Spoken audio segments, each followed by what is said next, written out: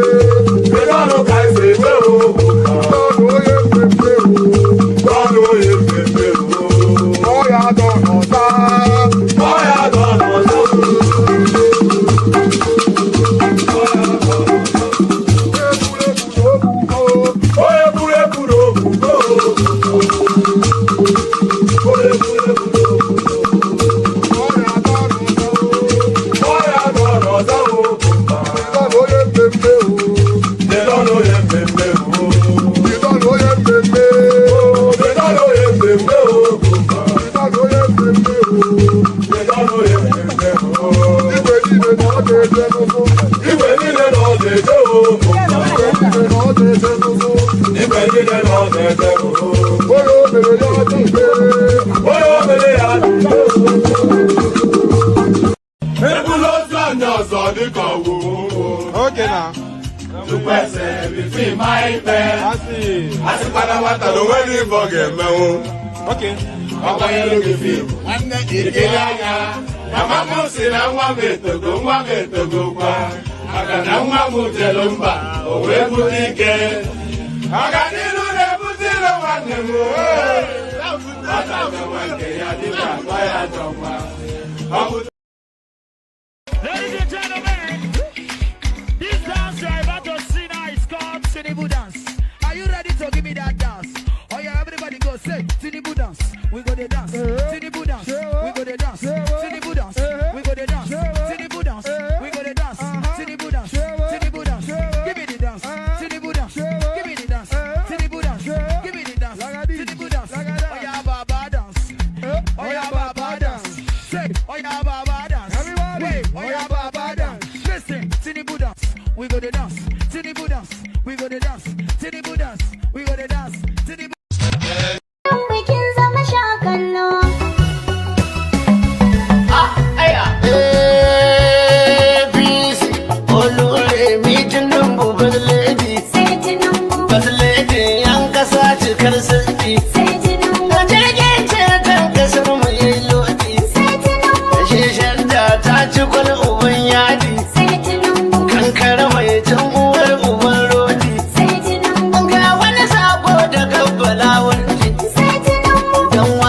Shi ya so ta dau saiti kudin wakar ya biya a dimminti bauchi kira dai suke taho wunti mu sai bola Tinubu sai wunti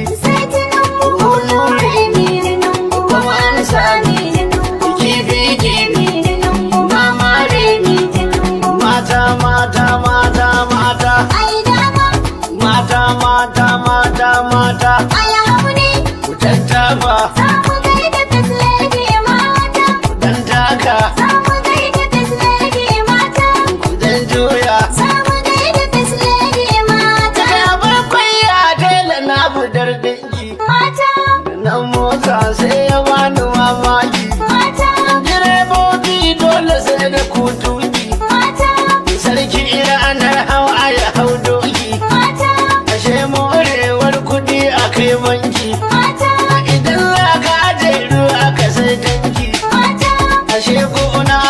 so a kai taki kuna ku daban ne mata da ku nake ku gane kuna ku kullum zabari ne sai da ku ko a ina ne Tinubu 8,794,726. Miyadi Peter Nana Chukwudi of Abga, 61,166. Thank you. You have to be fast. Of the APC.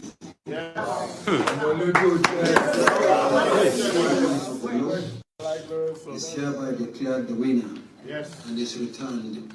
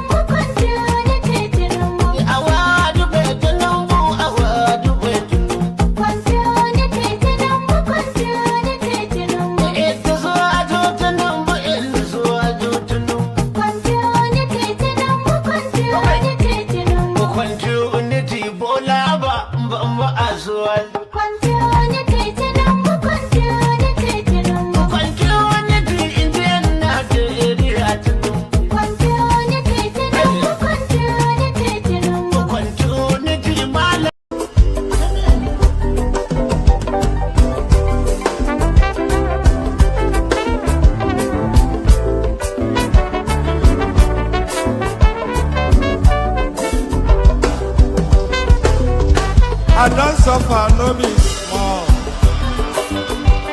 But say I get sense. Poverty no good at all. Now it make I join this business. For one night, no be it's no second. Everybody can pay out. If anybody follow Mugu, my brother.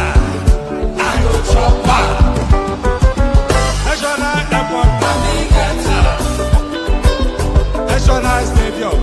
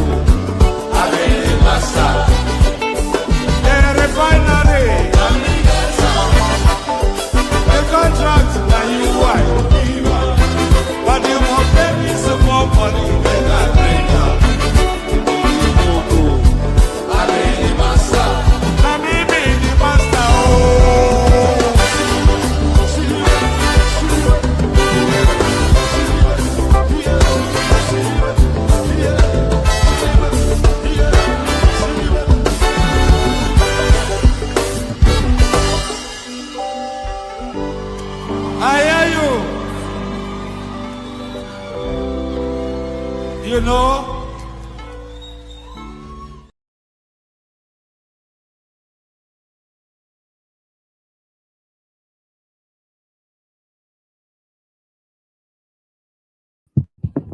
I was saying, so that's the question.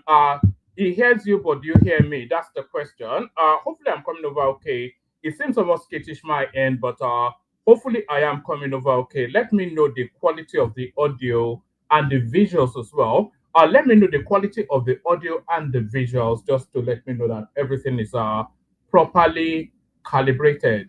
So everything properly calibrated. Pardon me. So you'll be the Mugun and he'll be the master. All that. Thank you, Hassan. So everything is just gone awry. You know, everything's just gone awry in the world, everywhere. You know, I was just trying to do the calculations to see. By the way, good day to you. Sorry, I didn't even start with greetings. I usually do. Good day to you. Good to be in your company. It's just the excitement of what is going on in the news cycle. You know, Abubakar Malami, God, what's it called? Emefiele, Atahiru, but no, Burutai, not Atahiru Jega, but Burutai, they've all come out to respond to them being named as part of the sponsors of terrorism in Nigeria. So they've come to speak to that. Of course, there's an attempted coup in Benin Republic, which has been foiled. No thanks to less or an authority than the Nigerian military. So Nigeria showing its muscles in that international space right there. So a cross-border mission by the Nigerian military that is looking at the shape of success. But as all of that is going on quietly, as all of that is going on high octane, I should say, quietly, a delegation has landed from the United States in Nigeria to come and investigate well, just these are allegations of religious persecution of the Christians. So that's in play as well. So a whole raft of everything. A whole raft of everything. What else have we got? And then we got a little aside. This one is somewhat of a tragic story. You know, usually we bring human interest stories. By the way, there's also growing calls for Mata Wale to step down as the Minister of State for Defense because of his association with terrorism. So that is there's just so much to discuss. You know, that's why I launched into it without the usual greeting. So apologies for that. Good day to you, good to be in your company. Or that good day to you, good to be in your company. And how are you? Good day to you, good to be in your company. And how are you? Hope you've had a wonderful weekend as another week starts. No rest for the wicked, and the wicked shall know no rest. No rest for the wicked, and the wicked shall know no rest. So that's the nature of life. You know, life is like a prison sentence sometimes. You cycle in a perpetual loop right from right from the latter ends of your teenage years to when you go back into the ground. You cycle in a perpetual loop. There are very few people listening to me now that their life is not routinous or have control over their lives. There are very few people listening to me now that one, their life is not routinous, and two, they have control over their lives. So your life is scheduled outside of your influence for reasons of survival. So you have to wake up at X whatever time you wake up to go to that job that you probably don't like, to work with people that you detest and hate you, and then you wait for the hours to run through. You go back home all tired, only to have a meal, go to bed, and repeat it again. So it's a perpetual cycle of just rinse and repeat. And then before you know it, you're 60. And then before you know it, your body is gone. And then before you know it, the girls are not looking at you anymore. And that is the cycle of it all. So no, so it's like a prison sentence. But some of us, we live outside of that loop for reasons of being of independent means and all that. But good day to you. Good to be your company of that. The protocol remains the same. Click on the like button if you haven't already done that. I suspect that most of you would have, but if you haven't clicked on the like button, then please do that. Click on like. You know, that's the wheel of commerce in streaming. So the like agitates an algorithm that then expands the platform to a wider audience. So that's why people are always imploring you to click on like. So no different here. Click on like. If you are not already subscribed, please subscribe, like and subscribe. If you want to come and join me on the screen, there's a hyperlink that says StreamYard in the comment section. I'll post it again so that it is immediate to hand. It will be the first line item just as soon as I post it now. It's the first line item in the comment section. If you want to come and join me on the screen, simply click on that hyperlink that says StreamYard, and it will bring you straight away into the studio. So do that. Like, share, and subscribe. Click on the hyperlink that says StreamYard to come and join me on the screen. If you're that way inclined, share the links just as widely as you can. Super chat also towards the stream. The lubricant that lubricates the engine of commerce, always money. The lubricant that lubricates the engine of commerce, always money. So pouring the first libation to the platform as ever and always. That's Ayo right there. So follow that example. Match or exceed Ayo, if you will. So all that. So all that, and of course, say hello in the comment section as well, so I can acknowledge your presence and say hello back. We always like to start it off with pleasantries before we get into the back and forth, the thrust and parry that is politics. We always start it off with pleasantries first. So starting off the pleasantry is Adewale Olusegun right there, who says there was already a coup failure in Nigeria a few months ago before escalation of terrorism. So all of it interlinked, of course. Buhari did tell us that corruption will fight back, and this is what we're witnessing now is the Hydra heads of corruption fighting back through so many vessels. Agbadorian says, hi, one man. Hello to you, Agbadorian. Here is a blast from the past. That's Chuku right there, our American brother, saying salute, one man. He's always interested in that pan-African sort of a narrative. That's Gladys right there. So Gladys, good to see you. Gladys has been with us for a long while. Disappeared, reappeared. Good to see you back, Gladys. That's Ufuoma Michael right there, saying hello, woman. Good to see you, my guy. Ayo, of course, always does it with elegance. Welcome, one man, with the shiny, bright sparkles of a $10 note. So that's still. So just keep saying hello in the comment section. Anytime that's Abby right there, of course. Okomoge, the heartthrob or the person whose heart is throbbing for Chioma. There it is right there. That's how Valiant, otherwise known as Susan, telling us the quality of the audio is reasonably decent. That's Sheson right there saying hello. So hello to you, Sheson, and all that. So keep saying hello in the comment section. Anytime I pause for breath, then I'll acknowledge your presence and say hello back. So all that, do that funky stuff, shake those jiggles. So we're going to start it off immediately and straight away with the headline story. Of course, a coup attempt in where is it called, in Benin Republic. I say an attempt because it looks as though that attempt has failed, but there was an attempt. Why did the attempt take place? Why did it fail? How did it fail? Who are the runners and riders? What are the actors, etc., etc.? You know, they've enjoyed democracy in that country for going on 35 years, and the person in situation, the current incumbent president, is actually meant to hand over to a successor in a couple of months. So all of that intermixes to now this coup attempt, which has now been foiled. Well, let's pick it up from here. What's this? To some breaking news now. And a group of soldiers in the West African state of Benin say they have seized power from President Patrice Talon. The group, which called itself the Military Committee for Refoundation, announced the apparent coup on Benin state television, claiming that they'd ousted President Talon. But his office is indicating now that the situation is under control. Talon was in power for a decade and he was due to step down next April after the next presidential election. All right, let's cross over to our West Africa correspondent, Azizat Alua, for more on this. What's the latest we know about this apparent coup attempt in Benin? Specifically, Azizat, what do we know about President Talon's status and whereabouts at this point?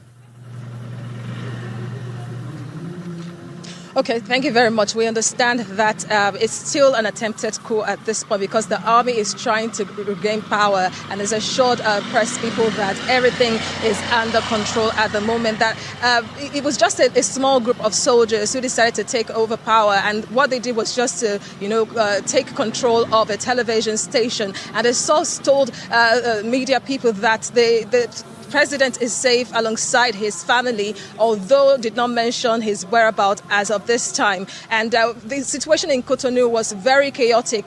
Gunfire was heard around the port area and close to the presidential palace, and it's made the situation there very tense, with people scampering for safety, and many have stayed indoors. It's still an ongoing situation because while this small group, as said, is taking power, the army is assuring everyone that everything is under control, but we do not know the whereabouts of President Patrice Talon yet. As he said, it's obviously making headlines around the world, but how are people there and on the ground in Benin reacting to this announcement by this group of soldiers? Well, you can imagine what people are reacting to, especially in a region like West Africa that is coup-racked. People are afraid in Cotonou and across the country, and many are expressing mixed reactions online, even in Nigeria as well, on social media, saying that how could this happen in West Africa that recorded just another coup less than 2 weeks ago, late November in Guinea-Bissau, and here we are again. About 5 to 6 countries in the region are being ruled by military junta. So you can imagine the emotions of people. And some have already started criticizing the regional bloc ECOWAS for being just a figurehead and not able to unite the countries in the region. Yeah, that's some of the background to the West African scene, I guess. But specifically, how did we get here in Benin? Talk us through what has led to this situation. Well, a lot has happened, really, but I can tell you from what the soldiers that made attempts to take over power said. They accused President Patrice Talon of massive corruption and alongside other high-handedness. And the presidential election is expected to take place in 2026 next year, and President Talon is expected to hand over power in April. However, there have been lots of anger surrounding the upcoming election because the key opposition party has been barred from running, and people have started saying that this is unfair, and they question the credibility of the upcoming poll. There had been growing anger during the 2 terms of President Patrice Talon about the way he handled the affairs of the country. And of course, around the borders of the country as well, they've expressed heightened insecurity. So you can imagine that all of this is a build-up. And also on the... All right, so that was that attempt there. But when I heard that news, it just struck me that we've been seeing a real wave of coups taking place in the West African sub-region, especially in the Francophone space. So let's just rattle through then just how many coups. Over the last, however, 5 years thereabouts, there's been just a plethora of military coups. So in 2021, there was a coup in Mali. In 2021, there was another coup in Guinea. In 2021, a coup in Sudan. 2022, Burkina Faso. 2022, Guinea-Bissau. Burkina Faso, somebody replaced somebody. It's still a coup. Sudan, they are all Francophone countries, as you can note. In 2023, we had that coup in Niger that Tinubu tried to stop, but the Fulanis told him not to interfere with. And then in still that 2023, we had a coup in Gabon, which I think was successful. Yes, Burkina Faso yet again another coup, 2023. That was one that brought in this Ibrahim Traore, the one now that everybody seems to be celebrating. In 2023, still we had a coup in Guinea-Bissau that ushered in Umaru Sissoko. So Umaru Sissoko 2025, Madagascar, that's not in the West African sub-region, but in the wider African space. So we have him there. And then still Guinea, another coup, yes, no, it's still in 2025. They're telling us yet another coup in Guinea, and then in 2020, in this year still December, Benin Republic, 2025 Beninese coup attempt, Patrice Talon. So Patrice Talon is the incumbent president. And by the way, the one in Guinea, it removed Umaru Sissoko to replace him with Victor Chongo or whatever. And now the latest one that attempted Benin Republic 2025 coup attempt, Patrice Talon, the president, the guy wanting to overthrow him, Pascal Tigri. So it's just a whole raft. But if you rattle through, they're all francophone countries. They're all French-speaking countries. So there's something in play there that we may need to investigate a lot deeper. But I said an attempted coup in the Niger Republic. All the indications are that it wasn't successful. No less thanks to the Nigerian effort. And here is Nigeria stepping in. Nigerian Air Force bombards Benin Republic coup plotters. So apparently, allegedly, there was a call over to the Nigerian space for help, and then summarily that help was sent. So let me see which space actually covers it best. Yes. All right. Let's take it from here. Actually, let's take it from here. Tinubu praises Nigerian troops for helping fall coup in Benin Republic.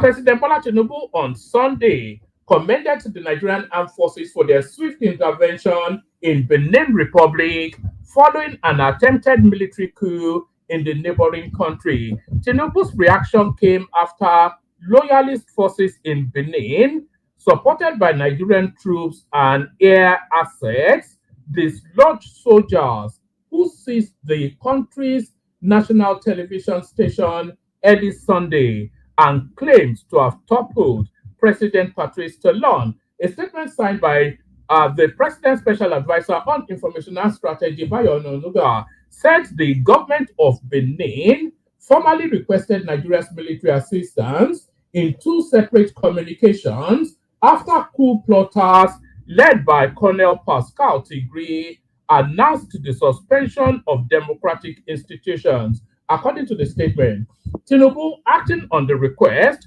ordered the Nigerian Air Force fighter jets to take control of Benin airspace and assist in flushing out the mutineers from strategic locations, including the national broadcaster and a military camp. Benin also asked for the deployment of Nigerian surveillance aircraft and ground forces strictly for missions approved by the Beninese Command Authority in support of the protection of constitutional institutions and the containment of armed groups. The statement noted that Nigeria's Chief of Defense Staff, General Olufemi Oluyode, confirmed that all requests were carried out and that Nigerian troops were already on the ground in Benin. Ours is to comply with the order of the Commander-in-Chief of our armed forces, President Tinubu. He was quoted as saying, Tinubu, who is also Chair ECOWAS, said the intervention was in line with the bloc's protocol on democracy and good governance. Today, the Nigerian armed forces stood gallantly as defenders and protectors of constitutional order in the Republic of Benin on the invitation of the government. Our armed forces acted within the ambit of the ECOWAS Protocol on Democracy and Good Governance. They have helped stabilize a neighboring country and have made us proud in their commitment to sustaining our democratic values and ideals since 1999. Nigeria stands firmly with the government and people of the Republic of Benin. The president said, Benin's government later announced the coup attempt had been suppressed and control restored. So there it is right there. So that's the goings on in Benin.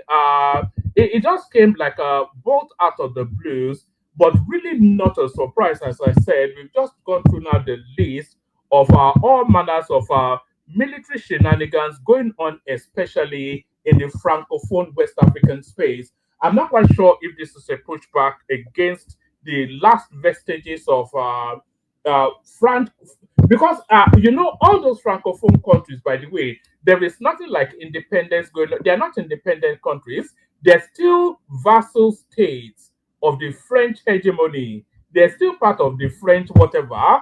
Their money controlled by the French. Their economy controlled by the French. Everything is controlled by the French. So I think they are still trying to escape somewhat from colonialism. Those are francophone countries because there is nothing that looks like independence in any of those spaces. So that's that. And by the way, please make sure you are liking and subscribing. I want to see numbers going up. We're after 10 new subscribers today, if we possibly can get them. So that's what's going on in Benin. So let's see. Let's take it from here. Says Tinubu luxuriating them because Tinubu could do with a success story, and it looks as though he has achieved somewhat of a success story with this one, with an international flavor as well. How Nigerian military fought coup in Benin Republic. This is Tinubu. President Bola Ahmed Tinubu has commended the gallantry of Nigeria's military on Sunday for responding swiftly to the request of the government of Benin Republic to save its 35-year-old democracy from coup plotters who struck at dawn today. Acting on two separate requests from the government of Benin, President Tinubu ordered Nigerian Air Force fighter jets to enter the country and take over the airspace to help dislodge the coup plotters from the national TV and the military camp where they had regrouped.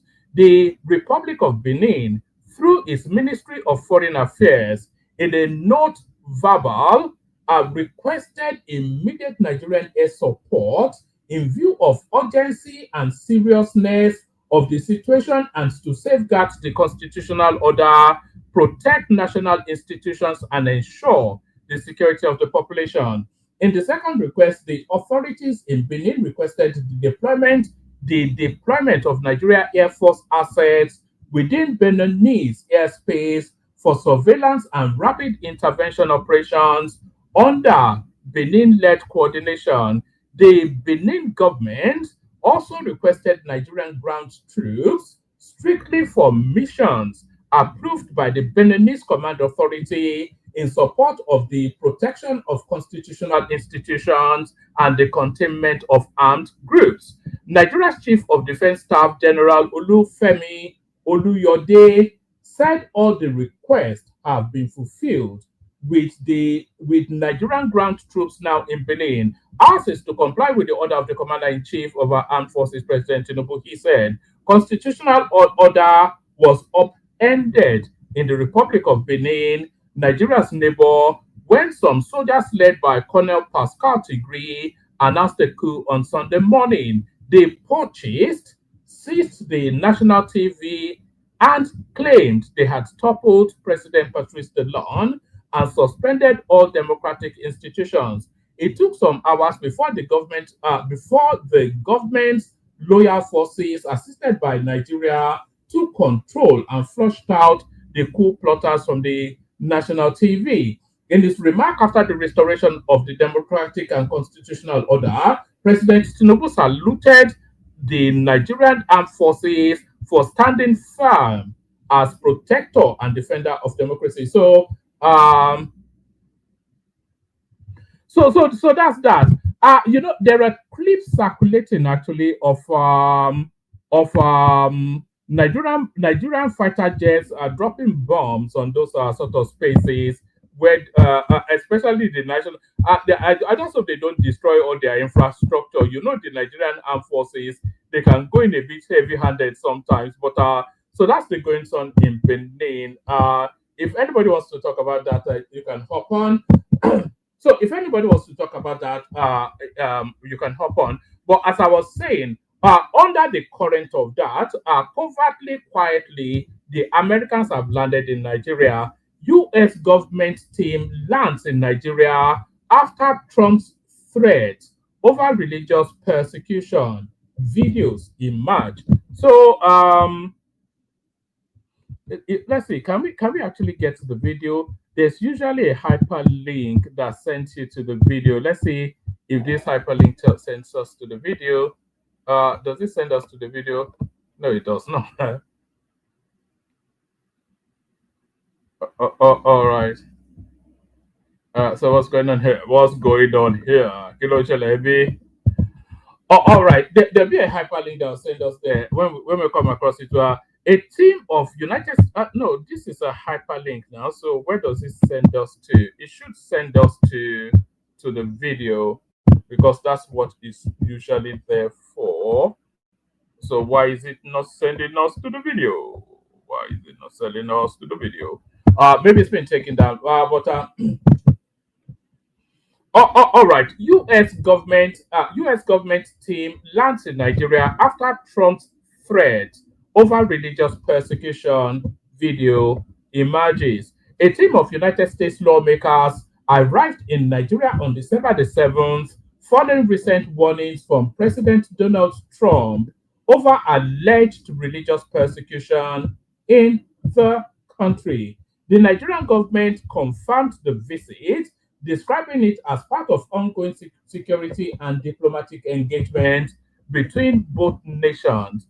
Nigeria's National Security Advisor Nuhu Ribadu announced the arrival of the delegation in a post on Facebook. He wrote, "This morning, I received a U.S. congressional delegation on a fact-finding mission to Nigeria following our earlier engagement in Washington, D.C. on shared security priorities." So this is what they call spinning. They are trying to spin it as a positive, but then of course, I think that those people are actually doing the groundwork for a possible military action.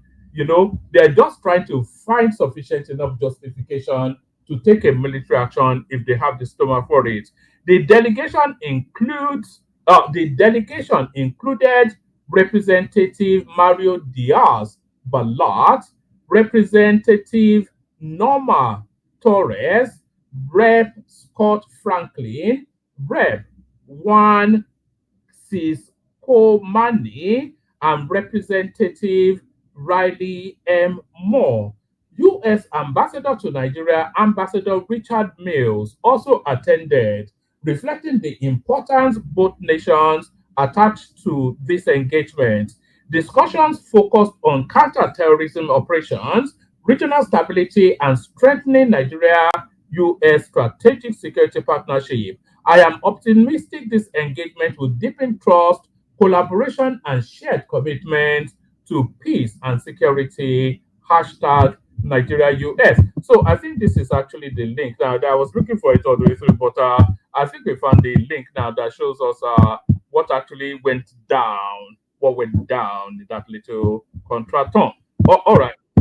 All right. I think we've got the link. So let's see. So here is Ribadu trying to pretend like he knows what is going on to so a bunch of Americans. You know, we are coming to blow up your country whether you like it or not. Is the thing.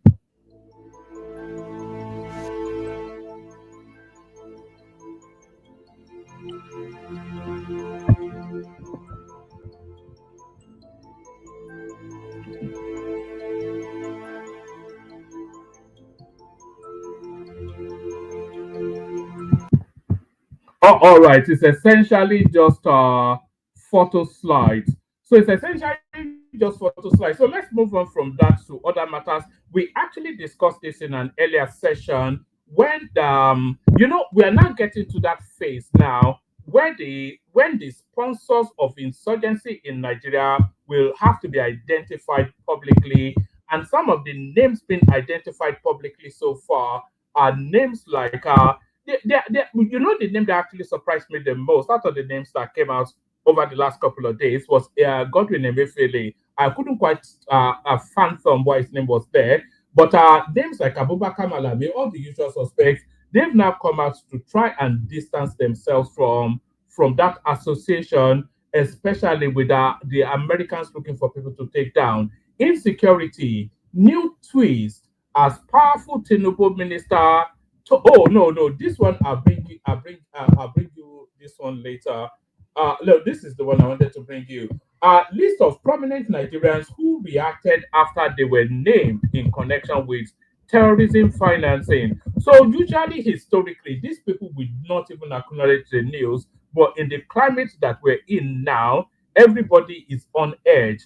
A recent report published by Sahara reporters on December the 5th revisited an investigation into 23 suspected terror financiers allegedly handling billions of naira linked to Boko Haram convicts. Retired Major General Danjuma Ali Kefi, who led the probe, reportedly noted that some suspects had business connections with high profile figures, including former Attorney General Abubakar Malami and former Central Bank Governor Godwin Emefiele. Some of the people on the list have rejected the report. Below is a list of prominent Nigerians who have publicly reacted after their names were mentioned. Former Governor of the Central Bank, Godwin Emefiele, strongly denied allegations linking him to terrorism financing. He described the claim as mischievous and malicious. Reacting to media reports, Emefiele issued a statement on Saturday, December the 6th, declaring categorically and unequivocally that this claim is entirely fabricated, baseless, and a deliberate attempt to malign my name, mislead the public, and sow confusion for motives best known only to the publishers and their sponsors. So there is no reason why Emefiele will be his name will be linked to terrorism financing, unless, of course, his name is actually linked to terrorism financing, because it's not a name that you will historically associate. So there must be sufficient enough grounds for that association to have been made.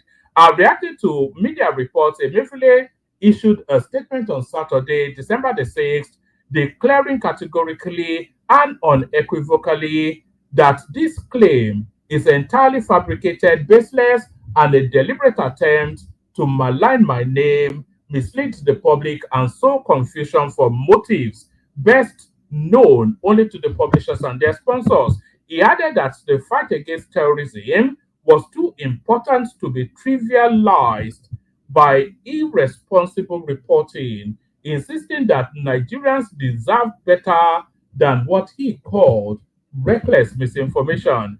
Our former Attorney General of the Federation and Minister of Justice, Abubakar Malami, also rejected insinuations of terrorism financing. He clarified his position by citing his role in Nigeria's anti-money laundering and counter-terrorism financing reforms, including the country's exit from the Financial Action Task Force released.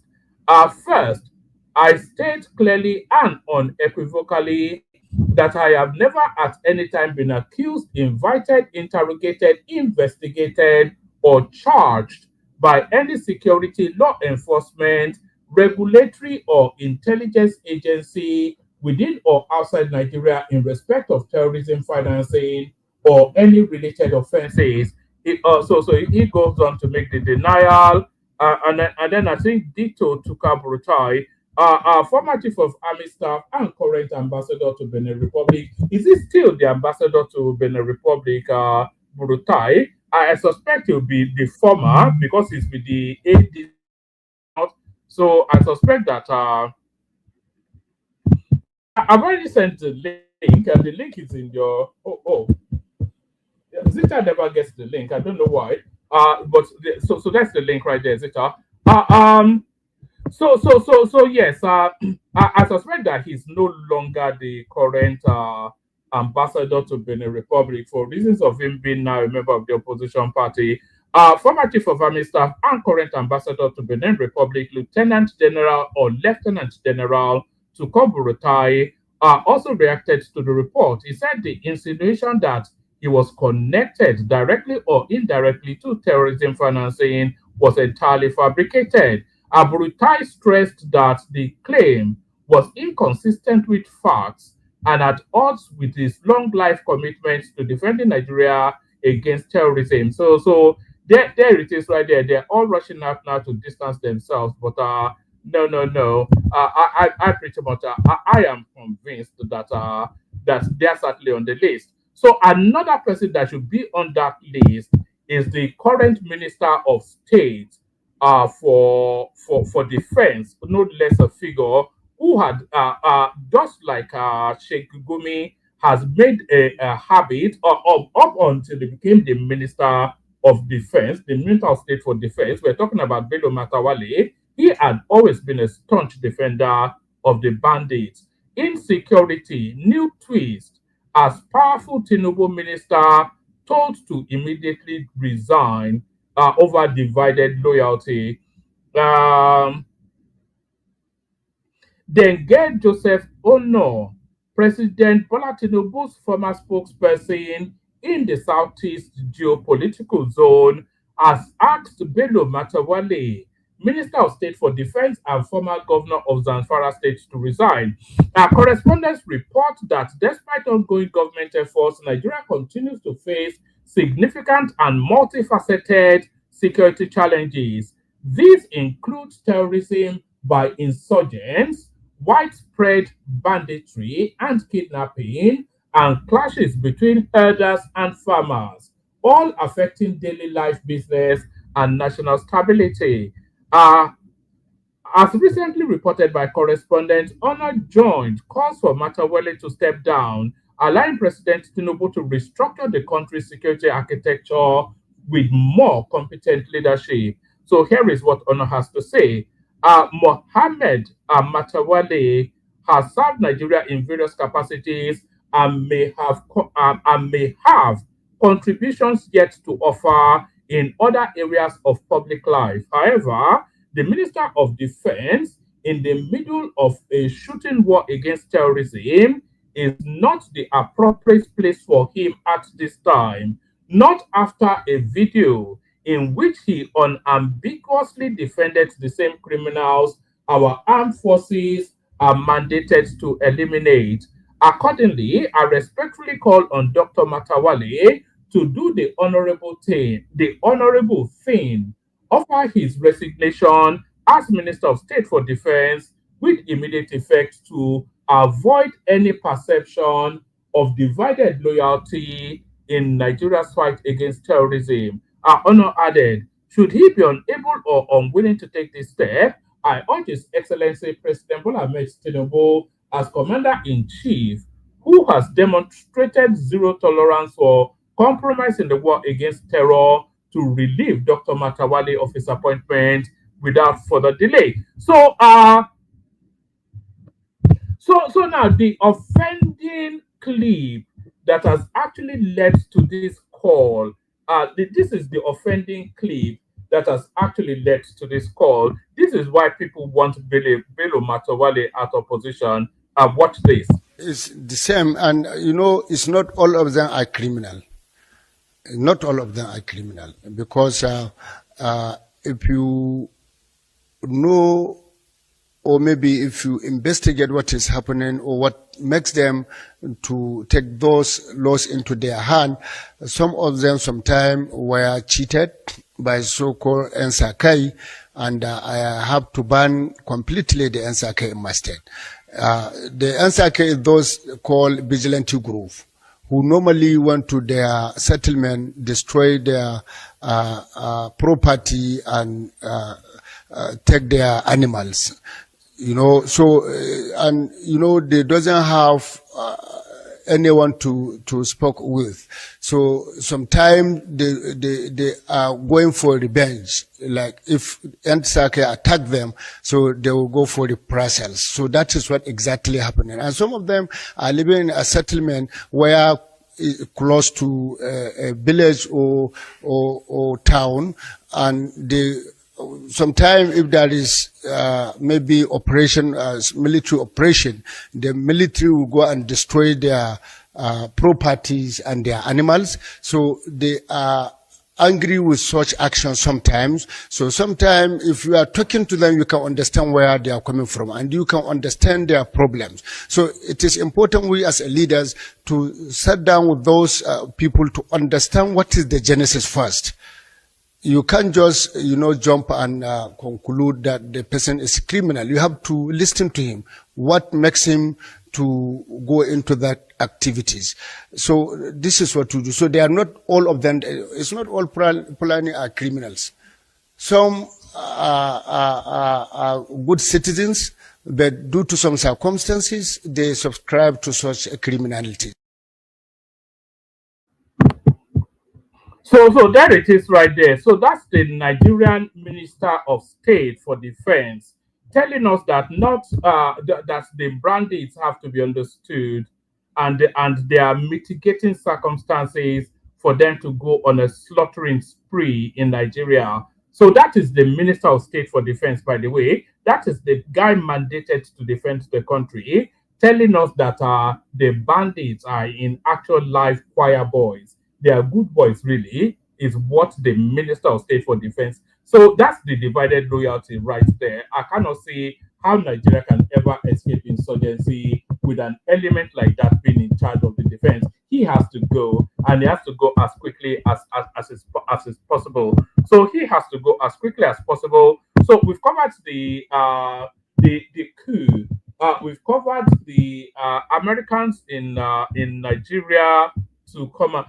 They're also saying that that people are seeing American spy planes in the airspaces of Nigeria. Of course, that might well be urban myth. That might well be the usual embellishments that we get from, I think, the obedience. They usually do that sort of stuff. Genocide accusations. Congressional delegation lands in Nigeria as U.S. spy planes circle overhead, prompting covert operation questions. So this is actually coming out of Business Day. A high-level bipartisan delegation from the United States Congress is conducting a strategic visit to Nigeria, aiming to assess security challenges and bilateral cooperation firsthand. The visit follows deeply divisive rhetoric in Washington concerning alleged religious persecution in Africa's most populous nation. Nuhu Ribadu, the National Security Advisor, confirmed the delegation's presence on Sunday, stating that the engagement follows prior high-level talks in Washington, D.C. on shared security priorities. The group include, and it gives us the list, official discussions in Abuja focused on counter-terrorism cooperation, regional stability, and strengthening Nigeria-US strategic security partnership. According to a statement from Ribadu, he expressed optimism that the dialogue will deepen trust, collaboration, and shared commitment to peace and security. And then Congressman Riley extended the visit scope beyond the capital, traveling to Benue State in Nigeria's volatile Middle Belt region. There, he met with local Christian leaders, including Wilfred Anagbe and Isaac Dugu. The Bishop of Makurdi and Katsina Allah, the Tortif, the prominent traditional ruler. I came to Nigeria in the name of the Lord on behalf of the American people, more stated. Bear with me one moment. I've got a little visitor here. Let me play you a clip whilst I just attend to something. For all of the insurgencies going on in Nigeria, it's all about resources, especially new rare earth minerals. Watch this clip to explain it. This is a journey into a wilderness of time. This is Itasa. This is the gate of a mine inside. There is resistance. Those occupying the mines are not allowing entry into the mine. We are negotiating to go into the mine, but there is apparent resistance to go into the mine. What are the issues? Itasa community accuses Archetype Nigeria Limited of illegal mining. Itasa community wants to gain access to the mine, but there is pure resistance.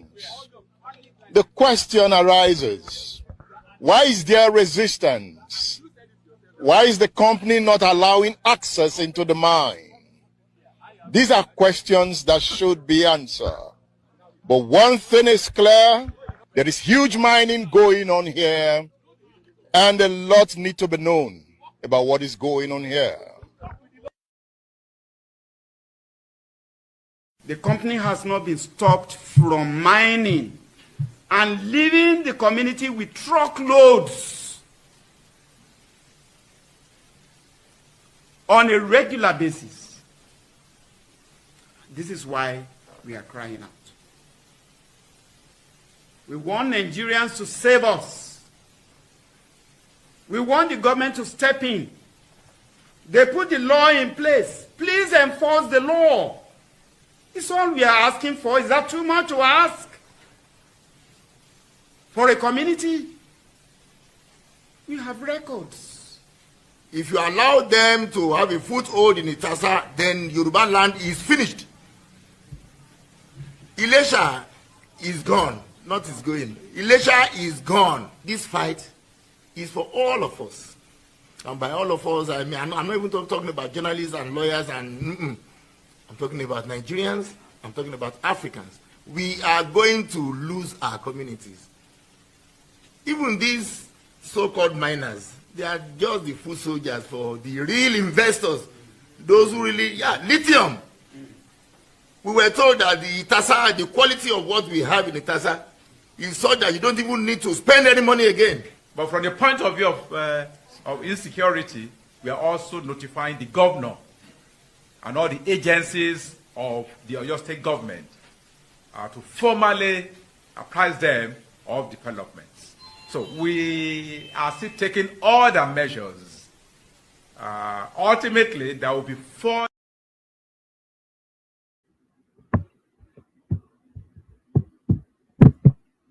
It's unbelievable, actually. How can it be the case that elements can come and mine in a community in Nigeria without the community being aware of what the activity is, one, and then without the government showing presence to indicate that they are on top of affairs? It's beyond, the Kano might well be right. We might well be living in a zoological republic. It's beyond barbarism. Can you imagine that? To the point that they won't allow the community to access their own land to investigate and interrogate what is going on there. How can that in a country that purports to have a government and purports to have a structure? How is that possible? How is that possible? But that is the Nigeria that we have. But what Dangote is about to tell us now is also the other side of the Nigeria that we have. Watch this. Whoever you are, to be using Rolls Royce. If you have money for Rolls Royce, you should go and put up an industry in your locality or anywhere part of Nigeria, wherever that you feel there is a need. And that's why really sometimes it pains me when I go to the local airport, whether it's here or Lagos. You see that to even find a parking of your plane is impossible. Everybody has a private jet. Those private jets will be in industries so that we can create jobs. Because today, luckily, some people maybe they don't know the position of the country as we speak, because population growth is 8.7 million babies every year. So 8.7 million babies every year, we have to be in a lot of things. We have to deliver power, we have to deliver.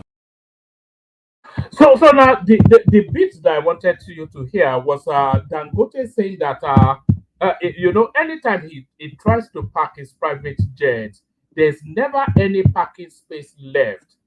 which is to tell you that the vast wealth is just the dichotomy between wealth and poverty in Nigeria is so marked. Wealth in Nigeria is internationally rich. And if you see some of these people in the international spaces, go to France and you see some barely 21-year-old guy from Nigeria driving a supercharged, not a supercharged, supercharged, brain me fully.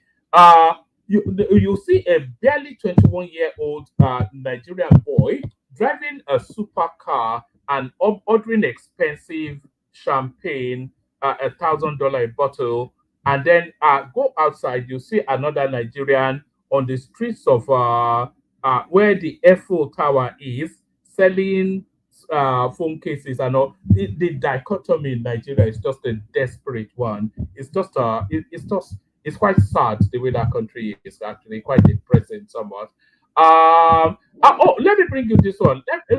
Let me bring you this one. So we have the American delegation in Nigeria, and we all know who propelled that delegation. It's an organization called what are they called again? American Veterans, AVID. They call themselves American Veterans of Igbo descent. These are the people that have been lobbying the Americans for quite a while now, which has now led to the point that threat is being made by the Americans, and delegations are being sent to Nigeria to justify military incursion. So, to that space, the people of that organization, AVID, American Veterans of Igbo descent, they are now doubling down on their position. Watch this. Good morning, Nigerians. Good morning, Americans. Good morning, lovers of peace worldwide. My name is Stephen Osemide, and I just wanted to do a quick video as I begin to disembark and move back to our bases. To first thank everyone that joined us in Washington, D.C. on Monday for the rally to stop the Christian genocide in Nigeria. We thank the State Department for taking the time to sit with us for over 2 hours to hear testimonies from victims who have suffered at the hands of radical Islamic terrorism in Nigeria. And we thank all the congressional members that met with us after the rally on Tuesday, 2nd, Wednesday, 3rd, and 4th. Today is the 5th of December, and we are heading back. I want to thank all those that made their way to Washington, D.C. to add their voice. This is only the beginning. Save Nigeria Group USA organization is not going to relent. We are going to continue to talk about what is going on as regarding the Christian genocide in Nigeria. I just wanted to also shout out to our keynote speaker, Mike Arnold, who is now back in Texas. Thank you for all you do. Thank you for your voice. We want to assure you that we'll continue to work with you to make sure our voices are heard, that there is justice for the victims, and the IDPs, which are the heart of this issue, are able to be returned home peacefully. There's a breaking news this morning from Sahara Reporters I just wanted to touch on. It says Sahara Reporters is reporting that terror suspects financiers linked to powerful Nigerians, including Malami, ex-army chief, Emefiele, General Ali Kefi, retired. These are some of the people whose names you should submit to Save Nigeria Group USA. You can send those names. By the way, Ali Kefi retired is not a name on the terror list. He was actually the one that compiled it. But then, of course, with the people like this, they have no business with facts or anything else. They're just propagandists and alarmists and just general nasty guys. The Kefi guy, he was the one that actually did the whistle blowing. He was the one that exposed the names. To Save Nigeria Group USA at gmail.com. Again, send it to the email Save Nigeria Group USA at gmail.com. Any of the names that you've seen online reports, vicarious information that links them to the insecurity in Nigeria, that links them to the radical Fulani militia that are killing people, particularly in the Middle Belt region. Any of the people, whether they are in the military, They are retired. They are in current administration of Bola Ahmed Tinubu. Please send those names because we need to forward them to the State Department. They are looking for people who are responsible in order to hold them accountable through sanctions and visa bans, etc.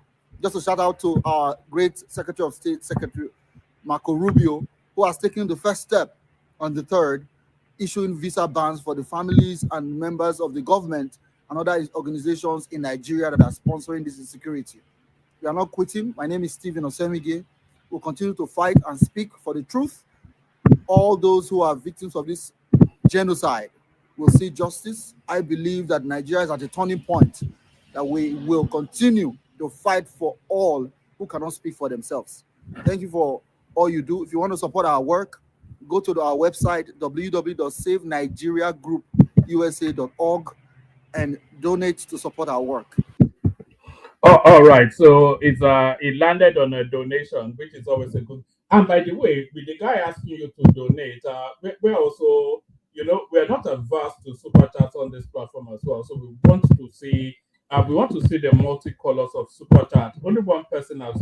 How long have we been? We've been going for an hour. Only one person has super chatted. So let's see the colors of some super chats to lubricate the wheels of commerce. So to lubricate the wheels of commerce, is there anything else that needs to bring your attention? There was one more thing, but I think I'll save this until tomorrow.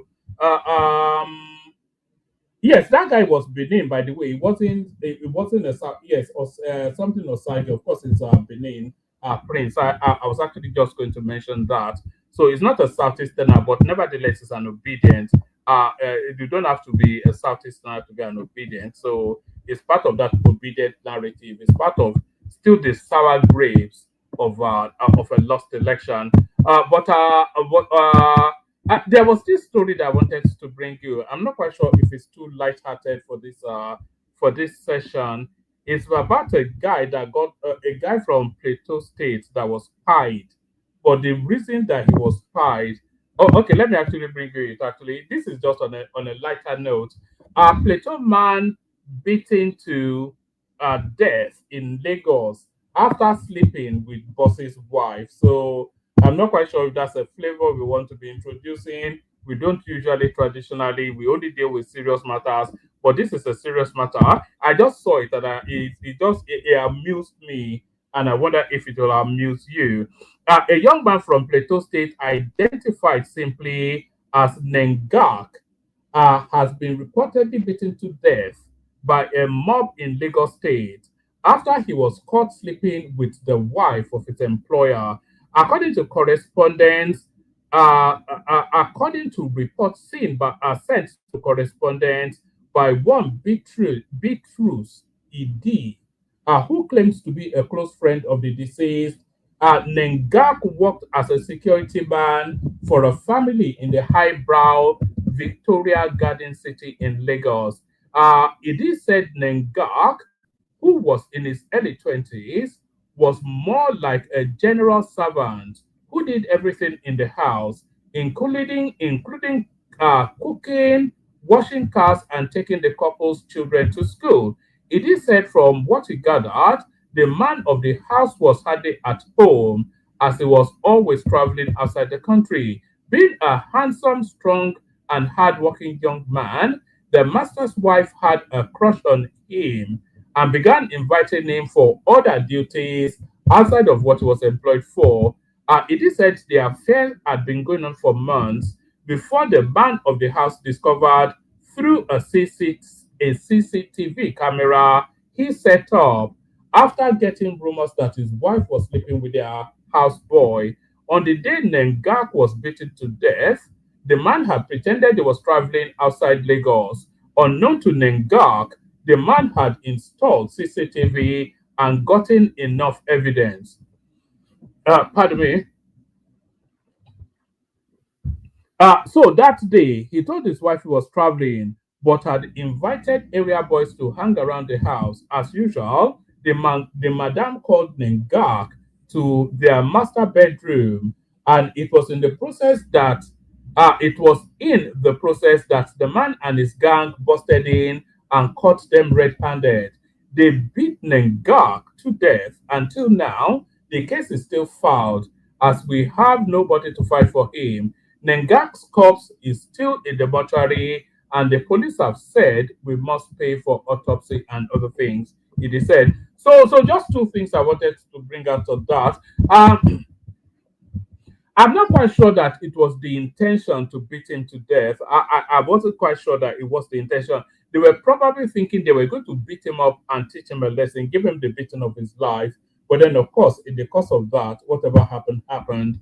But then, of course, we have no expectation that there will be any real justice coming out of that because there's never justice for the poor man in Nigeria. But that's just that word. I just saw it in passing and it tickled me somewhat, and I thought to bring it to your attention.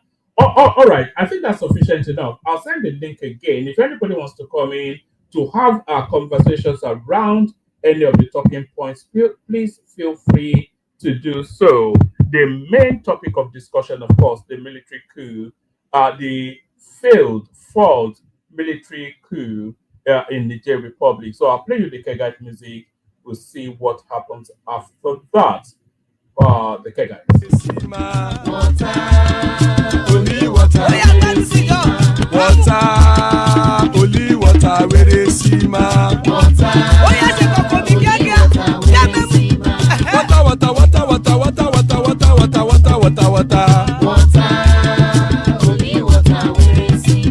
Hapa o naido. Hapa o naido. Hapa you don't come o.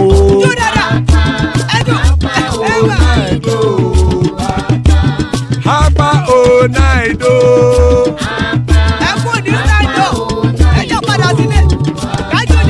Oro kẹ̀kẹ́ ẹlẹ́mùyé o. Ilé sọ́díyà kẹ̀kẹ́ ẹlẹ́mùrè o. Bobby master kẹ̀kẹ́ ẹlẹ́mùrè o. Chifu Failati kẹ̀kẹ́ ẹlẹ́mùrè o. Eruku lẹ̀lẹ̀ ẹlẹ́mùdé. Eruku lẹ̀lẹ̀ ẹgbẹ́ ẹlẹ́mùdódò jàre o. Eruku lẹ̀lẹ̀ Ghana ti dé ẹgbẹ́ bọ́dì o. Ọmọ ẹlẹ́yẹ ẹyẹ o ó dilé o. Olúyẹ̀lá ẹyẹ o ó dilé o. Petrosodana ẹyẹ o ó dilé o. Petrosodunke ẹyẹ rẹ̀ ó dilé o. Ẹlẹ́kọ̀ ọ̀run mú ìní o.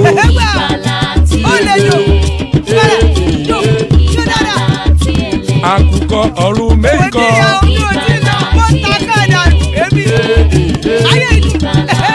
Ikú kò ní ríwà gbéṣe o.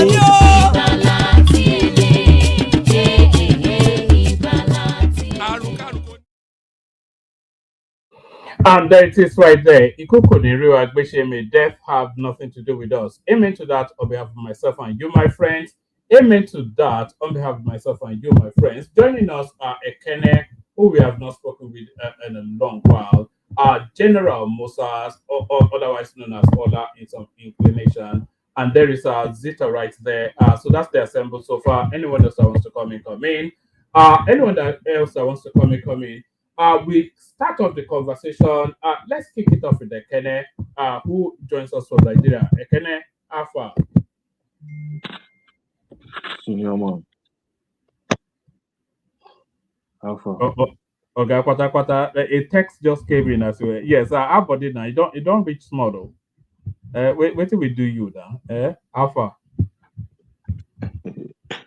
You don't do me anything. No. Just that your time is not. Just sometimes just like I wake up now and I saw your this thing. I decided to because I'm not feeling sleepy. I decided to join. But the time. Yes, I know. It's dead in the middle of the night, isn't it? Not conducive for human consumption. Yeah. It's not even good for my health. So I know. No mine really, but there it is. So how are you? What have you been looking at in the news? I suspect that is the coup in the Niger Republic that is agitating the politics in Nigeria today. No, I think nothing concern me. I don't know. The queue in the Republic is not. It's not necessarily my concern. My concern was when we were.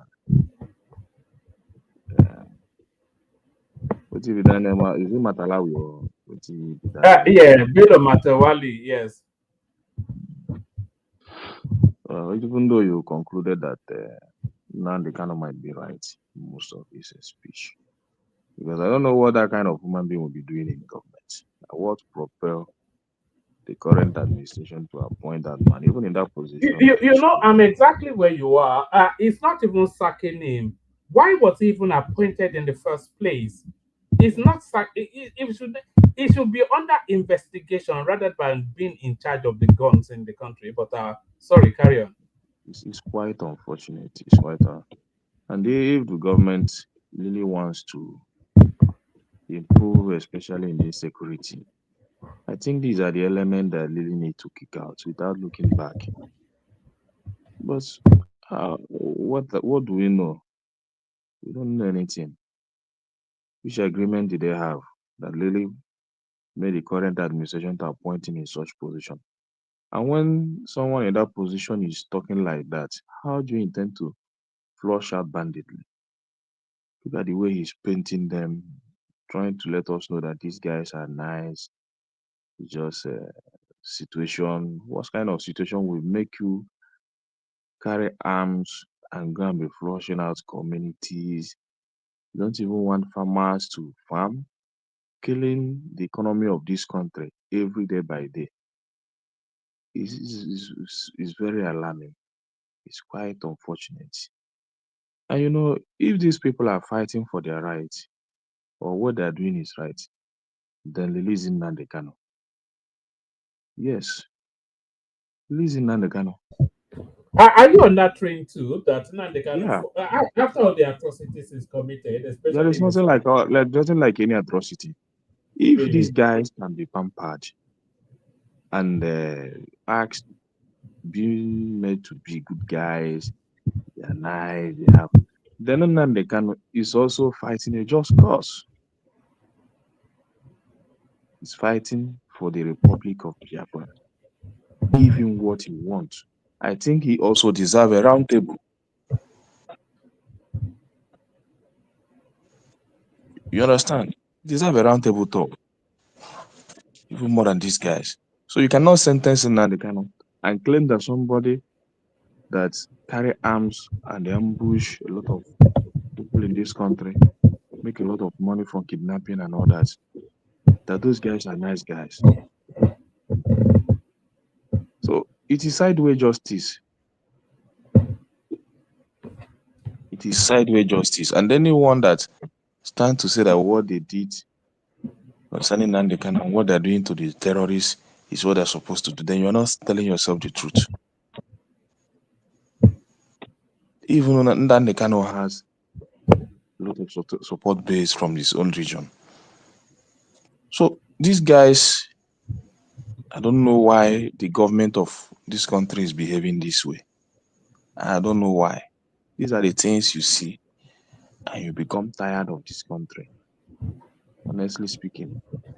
What you see, if you know the number of people that canceled their trip to the village this year because of insecurity, which is not supposed to be so. People need to travel from places to places. Even not nobody from the south desire to live in the north anymore. I can tell you, nobody from the southern part of this country desires to live in the northern space of this country anymore. Rather, the ones that are still there, maybe they still have a little business and they are managing to know how to Are relate. you seeing mass migration from the north? Are you seeing people coming back? It has already happened. It's just that few people that I know, all the people that I know live in the north, no longer live in the north today. All the people from the south that I know personally that live in the north no longer live in the north anymore. It's just some few places like Kano. Kano still a little bit safety because there are some, because they have a large space of non-indigenous community. Those are the still areas that you can still find non-Southerners living in the north, Sabongeli and the few places, and not like they are doing proper investment there. They're just wanting to, maybe their business is still flourishing there, so they're just doing it, bringing their investments home and all that. So, and why are they not enjoying it? That people no longer want to associate with you guys because of the way you pamper terrorism, and not even only in your region, you are bringing it down to every part of this country.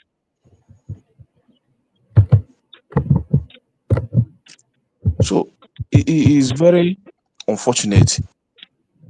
Nobody, even when you are being posted as an NYSC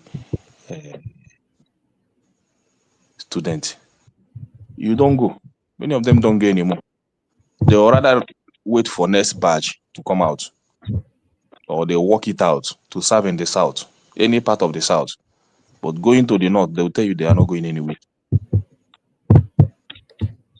It's affecting our army. It's affecting our policing, because you cannot be in the same army where Boko Harams and the ISWAP are being initiated into the armies. A normal human being cannot be in such a army. The number of army people they want to recruit, how many have they gotten? Nobody wants to join. Yes, that's what they are finding. They were actually talking about conscription at some point, that maybe they'll start to compel people to join the army. But it's not supposed to be so. Army is something that carries dignity, that whenever you announce such vacancies, people really want to join. But today, when you talk about army in this country, it's as if it's a joke. It's a joke. Even their salary structure is a joke. They were reading it out the other day. Whether it's 50,000 or so for a start, or I don't know. It's a joke. It's not 50,000. No, the lowest earner is 107,000 there about the lowest earner. Yeah, I think so, 107,000. Which is also a joke. So Nigeria is just so we don't have money to make our armies to live, pay them a very good salary that will attract them into the system. I cannot have a son today and they tell him to go and join Nigerian army, where Boko Harams are also initiated. It's very bad. So what about the sponsors of insurgency? Their names coming out now, and they are mentioning the former chief of army staff to curb retire. They are mentioning people like Abubakar Balami and, curiously, Emefiele as well. So are you hearing those names, and what are you making of them? They've all come out to reject the association, of course. Well, it's those names I know that it has been there for a very long time, and you cannot tell me that the government don't know them. I think this government really knows these people. You cannot tell me, because all of us here knows how this insecurity started, and we know the people that are. So most of them are political. Most of them are political. So, and we cannot deny that. You cannot deny that. So whatever name they are mentioned, what matters to me is action. Action. That is what matters to me. Whoever they are calling his name, if that person needs to be punished, let them punish that person. Especially this man that spoke last. I watched his clips. That man, I don't see someone that is not in the army, someone that doesn't have any security intelligence. I don't know what political influence that made him to be appointed into that position. What experience has he garnered in security that really propelled the government to appoint him into that position? He doesn't have the experience. Yeah, he's never been a soldier, even a recruit. It's political patronage now. It's political patronage more than it's job for the boys. Why should it And, be like and that? I can understand political patronage, by the way, Ekene, but No, not in but there sense. are positions you don't Exactly. compromise. Exactly. This position, you don't compromise it because it will affect the life of common Nigerians. So political party, just like the ones you give to Reno Mokri, nobody's talking about that. I know they're your boys. You want to settle them. Job for the boys.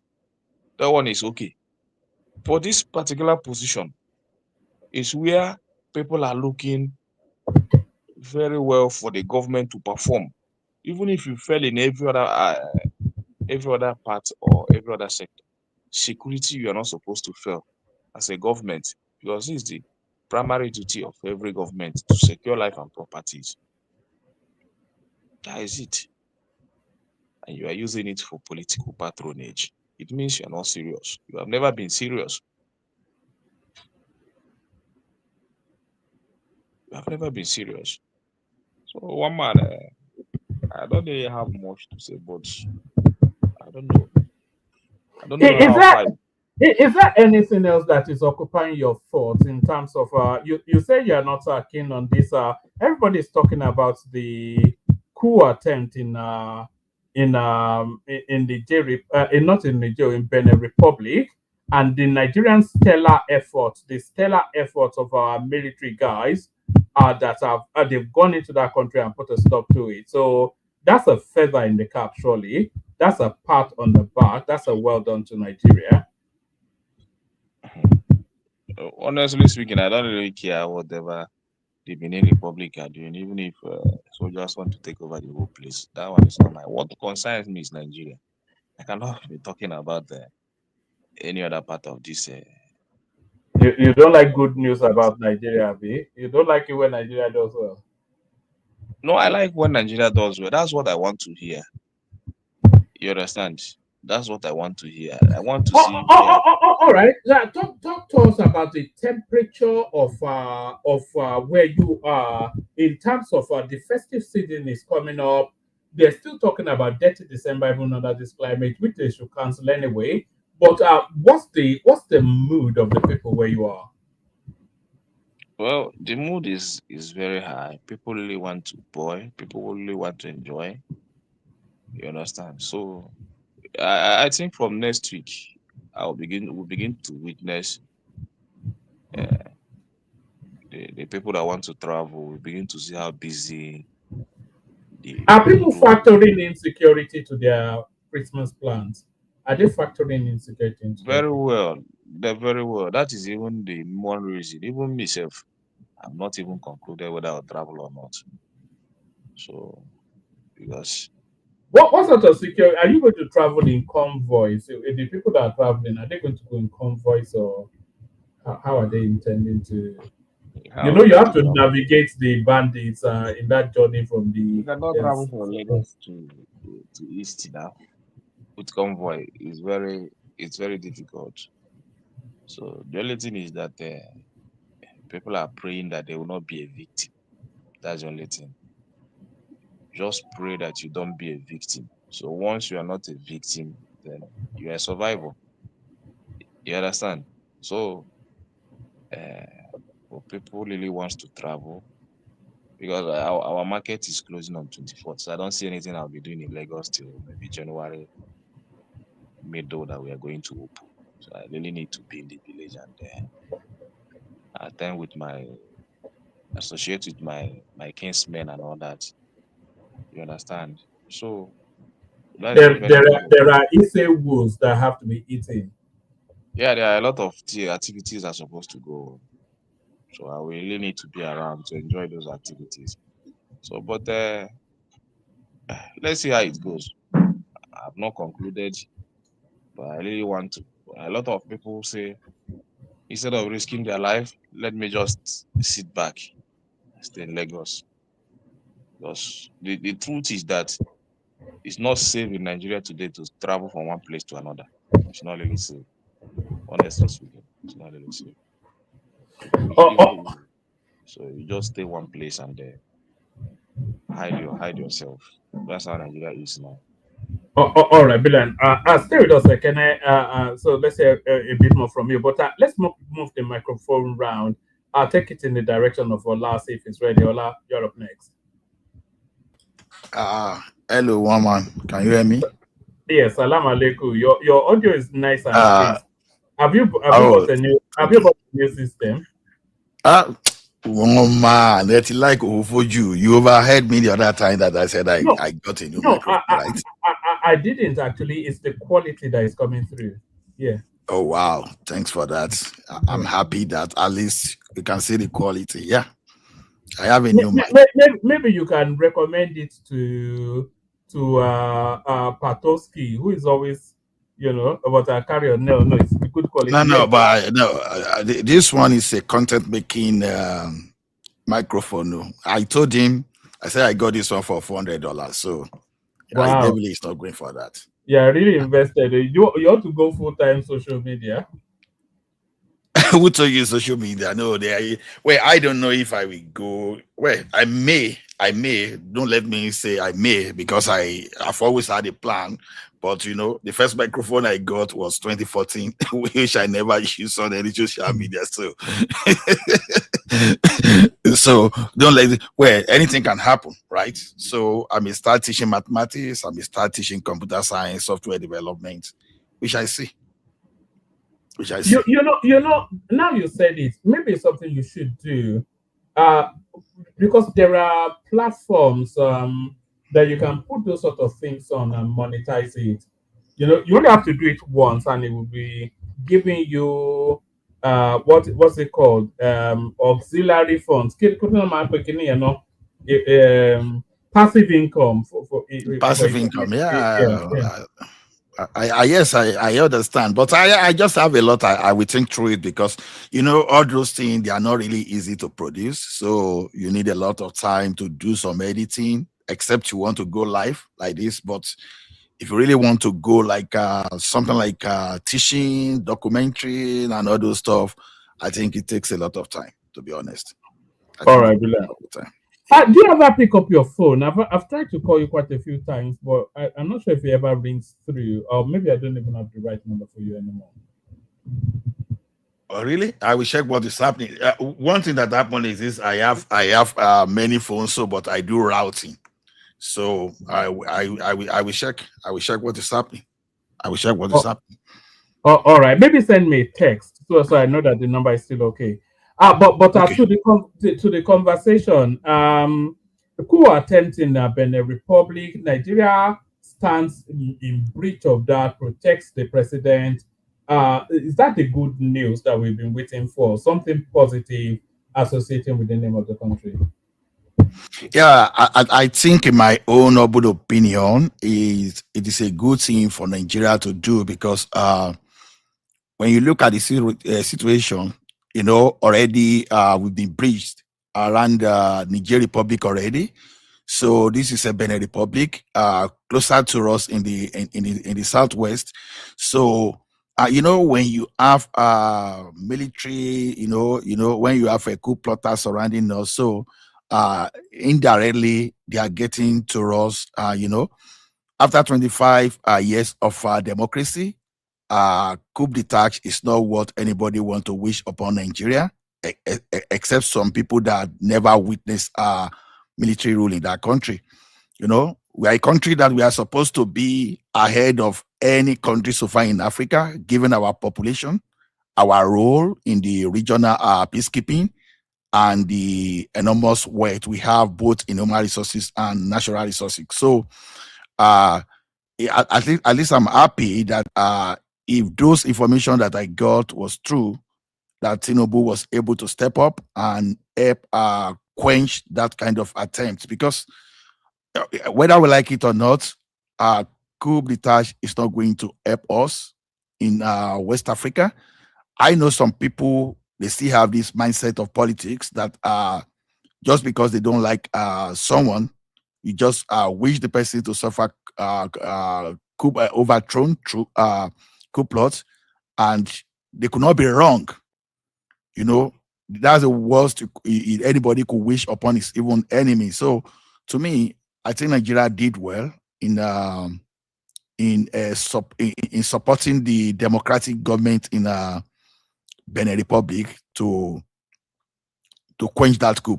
Because see, when you look at the insecurity in the Sahel, the coup plots that they got there, all those military rule, has never helped. I think the thing has even escalated. So that is how to know that coup plot in any But part they of are, West Africa. sorry, Ola, but they're citing the example of Burkina Faso and a lot, especially the younger generation ones. They're seeing it as a resounding success. Ibrahim Traore. I'm not quite sure how successful he is, though, because I think a lot of it is propaganda. But they will cite you that example of a successful coup country that is doing well. You know, in the era of social media, everybody becomes an expert. So all these people that we are talking about, they are experts, even they lack that capacity to even do basic research. So because I don't know what they are seeing in Traore and why they are exaggerating. So that is when people cannot really put the diagnosis between propaganda based on their political bias and the realities. So to me, whatever they are talking about in Traore, I think people should just try to slow themselves down and calm down. See, it is okay. Now, those people that wish could be touch upon Nigeria, maybe they are making a very big mistake. See, you can plan a coup and maybe your coup plots and the government becomes successful in a situation whereby you have homogeneity of, let's say, around 80% of a particular ethnic group, assuming that we just have a major ethnic group in Nigeria now that is about 90% of the total population. Oh, everything becomes very easy. But you know, we have a country where we have three major groups. You know, Yoruba is not going to give up on Igbo. The Igbo people are not going to give up on Hausa. So the level of enmity is too huge for us to just call upon ourselves a military coup that is not going to take us anywhere, because throughout the military, whosoever is there, we are going to engage ourselves with, they are Islamizing us. They are trying to, they are trying to clean us. They are trying to do any cleansing. So what I'm saying is that basically we are going to keep fighting, and the energy that we are supposed to put on developing the nation will just be channels toward enmity. So our coup is not the best. See, whether we like it or not, I keep hearing people that says, okay, democracy is not the best for us. Then you've got to tell us what is best for us, because okay, see, just imagine Buhari upon yourself for 50 years. And now, why did I mention Buhari? You have a dictator that his tenure has no end. Now, if Buhari were to be a dictator, a monarch, do you think we won't have Ruga in Enugu today? We will have Ruga. And the annoying is this: if you are bringing our local Fulani that we've known for a very long time, that they didn't cause any problem to Enugu, that's fine. But you are bringing those people that you believe are your family members, that are your people. You are bringing them from maybe Mali, Niger Republic, that they have no allegiance to Nigeria. You are resetting them somewhere where they don't care. These people, they don't even understand the civilization in Enugu. It's going to be dangerous for us. So why we are able to repel what Buhari wanted to do is just because we're in democracy. In the military era, you were not going to get away with that, because Buhari was going to crush everyone, and he was going to use decree to implement what he want to implement. So people praying for dictatorship. You don't understand. You don't understand missing people on the street of Lagos during the military era. You don't understand those people that never did anything, that anyone kuruga, that the police and the mopo would just be on the street, that we just grab you somewhere. If you could not settle, you'll just be taken to the detention facility.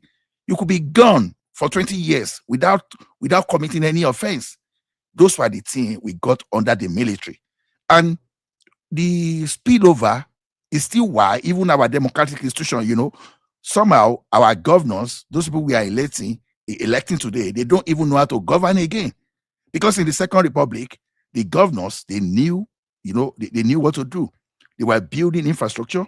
They were developing they were developing the agriculture just to make sure that within the state they were sufficient in terms of food, food security, both security of life and property too. Those things were paramount to whatever they were doing those days. But when we got military, so there was no way for us to transfer from that Second Republic to the Third Republic we have now. Maybe we should we call this one Third Republic? And this is the Fourth Republic because of that Abiola Onoke was thwarted. So this is the Fourth Republic. So we lost that that mechanism, that organization structure. So we are political leaders that is either they are confused today or they are not competent. They don't know what they are supposed to do, and that is why even our population too, our citizens, we don't even know how to do. That is why you will see some obedient. They are still living in 2023 instead of concentrating on governance and come back into proper politics in 2027. But they are still focused. So instead of them being a good citizen, people being a good citizen, they are wishing the current occupant of Aso Rock bad luck, failure, without even thinking that if Tinubu failed today, they failed too. So to me, having a coup, having ourselves surrounded by countries being led by dictators is not nice for us. So at least it is a good thing that that Nigeria was able to play that seems to be what we have now, though, because if you look at Niger Republic, that's a military dictatorship. Chad is a military dictatorship. Okay, Cameroon is not even a dictatorship, but it's worse. It's a vegetable that is in charge of that country. So there's no governance in anywhere surrounding. And if Benin Republic had fallen, they would have been totally surrounded by military dictatorship, which would then be putting ideas, I suspect, in our own military's minds. Yeah, yes, I agree with you, but the implication is even more than running the military dictatorships. If things go south, and maybe Sahel fall due to the military dictators that are not even able, because if you see all these military dictators, you will see that since the insecurity in Sahel has even escalated, and someone correct me if wrong. So what's the benefit? What's the benefit of those people? So to me, one of those things is that you don't want the like of Benin Republic to collapse, so that you don't have influx of people seeking refuge in Nigeria. Although I know that eventually, whether we want to have this serious debate. So sorry, do we have a buffer country between us and Benin? Are they immediately on our border? Is it Togo? Which one is immediately on our border? It's Benin. There's no border. Togo is on the other side. Benin is sandwiched between Nigeria and Togo. So we have Benin. So it's Benin then Togo. So yes. So at the end of the day, do you know the uncomfortable that discussion we don't want to have, whether we like it or not? Any average Nigerian, that if you really want Nigeria, because two things: anybody that wants Nigeria to work, one of the critical ways that Nigeria will work for whatever insecurity that is going on around us will not affect us is that we have to fence our border. Whether you push out, is that why you are showing in two places?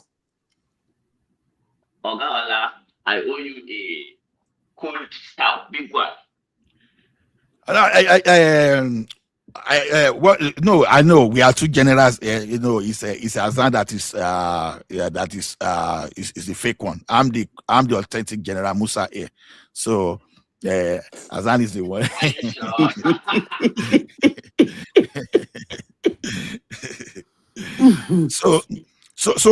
Because as long as you won't plot a queue, that would be fine. No. To me, I think we need to fence our border, and it has to be very fast because if you look at if you look at that cost, Sorry. Do you want to put a budget to that? A country as vast as Nigeria to fence the border with what? Like the Americans are doing? honestly, No. A woman is not that kind of. They don't actually. You don't really need to fence the whole country. see, What you usually do is to Yeah, but fence. put a budget to it though. Put a budget to it though. People say all these things without actually looking at the cost of it. Put a budget to fencing Nigeria. Woman. Okay, Can I I will say give a range of something? budget. Can I say something? Okay, go ahead, then I'll come after you. See, woman. I hope Ubeni is here. It must not necessarily be the type of wall America is building or other countries. It's just for you to make a ring around the necessary place. The moment you do that, anybody who crosses it becomes a trespass. That is the brain behind creating walls. It's not necessarily mean that you have to create and build and do of course, no matter what you do, somebody can still puncture it and pass. But the important thing is that at that point, it becomes no trespass. I think that's what Ola is talking about. I understand that, but I'm talking about the cost of it. Yes, you are talking about the better part of a $20-30 billion spend now. But we have No, No, we it's have not it going now. to be up to that. But we have It's it. not, no, it's not even going to be up to that. Let me tell you something, one man. You have to look at the cost benefit analysis. Now, there are a lot of things happening in Nigeria today that fencing our border we say first, because now we cannot really put our hand on our chest and say our population is really our population in that country without saying probably a huge 50 million of our population today are not supposed to even be part of our populations. They are infiltrators. So that's a security on its own. The population you are not supposed to be responsible for now trooping into your country. Now, if those people are trooping into your country with something to contribute, we understand. But you are having people coming in to indoctrinate and coming in to unsettle you for the peace that you've enjoyed for over 4 decades. So you have to look at that cost. Even if it is going to cost Nigeria $100 billion to fence, we don't look at today. What you are looking at, you don't want Nigeria to fall. Because the thing is, whether we like it or not, we have to allow, because that's one of those things that I will say that we even need to be a serious country, because we have to be a regional force. Whenever the Sahel fall, we should be the one to be defending and to be pushing people over. And having fence is one of the first principle towards our being well to developing our military base. Because secure yourself first and make sure that you don't even have some kind of silly people coming to your country. Then you start growing your military base from that point. So it doesn't matter. I know the budget. I know my own personal budget, but I want to keep it. Maybe if me and you speak in the background or on phone, I can just tell you what I have, my idea about that. So I won't lie to you. I have a research paper on it, at least up to 30 documents, up to 30 pages. Wow. All right. We look forward to you sharing some of that. Hold on today. Ola, do you want to speak to us about the sponsors of terrorism and the clamor for Bello Matawalle to step down, he being, by his own admission, a sympathizer with the insurgents? You see my opinion, I expressed this to Baba and some people while we were in the background last week. You see, normally, if I were to be, okay, as I'm in Canada now I have some of my people, at least 2 of my team members, they are in Canada now. One is a second lieutenant in in the Canadian forces. Another one is the head of IT in his own company. Now, look at it this way now. Just imagine one of them now recruiting me now to now be reporting to them. How will I feel? Because these are the people that even one of them were coming directly from university that I mentored. But now, in reality, just because I'm not working like they are working in the industry now, they are my seniors. That's the reality. They are my seniors. They were my team member. Now, just of all a sudden, they now put me under them. Now to now be, it will look somehow hard. So now, if I could not take it, the best thing for me is to step aside. If Matawale has nothing to hide, General Musa was his junior, I think, in time of the government hierarchy. A shameful person that has nothing to hide, you understand, should just resign. After all, we listened to the like of we had the like of Bukola Saraki referred to Oshibajo as an ordinary commissioner. So this guy Matawale should be able to say ordinary general and resign if he has nothing to hide. I think that guy is either he's not shameful or he has something to hide. So a person like him, if he's a serious guy, he should just resign. You understand? I think he has a question to answer by his body language. And I think by January, if that guy is not signing, I think Tinubu should just tell the guy, please, come they go. So as for the like of Malami and Buratai or whosoever they are trying to deny their involvement in thwarting the plan to uncover the financiers of terrorism or banditry in Nigeria, I think whatever they are saying holds no water, to be honest. If they are really serious, I want to see them. No, let me just land this one, then you target. So if they are really serious, they should please go ahead and sue for defamation. Let it start from that place. Let's start that talk of work. Okay, you want to clear your name? Don't just come out. Go ahead. I dare them to go and sue for defamation. Because I have every reason to believe Ali Kefi. Go ahead.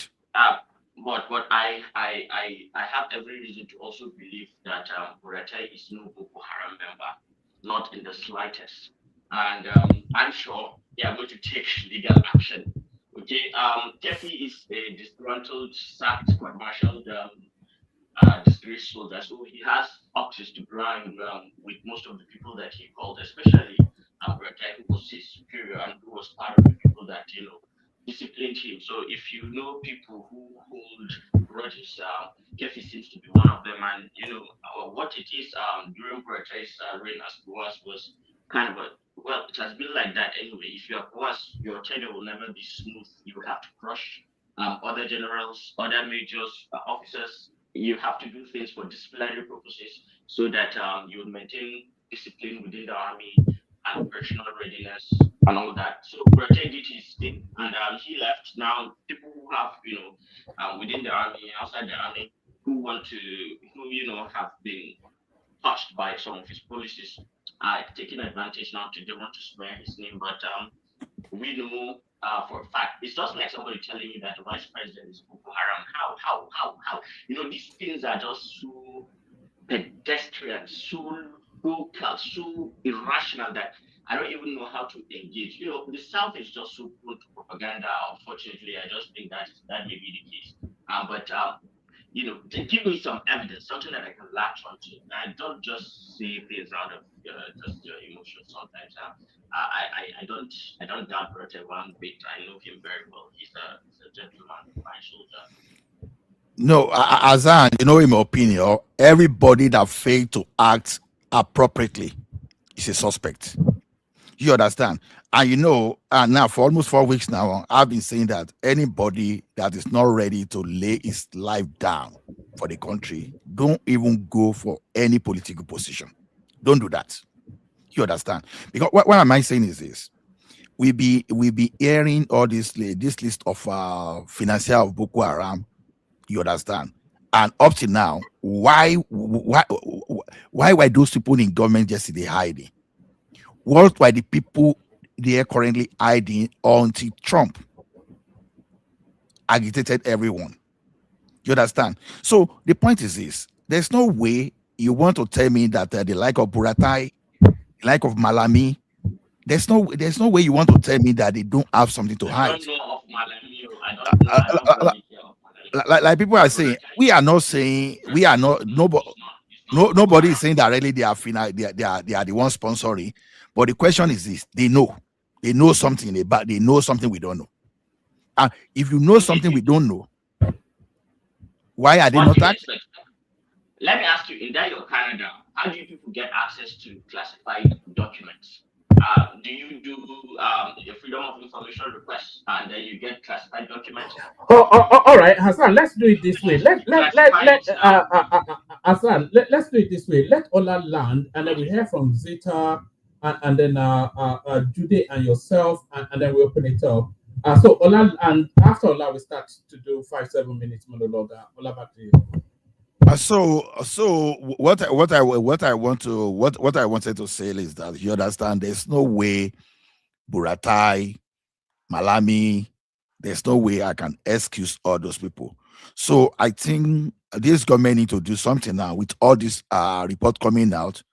I think the government should just constitute a panel, maybe, and give them mandate, maybe a week or 2 weeks, round the clock. Let them do research. Anybody that need to be prosecuted, let there be a special tribunal. Prosecute. Anybody that need to go to jail, life imprisonment, irrespective of the position, let the person go. Anybody that need to be, you say what? What's your opinion on the vice president being Boko Haram? Don't worry now. I know say the person is related to you. We talk off camera. We talk off camera. Don't worry. You can even talk when it opens up to a more generalized conversation. But Ola, exactly. So let me yield for the next person. We still have a lot to say later. Let's yield to this. Yes, and I wanted to hear from you as well. The Americans have sent a delegation to Nigeria to go and investigate the goings on there exactly. So stay steady. We kick it off. We may want to kick that one off with Zeta. So the American delegation led by Representative Riley, they're in Nigeria, but they're not only meeting Ribadu, they're actually going to the Middle Belt, to the heart of the matter, to speak to the victims. So are they gathering information then to take an even more aggressive stance? So there's that. And then there's the Coup, of course, in Niger Republic, which seems to be the hot button topic that everybody is talking about. Nigeria to the rescue, a feather in our cap. And I'm glad today is here as well. That tells us we have no ministry. We're rescuing the whole of the African continent, and it's telling us we have no military. And then people calling for Burutai to resign, all of that. So give us about 5-7 minutes at Zeta, and then we open it up to a more generalized conversation once everybody has spoken. Zeta. After all that build up. Okay, let's go to Jude. Jude, are you there? Oh yes, one man. Can you hear me? Yeah, perfectly. Salam alaikum. I'm not a Muslim, so. One man, you will just leave me for here. They try. They have you myself. I get plenty things to do. No. We will come to you shortly. I'm going in the order that people came in. No vex, Hassan. So Jude, yeah, give us about 5-7 minutes, and then we'll move it on. You see, people are eager to speak. Jude. Yeah, I'm not gonna take your time, but I came here when you guys were talking about Benin and fencing Nigeria. And I went through statistics. I was checking the landscape of Nigeria, how big Nigeria is. Nigeria is not among the 10 biggest country in Africa, if I'm not mistaken. I'm talking in terms of landmass. Nigeria is not that big in terms of landmass. Now, when it comes to population, they have an increasing population. Now this guy is talking about fencing Nigeria. You fence a small landmass with an increasing population with no space of agricultural sites and all of that stuff. People will suffocate inside Nigeria, especially with the increasing population. People will suffocate. Let me finish, man. One man, am I the one on the mic? Can you allow me land my point? You are going Okay. to say this, but don't speak at all. Carry on, Jude. Carry on, Jude. You still have the floor, but you have to understand that you round people up with some of your opinions. But carry Yeah, on. I'm just stating facts. Nigeria is not that big. Now you have an increasing population of 200 and something million, and you want to fence that population into a small landmass. Now there's suffocation. Now there's increase of population. Yeah, people are breeding like animals. All of that Do you stuff have in a any small. idea Can of I? the level you are talking about? Man, have some respect. Who are breeding like animals? Don't you understand what demography is? What kind of settlement is there in Cameroon that you just come here and just start blowing this nonsense? Nigeria is almost 1,000 square kilometers, almost a million Did square you just kilometers. say we breed like animals? That's what he just said. It's almost a million square kilometers. Come on now. How do The you land, speak to the people about landmass that? of Must hold South on, hold Africa is on, big. Man, hold on. it's Why my would you turn to use such speak. a word that we breed like animals? But I mean, don't you see how the population is No, no, increasing? no, no, no. Come on, come on. Let's say this. You just said we breed like animals. But I mean, there's nothing Oh, wrong in hold it. Is there on. anything? Did you just say we breed like animals? Yes, ma'am. What is wrong with it? Which animal exactly do we breed like?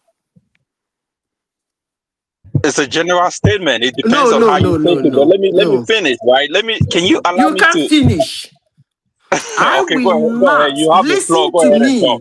I Go ahead and will talk. not let you come in here and say that Nigerians breed like animal. The country I come from, we breed like animals. Isn't that Come a on fact? now. When the population Hey, in hold on. 19 Don't you, excuse me, don't you have a better way to rephrase your statement? No, there's no better way because Then you you shut compared it. up. Okay. You just Are shut you up. Otherwise, I'm are going you to make this platform very rowdy for you. You don't okay? do Are you that. You don't okay? do that. I will Okay. not come to any platform and insult the citizens of that country. I won't do that. Oh, okay. That's One man, very rude of. Hold one man, on. I'm still can you move the talking. mic Just to shut yourself, up. please? I'm still Can talking. You one man, cannot come here and say that Nigerians breed like animals. You should have a better way to present your case. Even did if you you tell want to, one man when he hold on, said I'm still talking. when he Please, insulted Cameroon and said please, Cameroon is a vegetable please. country? Did you say that to one man calling You would have pointed Cameroonians that out. vegetables? Listen to Did you me. say If somebody insults your country, you have the right to point that out and give I the don't have person a to? There's caution. nothing wrong with it, man. This is But a fact. no, The there is a population of lot wrong with Nigeria, it. Not the even when I'm in the population of platform. There the is way a lot wrong with it. You don't come in here and say Nigerians breed like animals. You is don't the say fact that. based on the That's population rude. increase. Don't you That's see how very the population is insulting. increasing? And Okay. I take Hold on. highly offense to that. All right. Today, we draw that statement and then move on. And please don't use Okay. provocative language. So we draw that statement Okay, and let, move on. let me withdraw that statement. It's my one man, time to speak up. I'm one gonna be man, done so quick. no, Can I no, finish? Can I finish? one I'm man, gonna be done. Hold on, one sir. man, can Sir, you mute this guy? sir, I Can you, have the floor. one man, can Sir, you I mute this have the guy, floor please? to You speak. won't He's a speak. disruptor. You He cannot, you does You're not not know gonna cannot, any speak. part here. It's not going. He doesn't understand the You context. He will doesn't not say understand a word. If one if man, can you remove him if from the the way you speak is by calling us people who breed like animals, you're not gonna speak. All one man, right. All one right. man, can you remove him? All right, Judea, the voice of the Can you people is remove him from the platform, please, one man? yeah. Can you remove him from the platform, Hold please? on. The You voice got to of the go. people. The You voice of cannot, the no, people. one man, please, you cannot let, no, you have to remove So him from so the you guys platform. don't want outsiders to come Can you into your remove him, platform please? and speak. Oh, No, not insult us. we Not want insult us. intelligent You It's are not outsiders. an free to insult. say Is it an whatever you insult? want to say. Lay your point, but with respect. no ethics, no etiquette, no. When one man called Cameroon vegetables, did you guys say the same thing? No. Shut So I didn't Man, stop you from calling him out. man, why are you doing the insult? I'm not insulting No, anyone. I didn't stop you from calling him out. Okay, can I go ahead and speak? No, you won't. You won't speak here. Oh, okay, I'll withdraw my statement. Can I go ahead and speak? I'll withdraw No, my you won't statement. unless you apologize. Just leave. And Just leave. next of your going forward, Just leave. you need to rephrase your statement. One man remove this guy from the platform. Why You remove me? know, I'm hold on. No. Every One man, no. One man, hold no. on. Let's not Yes, do this. One man. Babati, I know where you're coming from. Cannot, no. You know, There is no way. There is no way. hold on now, guys, please now. Let me moderate the conversation. Let me moderate the conversation. Just give me 1 microsecond. So I take on board. You hear the feedback as well today, and this is not the first time. People don't like this in elegant. You know, amongst ourselves, we can use it. This, you know, you've never really understood Nigeria. This is the thing today. But amongst ourselves, we say the most vile things to ourselves as Nigerians. But as soon as somebody outside of the borders of that country come in to say something bad about our country or our people, the sort of reaction that you're getting now is what you get. So it's not open season, no. We open season on ourselves, but yes. But what about our thing about Apology, no. We don't want to affect the apology. There's no need to apologize. what about this thing that we do about free speech and letting uncomfortable opinions? That one crossed the line. You don't do that. You So don't. we're not a free speech platform No, anymore. that is crossing the line. You don't call people like animals. You have to understand that it's a French speaker, so it may well be, you know, He has common sense. I hope he does. You don't do that. You can be critical. You say he has common sense. It's a Cameroonian. I'm assuming that he has. I hope he does. You don't put people like animals. Come on now. That went too far. You cannot. All right, today I have to be guided by the platform. So I'm going to ask you to yield the mic, and then we're going to Hassan. Hassan. Now no one wants to speak. Yeah?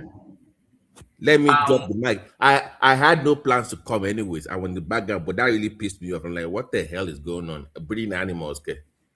That way. But it's a turn of phrase though that people are breeding like rabbits. Cannot say one man. It's a turn of phrase now. It's not essentially an insult. One man, it was wrong. That's it. There's no excuse to me. Don't help him out here. That was exactly. When someone you can say something. If nobody raised objection, maybe you are okay. But once people feel offended and they raise objection, the best thing and the nice thing for you to do is just to apologize and move. So don't defend whenever those people you insult resist you. The humble thing to do is to say, okay, I'm sorry, and I move on. You know, I remember a boss of mine telling us one day that we Nigerians, we speak English, we don't understand. What Jude just did now, you speak English, but you don't really understand what you were saying. So when you are using, I know what he's doing now. He knows very well what he's doing. He's doing it because if you actually understand the implication, because that thing has a very huge implication. Because do you know that kind of thing in some crazy country, they can take you up legally too, even by calling them that they breed like an animal. So First of all, humans don't breed. That's actually rude. Exactly. So humans don't breed. You listen. There are a very better way of saying another phrase that are rude, but it takes time for you to catch it up. You would have said it in another phrase. It would have been rude, but it takes a smart person to know you are being rude. Instead of laying it out like that, that's actually very rude. Now, because the other time now, they leave me talk everything we want to finish now. We're going to come to talk another nonsense. One man, remember that time we were talking about General Christopher Musa and the barricade, the fence that he was proposing. As CDS, that was one of his core proposals to the federal government. And I think he had, as of that time, the federal government had actually agreed in principle. Now, how to fund it is So what is to fence Nigeria around, is that's not Nigeria completely. No, the borders are from from the Mandara Mountains to the Lake Chad shore, and to the northern border, the whole northern border with Niger, and to some part of Benin, and in the extreme northwest. That cap, just that cap, and it's not as if it's going to be a complete war. It's going to be, there are a lot of places where, because of biodiversity, you know, issues with vegetation and topography, just environmental and issues. There are places where those considerations will be given, such that at least plants and animals can crisscross. But for the human being, and they're going to be using technology to watch the most porous parts. We know the most porous parts of our borders where we don't have people in mind, from the immigration and custom and things like that. Now those places will take, the majority of those fencing. And in the other, if you've seen videos of Ukraine, you will notice that on the road, to avoid FPV drones, they usually build a kind of a net all over the road. But the nets are to prevent FPV drones from, reaching and then exploding and killing people, machines and all that. So I think there was one proposal around that, actually using a lot of different materials depending on the location to achieve that. The reason why I'm in full support of this is that these weapons are so common in the Sahel.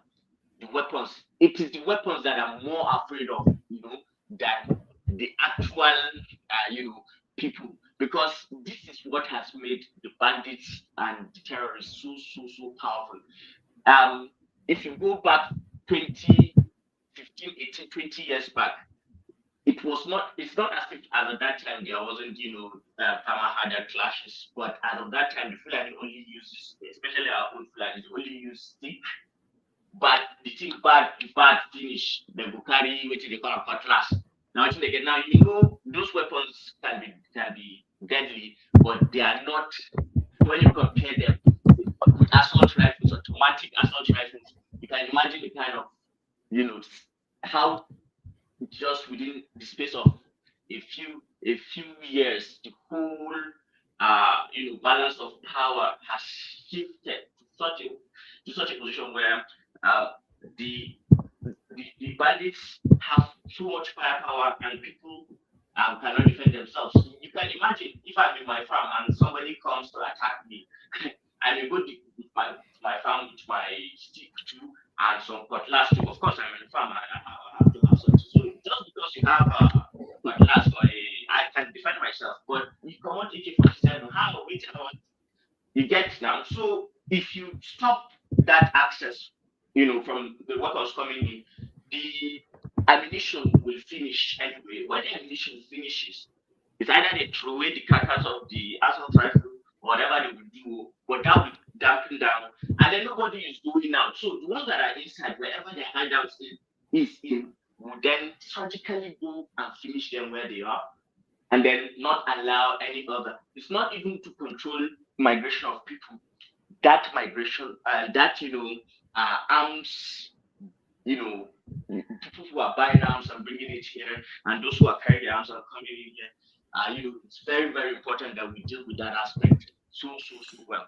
And No, Azan, you were not there when I think maybe you were there, Michael. All of us were in the background there when I was even doing some kind of.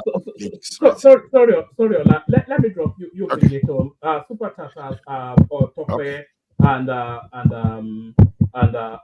Ayo. Please try and get the conversation to Zita quickly. She's been here all day. Back to you. Thank you, everyone. See you tomorrow. Thank you, Ola. Text me, Ola. Text me, Ola, so I have the right number. Okay, no, I think I think you were off my list. That's what happened. I got another phone in January. I think. Since when have you not been able to communicate? About 6 months, a year now. I was calling you the other day, and Yeah, no, I wasn't sure it I've was. just complete. I think the thing should normally come through my phone. I don't know why it wasn't coming. That's why I'm even surprised. All right. I will message you now. Let me see. I No, you message. don't have to do it immediately right now, but when you have a moment, do it. All right. Okay. Oh no, was that you just now? Yeah. All right. A message just came in. All right. Thank you, everyone. See you tomorrow. Yeah. Thank you. So, we were discussing some kind of solution in the background. Those that you understand, like whenever we go to the background, I will show you my confidential document. But when I'm saying it, What are this you is talking about? alternative. See, don't worry, we talk in the background. I know there are many content creators here, so I don't. Before you know now, We'll talk about that. yeah, we talk in the background. Sorry, Ola. Please encourage them to be liking and subscribing. We need 10 new subscribers today. So When you are the background, intermittently encourage them to like and subscribe. Okay. So, no, Madam Zita, except if you want to contribute to it, then I can bring it. what are you people talking about? I actually wanted to speak on Nnamdi Kanu. and then the coup plotters around Africa. But why are they doing those coups, if I may ask?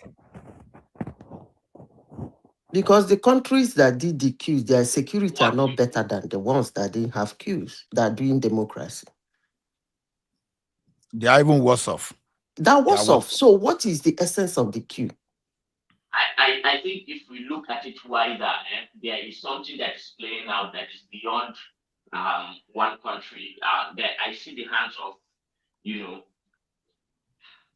Just say it openly. Russian and China and Russia. No, you see, there is a new scramble for this continent, whether we like it or not, and it's not looking good. You see, we take Rwanda and DRC, Trump made them inside.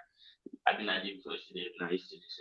No, you see, actually, you see this thing you just said now, that has been a problem with Africa. Anytime anything is happening to us, instead of us to take care of it, debate it, handle it, look for solution, we always throw this idea. Don't get me wrong, that is the West. And the moment we say is the West, it's as if a cold water is poured on us. We live to accept it. We live not to blame our leaders for not doing anything. Come on now. The people doing the coup is we, the Africans. So if we are being used to destroy our land, that means we are not a very good people. So why would we be totally calling agree with you. Why would we be calling the West for every misbehavior in Africa? Why should we be doing that? The guy in Burkina Faso, is it Burkina Faso? Which one that doing a lot of AI show about him on? Traore. Yeah. The one in Burkina Faso, I remember vividly his reasons why he took that office. He come out on insecurity a lot. In fact, this thread and all whatnots are even like 20% of his reason. His main reason was insecurity. And I've been seeing a lot of his soldiers being paid by these reckless militants. On several occasions, his country has been run down. Is it Mali? And do you know something, Madam Zita? Every time when this thing happens, it always takes the same pattern. French francophone country, Russian-backed militia, and then the people because France has so, yama yama there for years. They don't want to hear anything France, eh? They will just say, okay, Russia, our Are safe zone, they will are they just better cross it. off now? That's the problem with the African that I'm trying to point out. You see, this, I don't know whether it's inferiority The next complex thing or now that we whatever. say is France that is sponsoring the meal. Why are we always blaming everybody except ourselves? Why Africans like that? The blame should be shared. Yes, yeah. The blame should be shared. Yes, yeah. But it's also true No, that no, you Azan, can back it up that you see Russian Azan, mercenaries now. Azan, do you know why I agree with it? See, normally our enemies will be fight. They are supposed to be our enemies, stopping us from progressing, right? So we can't blame enemies for being enemies. We have to blame ourselves for being the enemies of ourselves. They don't want us to progress. You see, I think we discussed how these guys brought down China in the past twice using the Opium War.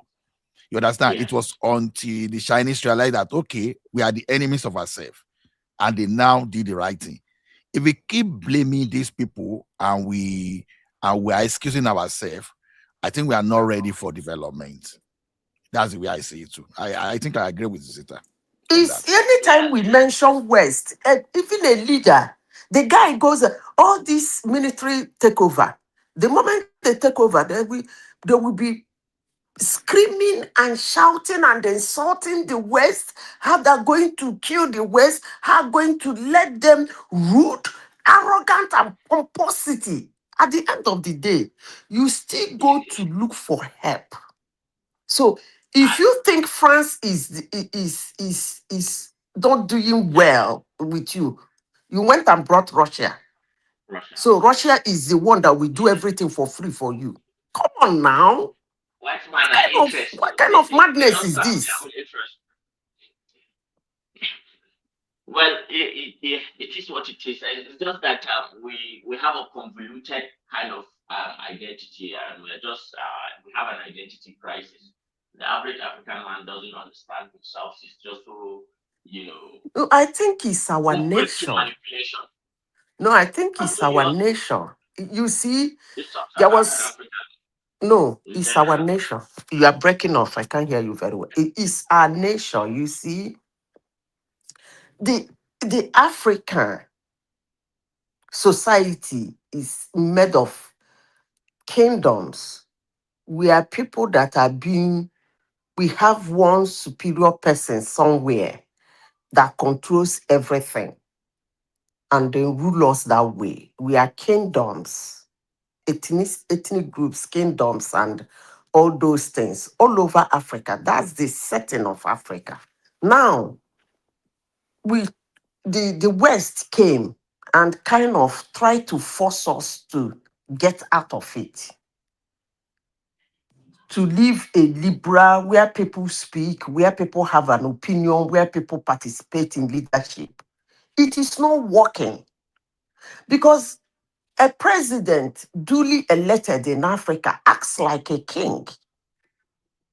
He treats his citizens like a king. The same thing with a military ruler. When he takes over, he rules like a king. He treats his citizens like a king.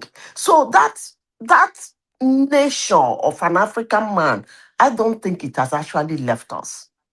So we should not be blaming, we shouldn't I be agree. blaming I agree, the 100%. West. It's our attitude, our lifestyle that we refuse to live. But in fact, honestly, sincerely speaking, I don't even understand Africa these days. They are just going everywhere, talking rubbish, doing all manner of things, like some kind of spirit of confusion in Africa. You said you are taking over from government to secure your land that is being invaded. Look at Mali. Mali is on the ground. Mali is actually on the. These people have run over everywhere. I don't understand that. Is it the okay? Okay, the West is the one arming them. That's what they will tell you. And who are they arming? Your own citizens. Who are they arming? Those people running around Nigerians, they're not whites, they're blacks. Those people running around Mali, they are not whites, they are blacks. Look at. I honestly speak, we should stop. It demeans us when we start blaming everybody except ourselves. Honestly, it demeans us. Look at Darfur. Look at Sudan. Look, then the whole place is in shambles. And instead of us to look for a way out of it, we are still blaming the West. Come on now. Some people will even blame America. I would like these guys give Africa money like as if we are beggars, as though we are beggars. They don't have projects in Africa. They are not transactional. They are not Madam Zita, transactional like Russia and you don't China. you don't see American security NSS documents Is that when I what? released the investigation. Have you seen the American strategic I security think you have document to on their remove your speakerphone because it's not. I don't know if it's me or maybe I'm Allah not is clear, hearing right? you. No, Oga, can I you think hear me? I can hear you. I think you are far from the, yeah, you know, I can hear you because of the type of instrument I'm using. So, Okay, what of now? It's Is it yeah, better better now. now? you are better now. Yeah, you were far from the microphone initially. So America actually published a document. I think it's their strategic security document framework or something like that, the day before yesterday or yesterday, where the Trump administration was looking at how they are going to where they are going to focus on in the next couple of you know, the remaining part of his presidency and what he hopes will happen after he is gone from the presidency. And they call it the Don Monroe doctrine. So they are revised, they are taking back the Monroe doctrine where they think, and they are now going to exclusively focus on the Western Hemisphere. First in priority is for them to conquer and that they should have absolute control of Latin America. In the order of importance, after Latin America, they say they are going. That's the reason why they are at Venezuela's border. Probably he's going to even take Canada. They ready. So, and then he's talking about then He's not going actually, to take Canada, of course. He's joking, you know. yeah, he's talking about actually going back to the Asian Pacific, to actually influence, the band of islands around southern China, so such that they can choke China out and don't allow China to develop faster. But they say they are going to avoid conflict with China at any cost now until they build up significant, manufacturing and industrial base that is rooted the raw materials they completely 100% control. So in order of importance, Latin America, Southeast Asia, then Europe, Do you then know why Middle they said East, Latin then America? Africa. Africa is the last in They America's never show strategic interest importance. in Africa. I always tell people that growing up as a child, I They use third remember parties. for some reasons, America is not interested in Africa. I can't lay my hands on it No, because they no. are the How do highest you donor. mean? They Hold are How on, do you mean? interested hold in on. Let me terms of finish. resources. So Let me finish. In terms of support, United States is the highest financial supporter Africa has ever had. In all areas, they load money. Go back to your timetable. They've spent trillions of dollars in Africa without caring. They don't care. that was their soft power now. No. It's another tool of control now. No. You It's see just like why the I free said lunch no. now, Madam Zita. If person No, they give let you me tell free you why I lunch, said no. you It's should back to despise it our now. it's back to our propaganda.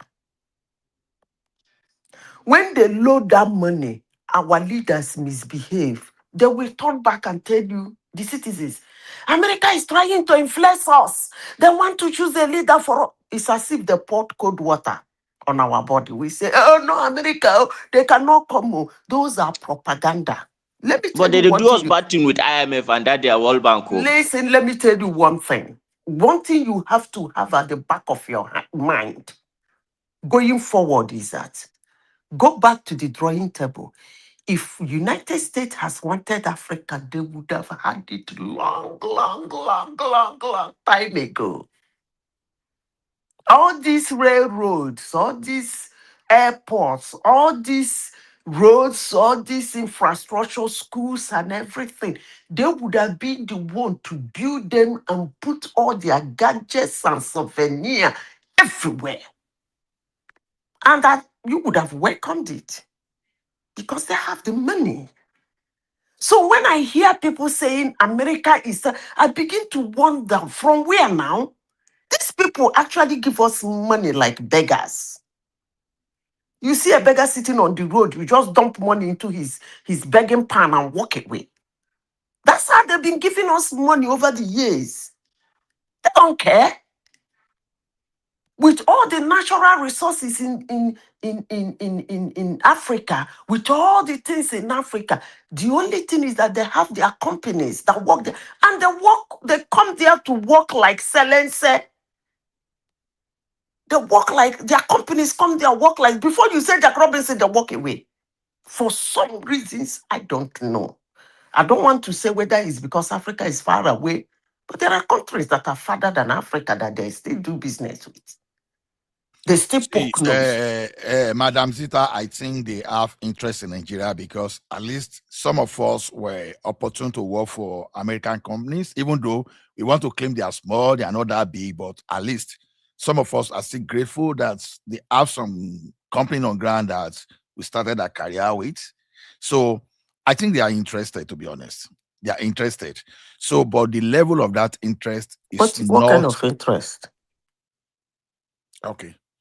I think American too, they need to take care of their citizens, right? Now, American has the biggest embassy in Nigeria today, for example. So why do they have the biggest embassy in Nigeria? Because you Why? people are very big in number. So then that means that that's an interest. So that's why I'm saying that we They just have have to to know big what type of something big interest. enough to contain you guys, the number of women in Africa, in Nigeria, that are interested in coming to America. So they need a bigger platform. Why That's not? just the Why not? truth. Why not having the biggest in India? India has a bigger population than us. Why not India?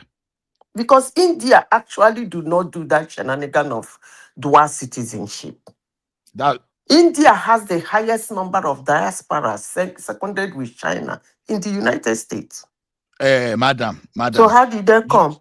many Indians have dual citizenship, which they hide whenever they are returning to their country.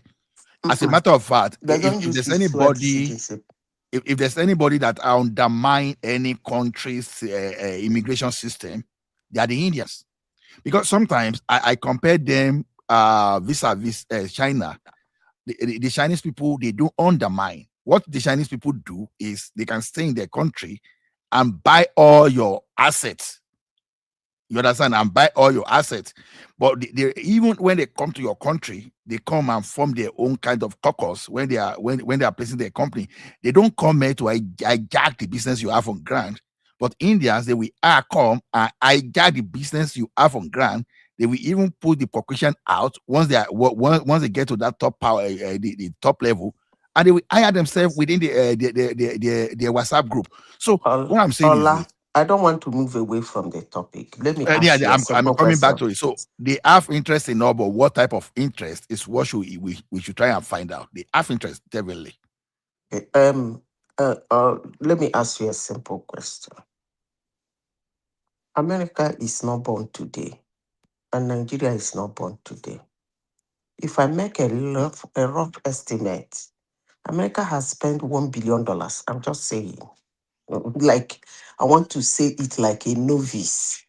$1 billion in Nigeria alone. And then I now ask you, since the creation of America and the creation of Nigeria, and they be spending that money, you think their interest is so ambiguous that up till now it has not been able to manifest? That's the question I'm asking you. What kind of interest will somebody have in a land that for hundreds of years he has not been able to manifest? You know they listen. Do you know why? I think Africans think too much about themselves. They think too much of themselves, and that's actually laughable. Honestly, this idea of what we have this, we have that, that coming for this is actually really and funnily laughable.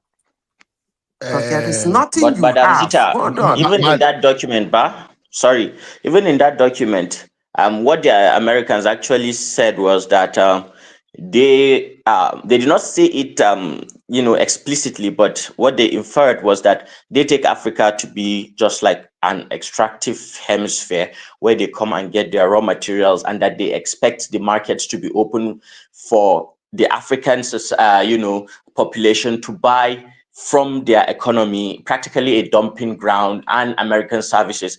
And then they also explicitly inferred that they will be on the lookout for talents, in Africa, so that they can, drain the African continent. That is just what they said. That is what they think of Africa at the end of the day. So, yeah, it is apparent. But well, we Why have are a you lot of people blame to always carry, calling them?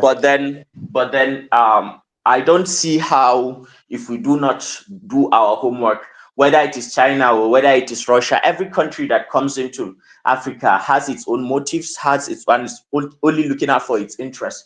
At a fundamental level, we What have to is the understand interest and stop America being is naive. looking? I really want to know. What is their interest that are giving you people so much money? The United And States. yeah, and again, Oh, the there are so money. many. Hold Let on, me let me start finish from. the question. What is Okay. that their interest that have not manifested over the years, and they're giving you, they're donating so much into Africa, and that donation is not transactional. So, what kind of interest is that? Russia came, it is transactional. France came, it is France was kind of colonizing and doing business at their own enjoyment, their merry way. May I answer? Yeah, please. Okay.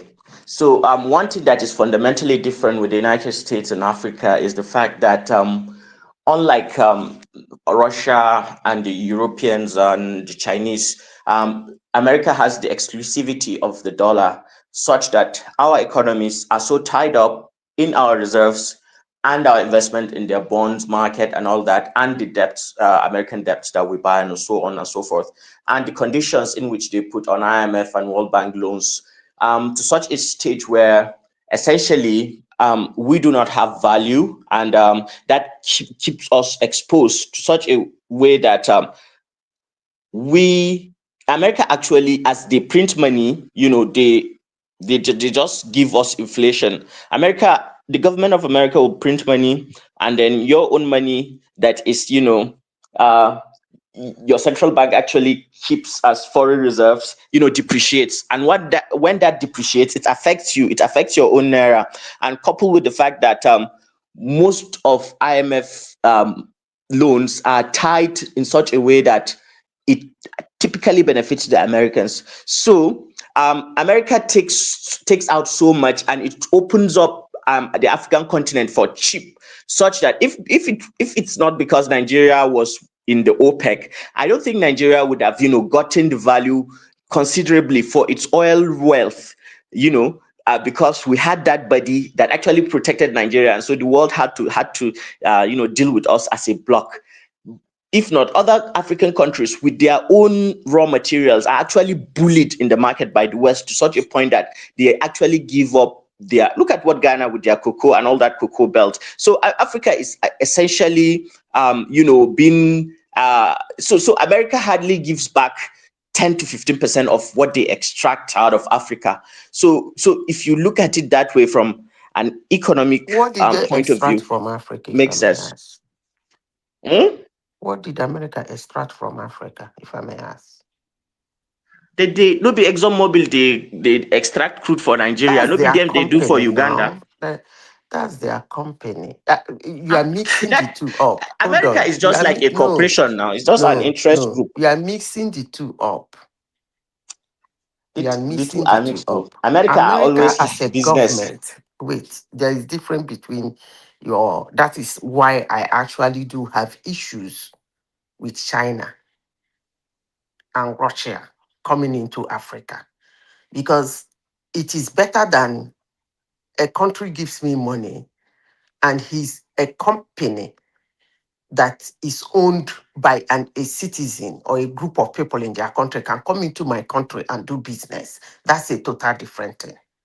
But a country creating a company to move to my country to do business, that is actually where I have issues with China. The companies that are moving into Africa is not an individual in their country that have a business, that have interest in Africa and decide to come in. It's actually Chinese government. That is where I have issues. But then, that being said, what the excuse you gave about dollar and everything is all over the world. It's not only in Africa. Their currency is the business currency of the world, and their language is the business language of the world. It's not only Africa is affected. So why are they showing so much interest in other places except in Africa? That's the question I am asking.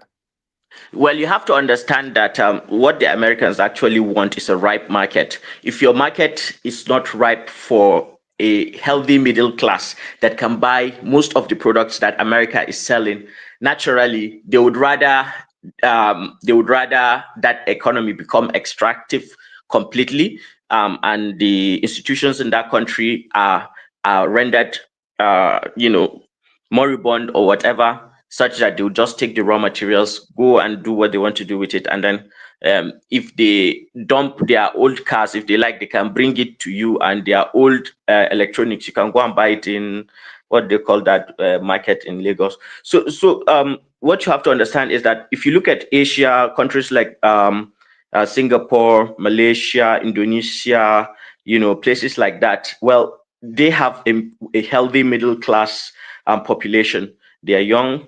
They are getting enough money saved after payment to be able to afford, the lifestyle of the 21st century. Meanwhile, if you look at Nigeria and the kind of wealth gap Do you know what is there is making no me middle laugh? class. So Do you know what is America, making me laugh? no, In all no, you're saying, you are not still yeah. taking the blame. That is the Oh, problem Africa we have. have already gone past Hold that now, on, Madam hold on. Zita. Do you I already remember said China? we have the blame, No, hold on. and for Do you remember China before America revived China? yes, Okay. that's true. Did they have middle class then? No, they Do didn't. They they didn't. have a group of people that can, this thing they did in China, they can actually do it in Nigeria. Bring in their companies. This thing they're doing in Bangladesh and in Sri Lanka, they can actually do it in Nigeria. All those Gucci, Louis Vuitton, what's it? Tommy Hilfiger, Levi Strauss, Nike, Adidas, Under Armour, Columbia, Boboe. They can actually come to Nigeria and establish those companies. Nigerians will work there, even if it means working an hour, $1 an hour. They work there and make their money. And before you know it, that middle class we are looking for will just, in a blink, spring up. So the question I keep asking is, and I will ask you again, as much as you try to run around it, why are they not doing that?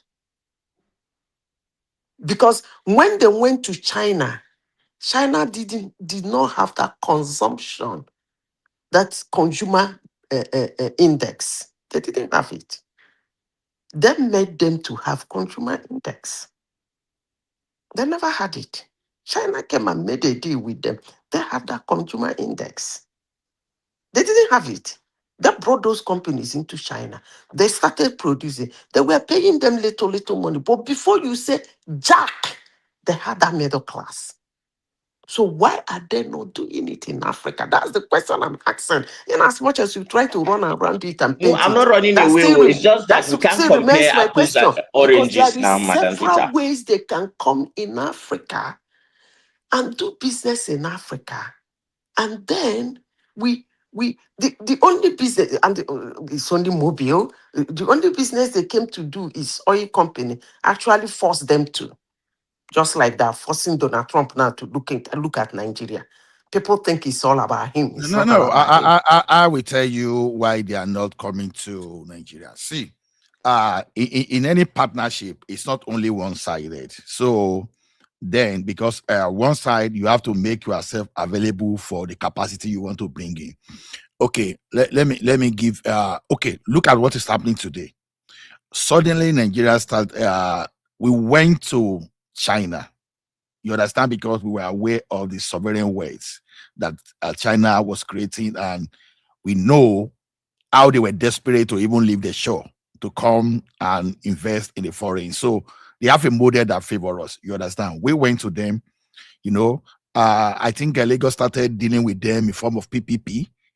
We have some kind of infrastructure. We do PPP. So the PPP is a vehicle that forced the government to have some kind of commitment. You understand? Based on that commitment, the Chinese were able to come in and do something here. You understand? So since we've been dealing with America, we've not been doing that. So that's one of the basic issue we have. So if we want America to come, America will not just come to us. We have to make ourselves available. For example, we don't want them to go to, let's assume Bangladesh, to go and be producing fabric. What infrastructure are we putting in place in Nigeria? So if we want them to come, probably we look at industrial estate. We put power there, electricity and power. In China, they did it for China. Well, because I've not researched how they did it for China, because I won't pretend to know. But all I know is this: America went with technology, and it was not a one-way thing. I think it was both. It was strategic planning between the two. I think both sides contributed. I think they both contributed. It's not as if they just went to China, because up to the early 80s. The Chinese people, they closed their border. They started opening their border in the early 80s for Americans to come. So for them to open their border, it means America did not just go there.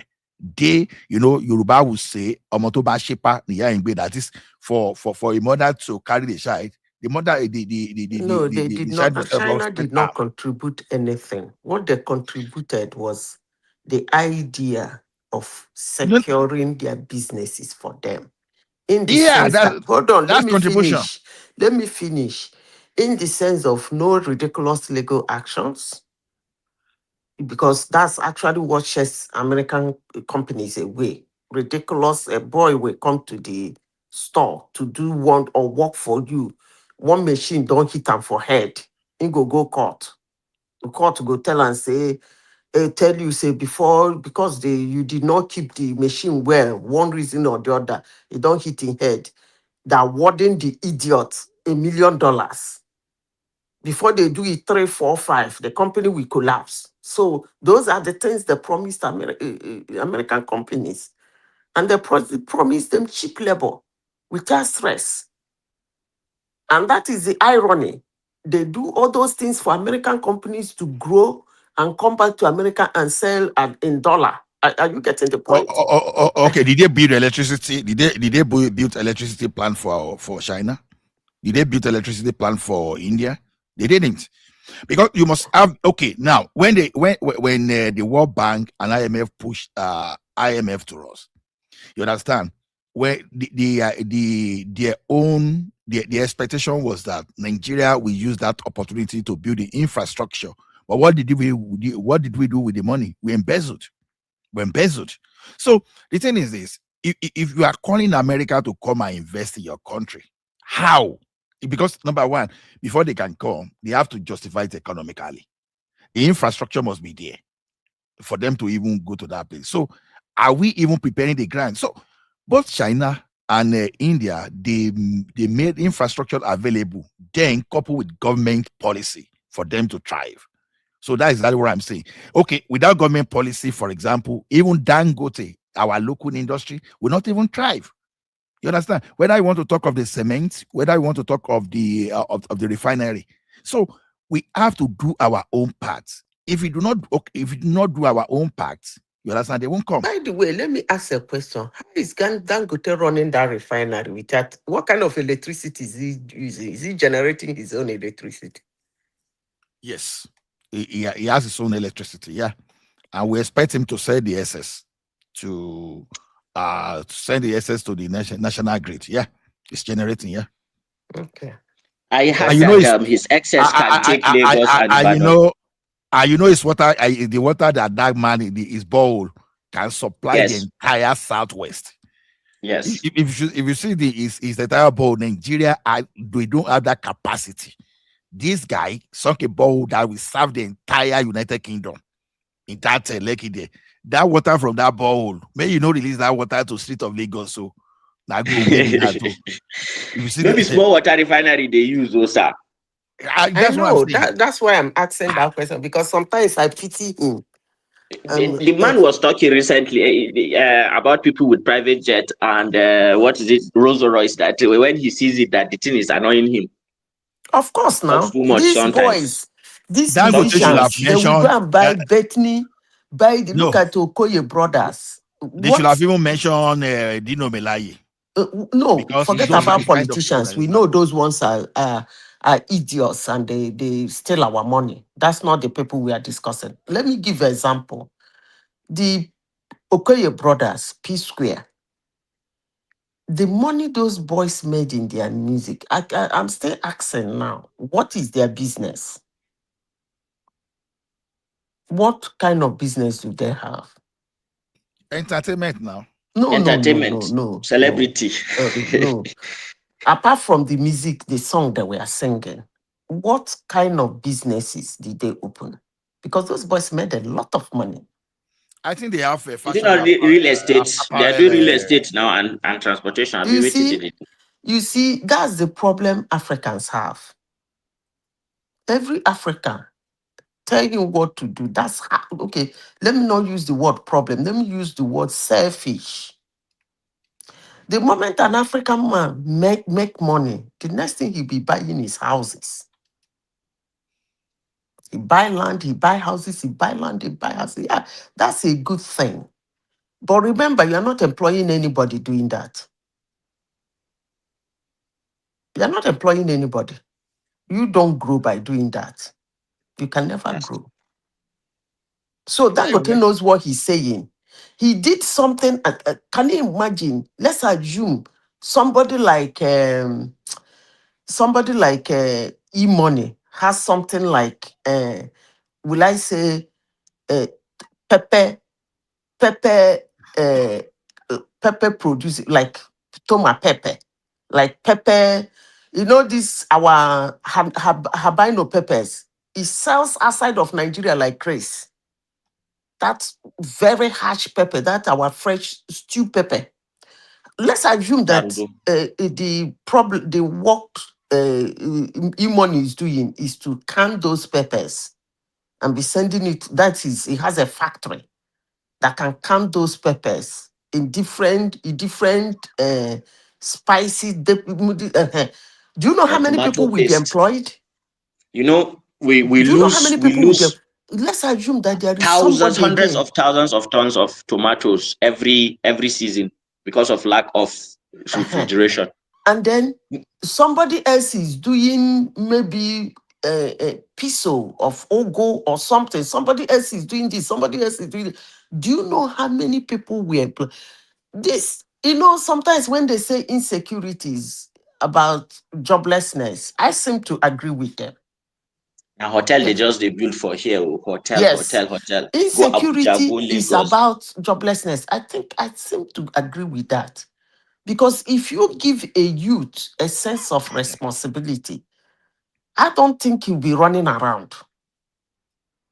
Because every morning he wakes up, he's having his bath, he's thinking of going to work. Because you have conditioned his mind that he makes a living from there.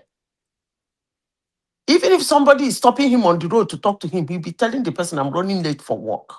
You are giving him a sense of responsibility. So when they say insecurity is out of joblessness, those people are not doing anything. Not 100%, I don't agree. Nobody has any reason why to buy anybody. But somehow, yes, maybe 50%, I quite agree with them.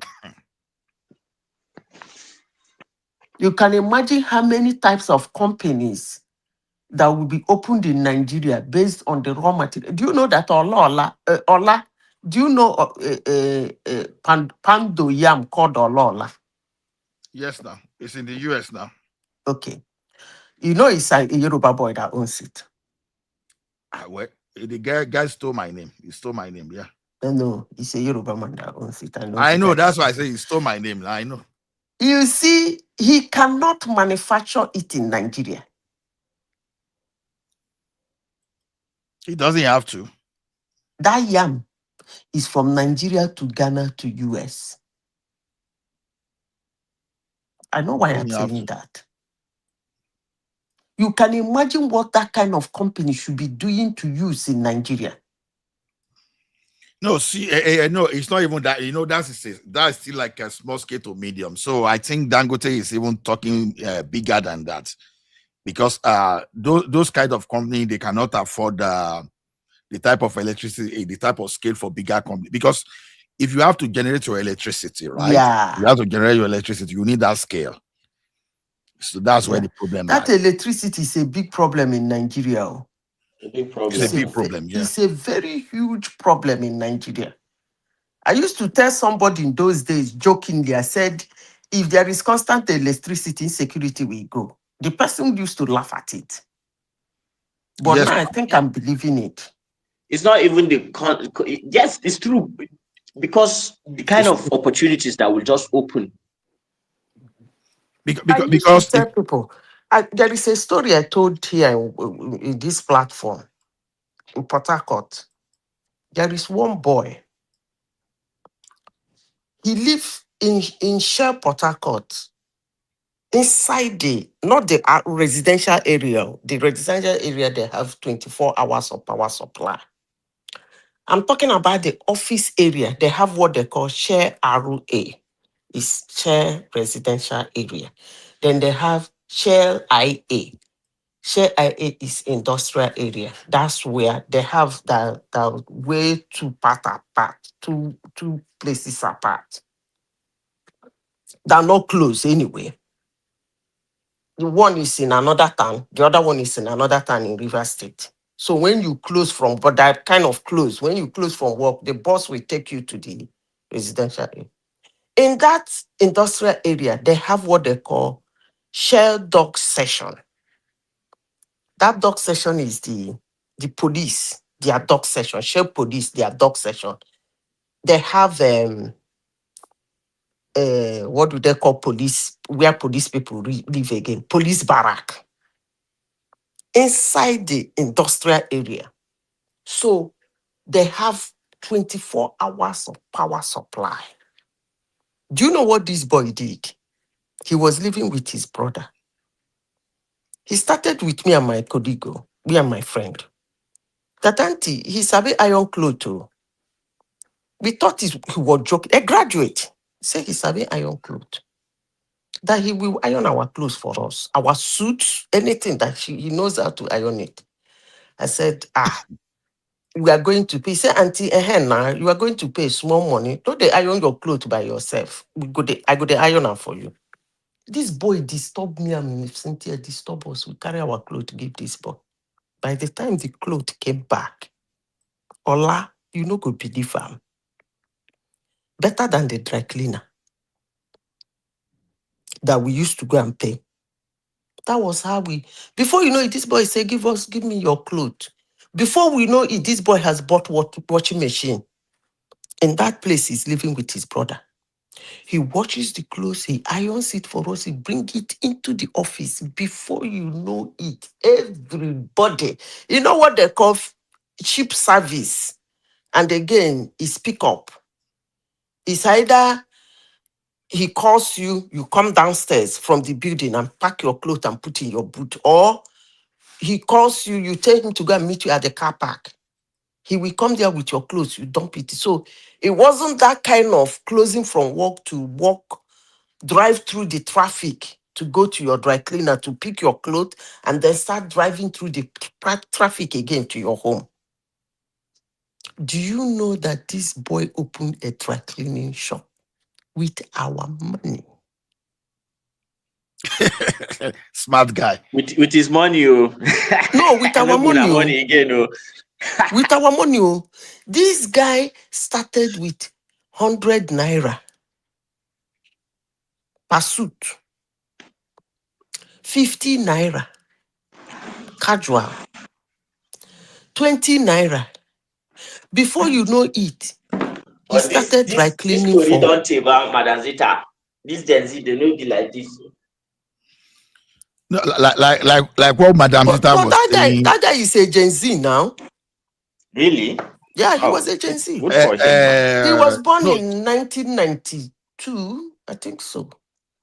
He You think na was he millennial? was he was 21 when he was doing that thing. He was Millennial. 21. Hmm? Yeah. honestly, creativity has nothing to do It with has nothing to do with generation. age. Oh. It has Has nothing nothing to to do do. with generation. He just felt he needed money. Saw the opportunity and took it. Yeah, he's just sold because And as a matter of fact, they have every tools for them to even be successful. he noticed that he got the right target. Because I am somebody who is actually very careful with my dressing. I'm very proud of that. I am extremely careful with my dressing. Before I leave the house, I am very careful. That's one thing my father taught me. My parents taught me, don't ever get out of that house looking like a clown. So he targeted the right people. The moment he caught us, Jehovah, before we know it, we are even only me. He will say, until you know, say, now you start this business for me. I can never stop picking your clothes. Because at a point, he was dry cleaning for managers. He started even doing alterations. You go there your office, this boy go come measure you. Go alter your clothes to bring them back. Inside his dry cleaning shop, he has alteration with our money. And he's still there up to today. Even as I speak to you, I still communicate with him on the phone. Not to talk of those who were selling ice block from that area. They buy all manner of deep freezers, turn fresh water, turn it, and move out of the road to gas. Every morning, people will come to carry ice block. If there is electricity in Nigeria, I think our youth will find something to do. Exactly. See, I was talking to a brother today. He studied computer science, and I just find out that he veered into real estate. I just discussed mentality of our people. You understand? How can computer science go to real estate? Oh, political science. Oh, political science. So now, because I was even going to ask him that you did political science, you should be a good narrator now. Go and learn how to be a good narrator and start creating content. That was even my intention. Even the real estate, it's even doing before I even talk. He started telling me now people in Ibadan are local, as they are not smart, all those stuff. I was like within myself, oh boy, you are the one that is not smart, not Ibadan people. I was like, okay, you are going to learn what they call marketing. The marketing start from your soft skills. Now, when you talk of soft skills, you don't see people around you as not smart. You instead of saying they are not smart, you should be looking at what's the gap you are going to cover. What product can you give them? For example, when you told me that okay, the big estate you need millions, I say it's a lie. You have to pick one aspect of that local estate you are doing, not for renter, Maybe you start with supplying. Okay, you say you want to be supplying them sand, you want to be supplying them gravel. All you just need to do is to use that advantage and start talking to people that are steeper, people that are already. So you start speaking to them. Anybody that want to get sand, you use because you're already in that market. Don't form a big man for zero pocket. No, they do big man for zero pocket. You are still young.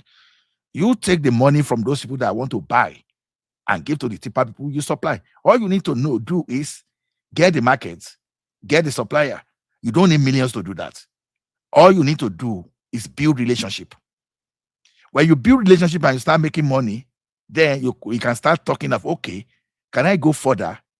Can I talk to a company like a Hydraphone in South Africa, buy all those mobile concrete block maker, or maybe you want to go to the one that you'll be doing like a brick, you will use laterite and cement to build. Then you find a way to make them mobile, and you go to site and you produce quality block for people. So when you sit down and you keep looking at you are forming big, you say you don't know people around you, they are not smart. I say, oh boy, you are the one that is not smart too, not them. Even from where you are speaking, you are not smart.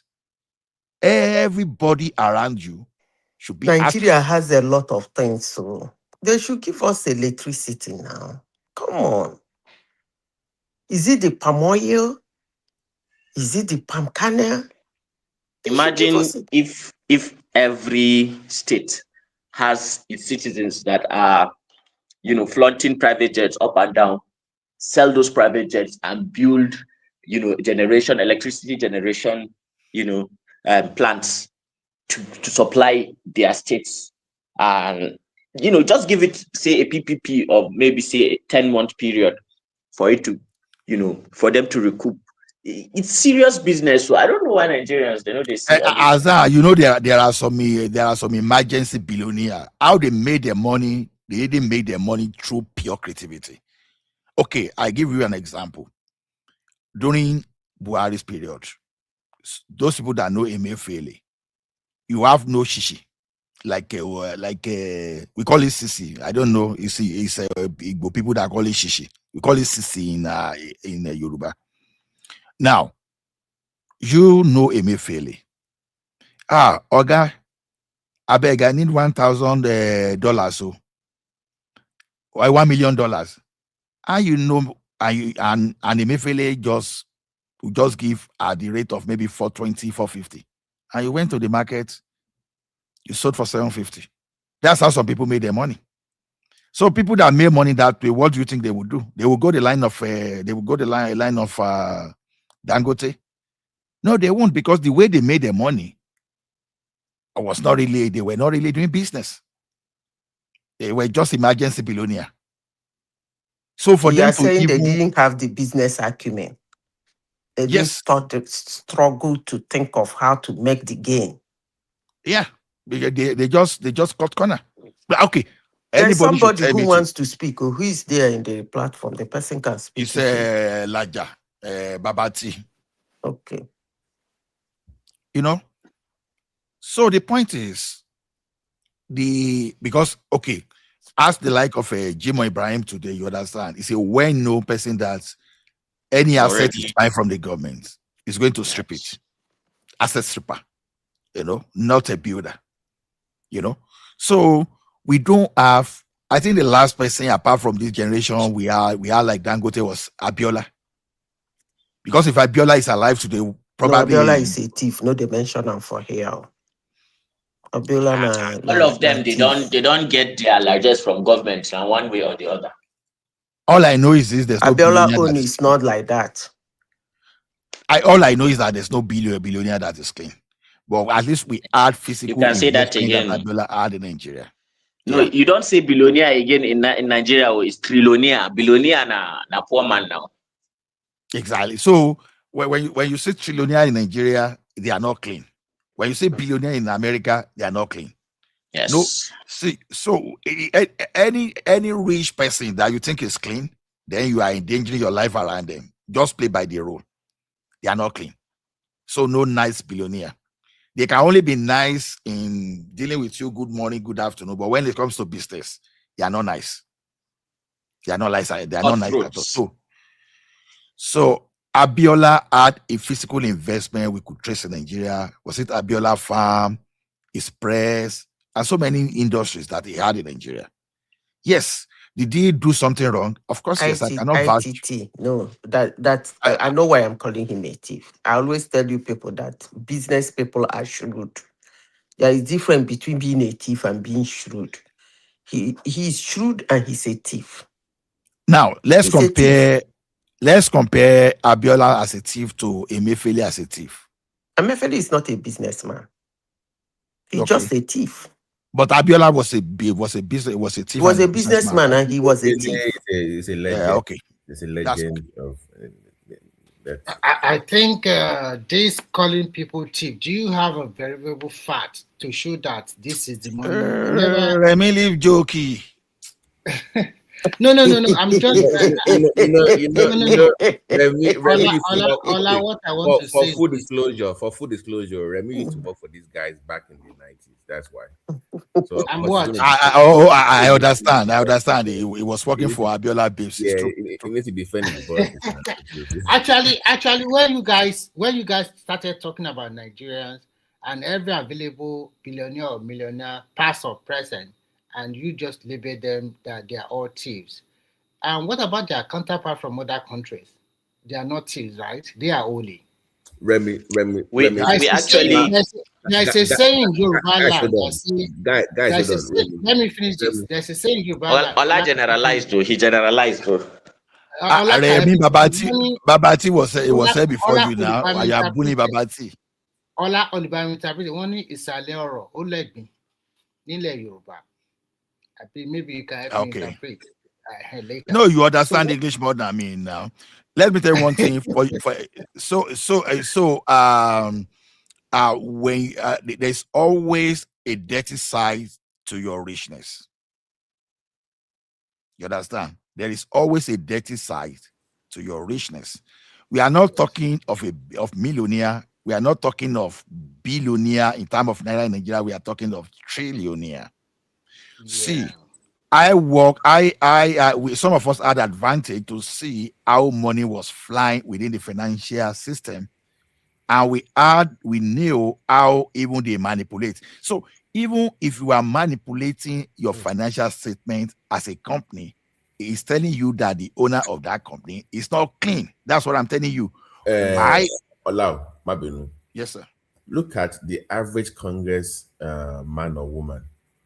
If you go to Congress, look at the one from that young lady from Congress that resigned. You came to Congress with 2 million. You are going home with almost 40. Do you know why she made that? How she made that money? Inside trading, because they get inside trading now. They all get rich because they get all this information. Nobody's saying we don't want a sin. There's no saint. All I'm saying all the same. As long as the money stays in your country and you put it in something, nobody will complain even if you are stealing it. At least you are building something. You are investing it in something. That's the issue. I don't care about you being. We don't want you to be a saint. We don't want to be Jesus or Muhammad. Don't be that. That money that you are stealing, don't put it in Sweet Bank. Come and put it in one company, and people have nobody. We will not care about what you are stealing. You know what you just said now, Babati. What you just said now. This is exactly what the Chinese did. They knew them that they were stealing money from their till very well, and they block to the extent of your last family member, child unborn. They monitor their family. You cannot travel outside. You must use the money, invest it in that country. That is what Nigerian government should do. But unfortunately, because of tribalism and let me add to that. During George Bush era, do you know what George Bush did when people were taking them because they didn't want to pay taxes? They were keeping their money in the Caribbean banks. It gave them tax holiday. If you bring the money back, we will look away. A whole year. If you bring the money back from all these tax in all those Caribbean countries, I forgot the name they used to call it back then. Yeah. Government will look away from you. They will not even look at the money. Do the same thing. We know you stole the money, but if you bring the money back to Nigeria, we will look away for a year. Thank you. Yeah, you can do that now. Luckily for that country, there are trillionaires in each region. Many. We can talk about, at least if we don't have, we can have up to 3 or 4 or 5 that are trillionaires in each region. Why are they putting the money? They are saying sometimes go and buy property in America and the rest. You are not living there. You are just you are just paying, giving them free money. Use the money to establish industries at home. Force people to go to vocational and technical college if that's what we want. Okay, you cannot go to university, you cannot go to poly. From junior secondary school, force them. That's what they did over there. They forced majority into vocational college. And then by the turn of the century, all those people have acquired the technical skill needed. They are now the one working in their major factories all over the country.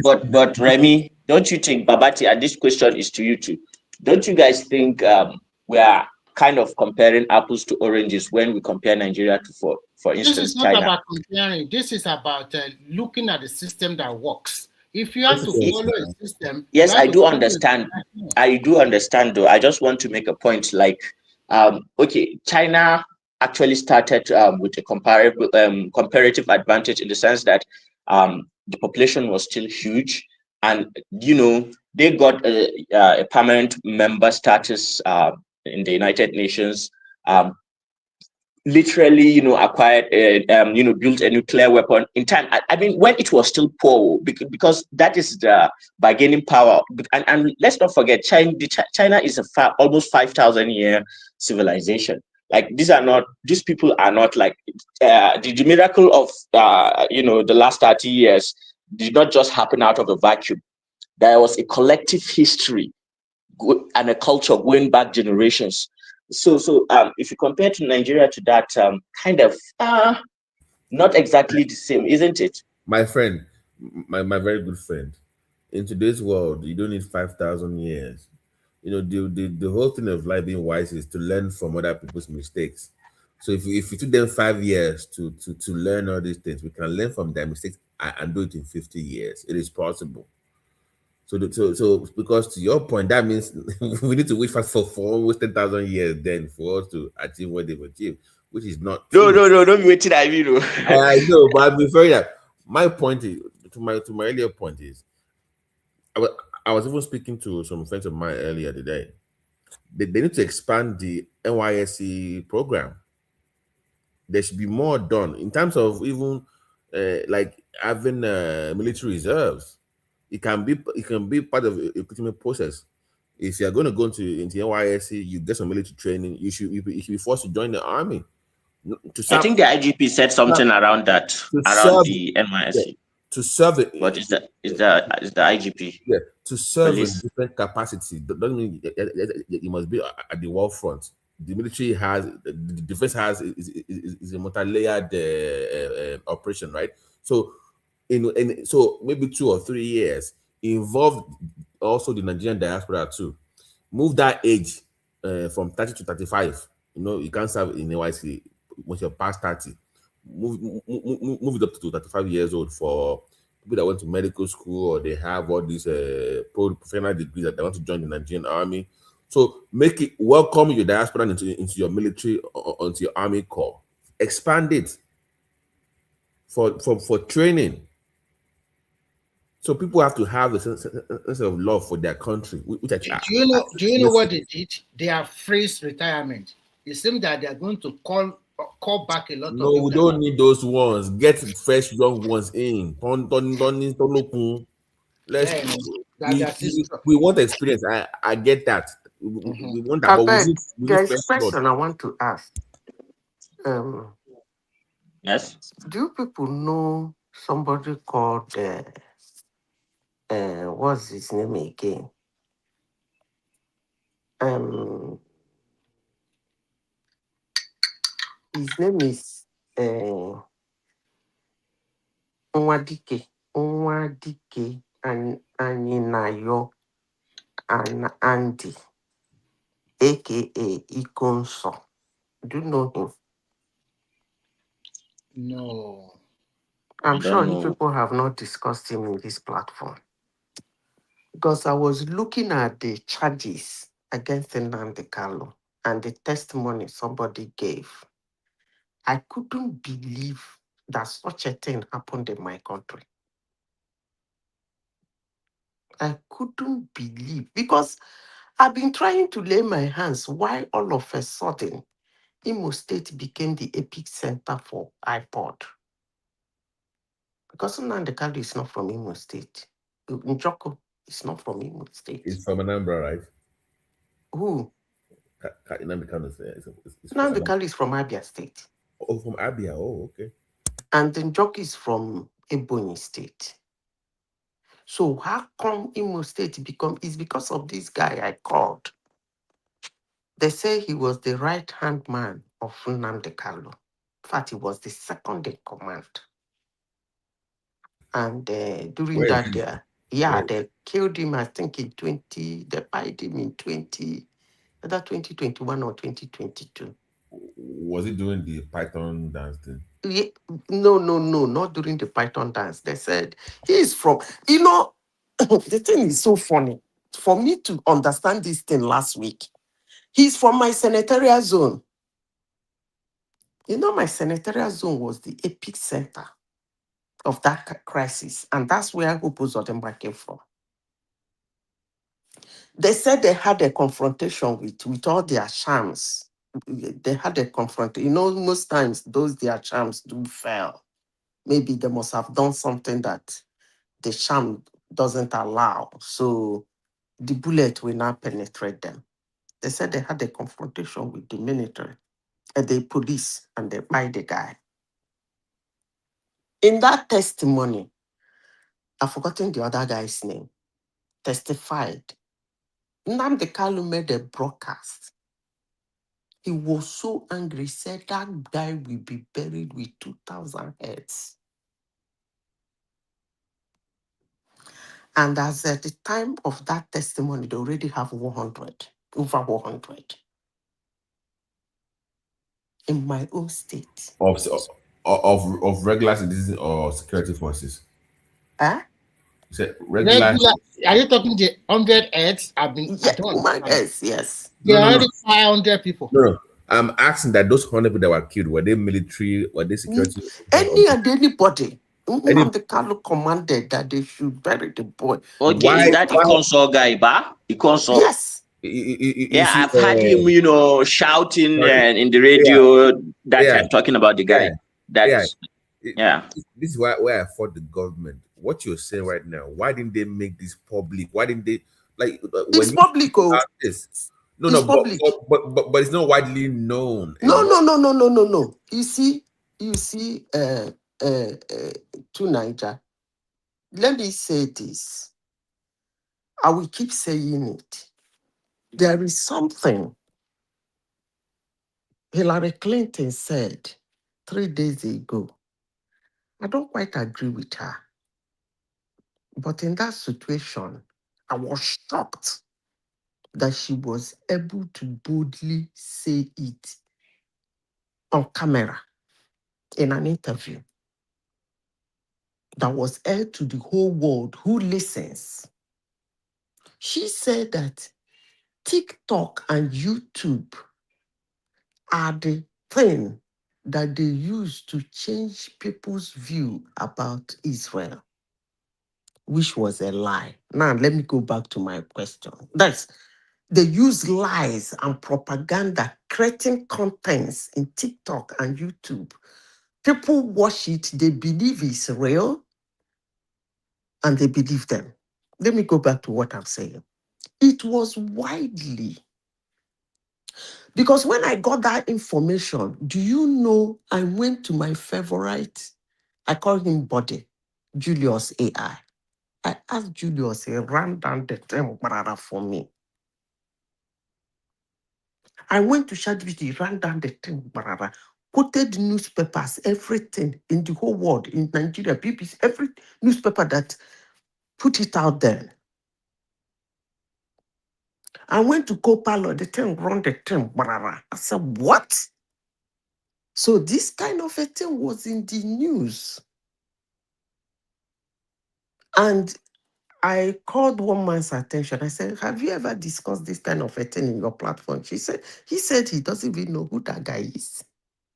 I said, wow.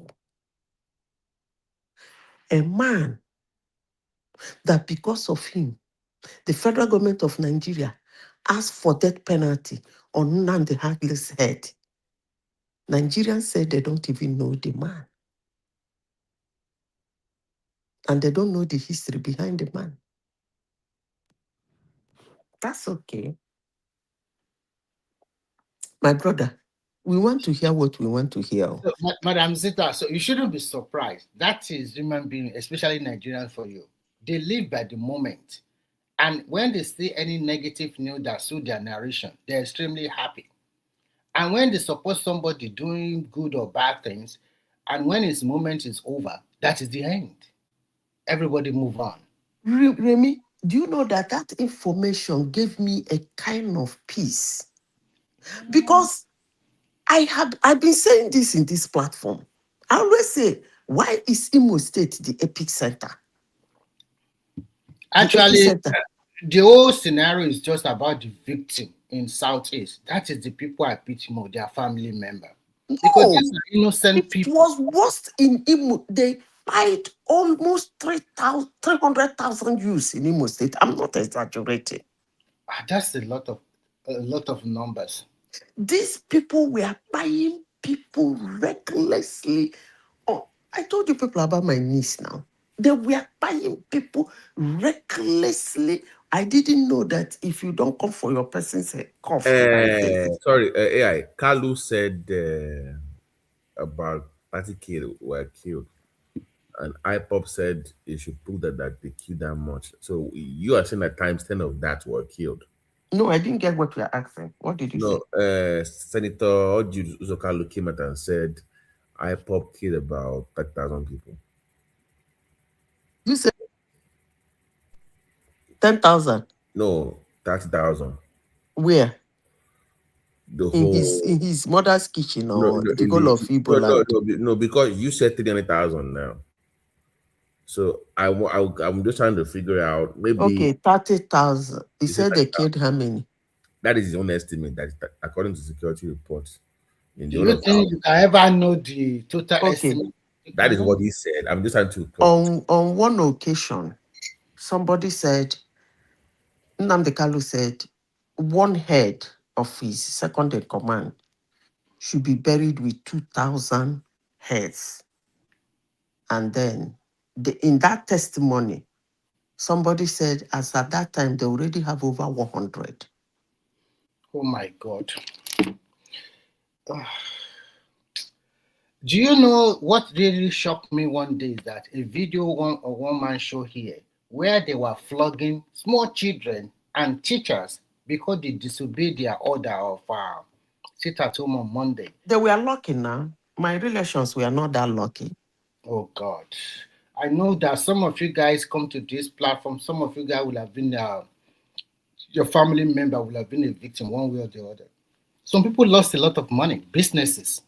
So AI, how do you then feel about people from that part of the country that know what you know and yet still defend that IPOB movement? Actually, if I say this, people will say this girl doesn't like the Igbos.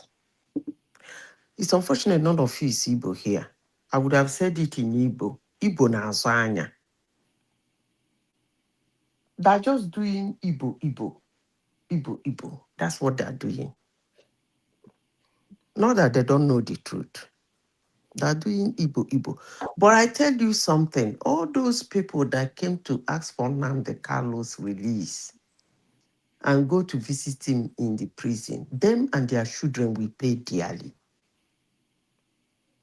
Either one way or the other. Because the guy's release has nothing to bring peace in Igbo land. It has nothing to stop iPod. Because he laid a very ridiculous foundation. iPod, this clownish secession has been going on. The war has been fought about it. Owazirike has done his own. But one thing he did the same thing Ojukwu did. But the difference between him and Ojukwu is that Ojukwu did his own in the name of war. Ojukwu did what I call Ojukwu war, that took the life of uncountable Igbos, and it took the life of their productive age. Nnamdi Kalu came and did that same thing. But the difference is that he did not do it with war. He warred on his people by giving commands that they should be pied. And if you notice that madness, it wasn't on, apart from the kings and the palaces and the politicians that he burned their house, they burned their houses, they burned down their houses. That his madness was actually on the productive age in Igbo land. The people on Nnamdi Kalu wasted were actually the productive age, because no elderly man or woman was part of that madness. It's the young people that took that arm, just like the same thing Ojukwu did. After building that group, after decades, after the war, it took Igbos decades for them to breed up that group again, according to the idiot that came to the platform and said, we breed humans. It took them to have that kind of set of humans again, that productive age. And Nnamdi Kalu came and wapapa them again. I didn't know that thing happened though, because I've been wondering, why are they concentrating on Olu Senatorial District?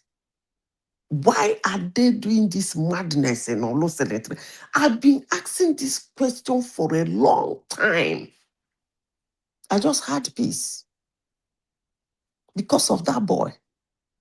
They went on rampage. You know, Madam Zeta, they arrested another one called Gentle something. That one also operates around in that Imo area also. They said they arrested which one? I don't know whether you know this one. His name is Gentry Yahoo. They just arrested him some few months ago. He has been terrorizing that Imo, especially Imo State. That is his own base of operation. I don't know why they fixed it. Is it iPod or a common criminal? They are two different things. I think it's iPod. It's iPod. He's the one that continue to also make sure that the Monday setup will continue. Hello, can you guys hear me? Right. Hello.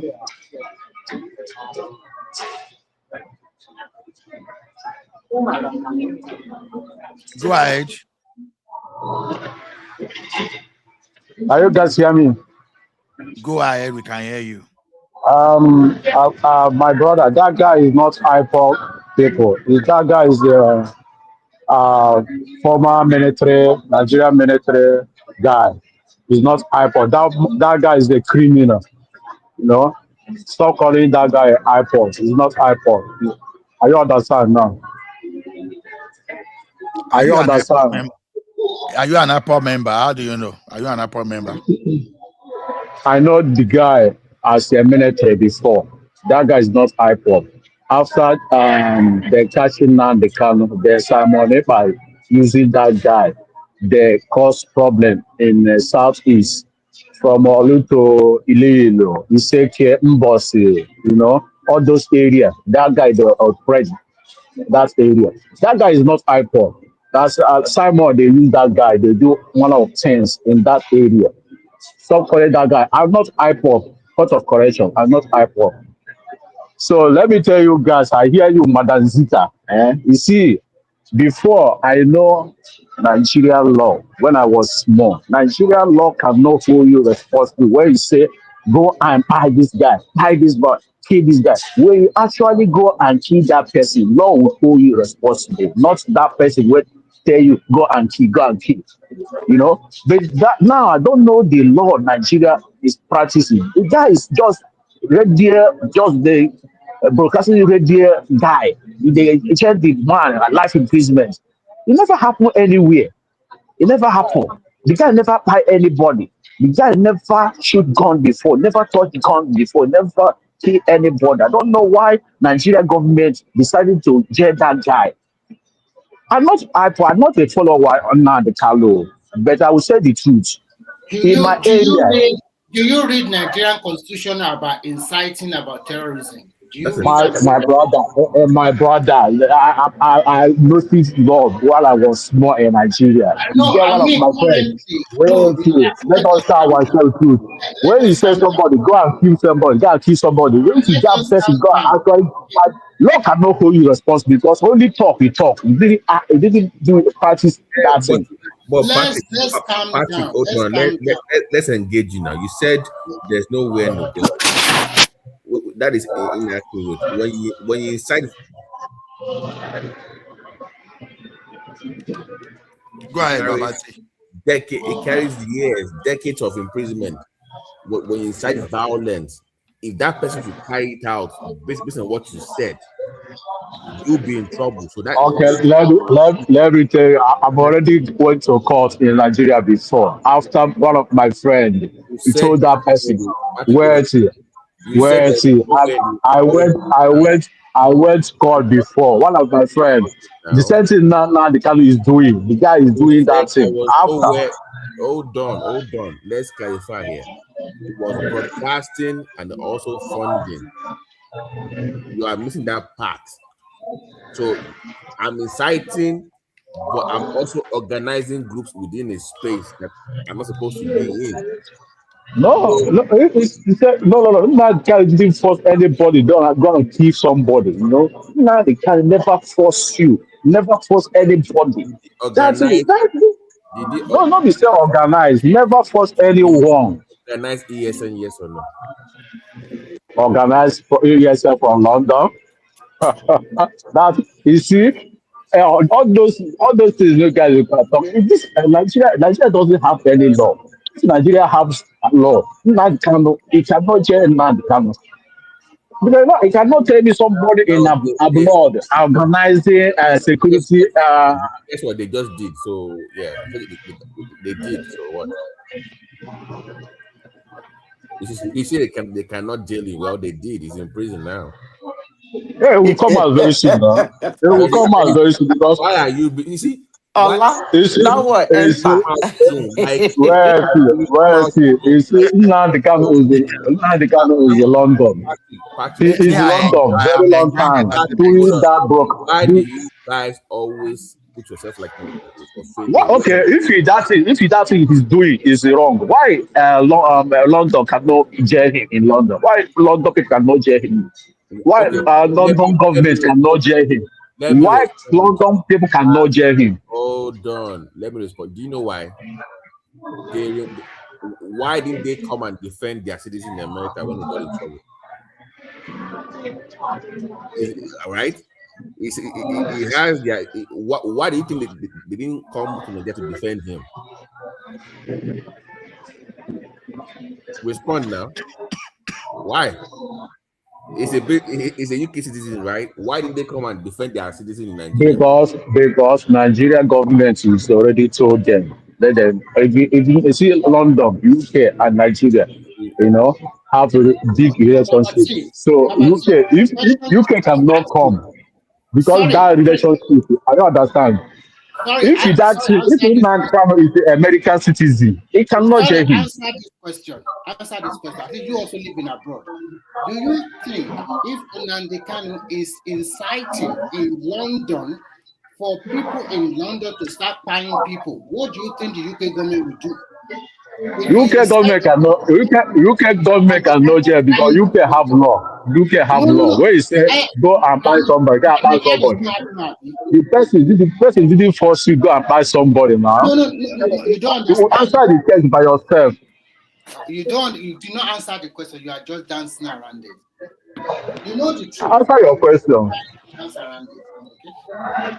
It's okay. It's pulling If his I ass off if his I if I say in America that they should go and buy a former president and his family, what do you think will happen to me in America?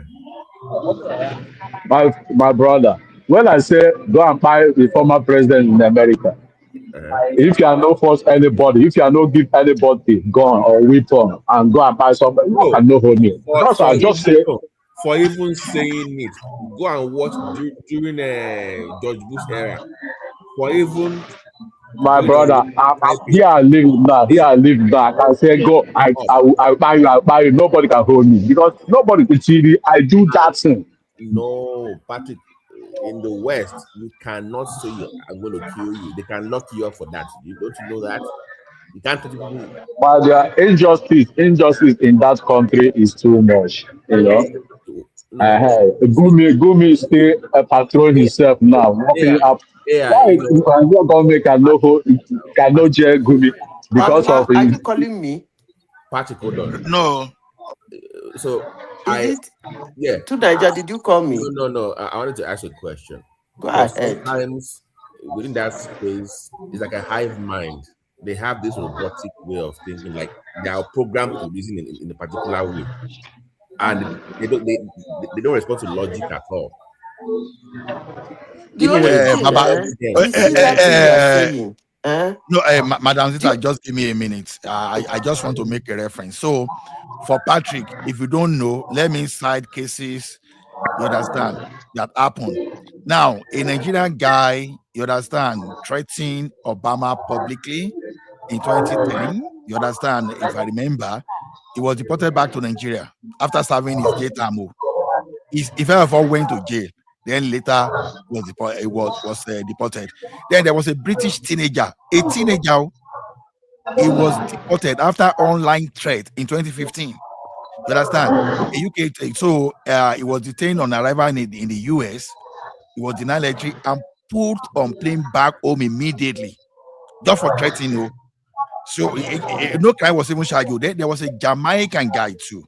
He threatened Obama in 2010. He was arrested in the US, later removed from the country after completing the legal proceedings. So no, sometimes, Ola, okay, you are making a far this thing. The guy that threatened Joe Biden was spied. okay, The FBI spied him. You can check it out. Or the one in okay. Yemen, I mean, Huh? the American in Yemen, I mean, that was. No, it's not a American Nigeria. He's a white guy. He threatened Joe Biden. Oh, that was when I was doing it from Yemen. They took a bomb and just bombed him over there. Actually, the thing that is paining me in this whole thing, I wish Nnamdi Kanu can appeal his judgment so that they can hand him over death penalty. He should not do it though. If he does, they will upgrade that thing to death penalty. He should not do it. Just leave it that way. No, because that's actually what I want for him. I want death penalty. I Ha. don't know why the judge Waiting gave do him you? life imprisonment. Waiting do you now? You Nothing in you do. you you You they know look how for many people invite one for No, my party official place? to no, come for you. Ola, listen. Normally, for a judge to downgrade your sentence, you must be remorseful. He was not remorseful. He was still arrogant and disrespectful. Now, so how do you got somebody? I mean, that to me was shocking. To AI's point, he was rude. He was condescending, arrogant in the court, and yet he still got life instead of death. So, I got your who point. warrants that now? He didn't deserve that. Come on, let's be honest. He didn't deserve to be that. Like it should have been by hanging or whatever. Look at the way he was behaving now. He said he doesn't deserve it. No. I'm saying that it deserved the death penalty, That's what they're and supposed to hand over and to him. that life thing, he didn't because he was rude. It was not remorseful in court. Usually, that is reserved for people that is remorseful in court. That okay, I'm No, sorry, I did this. actually, It was rude now. to Niger, see, in every ramification in the Nnamdi case, Nigerian government and Nigerian judiciary were actually partial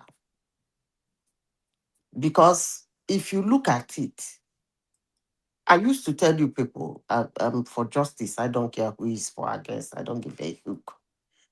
The last time I checked, Muhammad was the former and the leader of Boko Haram. He did not have that luxury Nnamdi Kanu has. luxury of going to, according to you people, kidnap him, put him in cell for so many years, dragging up and down, slapping lawyers, abusing lawyers, calling people all manner of name, shouting in the courtroom. He didn't have that luxury. He was by our side. Shakarawu didn't have that luxury. The kind of judgment they give them in that area is by at sight. So why is Nnamdi Kalu's own case different? That's my question. Why is he still living? That's the question I'm asking. That's not fair. That's not right. The Mohammed did not buy anybody. As at that time, he only declared that thing. They carry him before people will look back. Pakam, they wasted him. Who was he buying? Then, before the Boko Haram now went, after a year, the Boko Haram now went boom. The person that came to tell you people that Nnamdi Kanu was not buying anybody, the first leader of Boko Haram that declared Boko Haram, who did he buy before they wasted him? It's a very impartial judgment. That's not right. So He should be killed, does he have a plan? hanging in public Does he place. have plan to? Is he planning to appeal the judgment? Can't wait for him to appeal that case. So Ola, is it not the kind of appealing this looking for political solution? Remy? I don't know. I'm not sure. Ola said he appealed on Monday. Oh, okay. I think Shinami talk up. AI, how do you appeal a no case submission ruling? How do you appeal you did not provide a defense for a case. At the appeal level, you cannot introduce new evidence. So what are you really appealing then?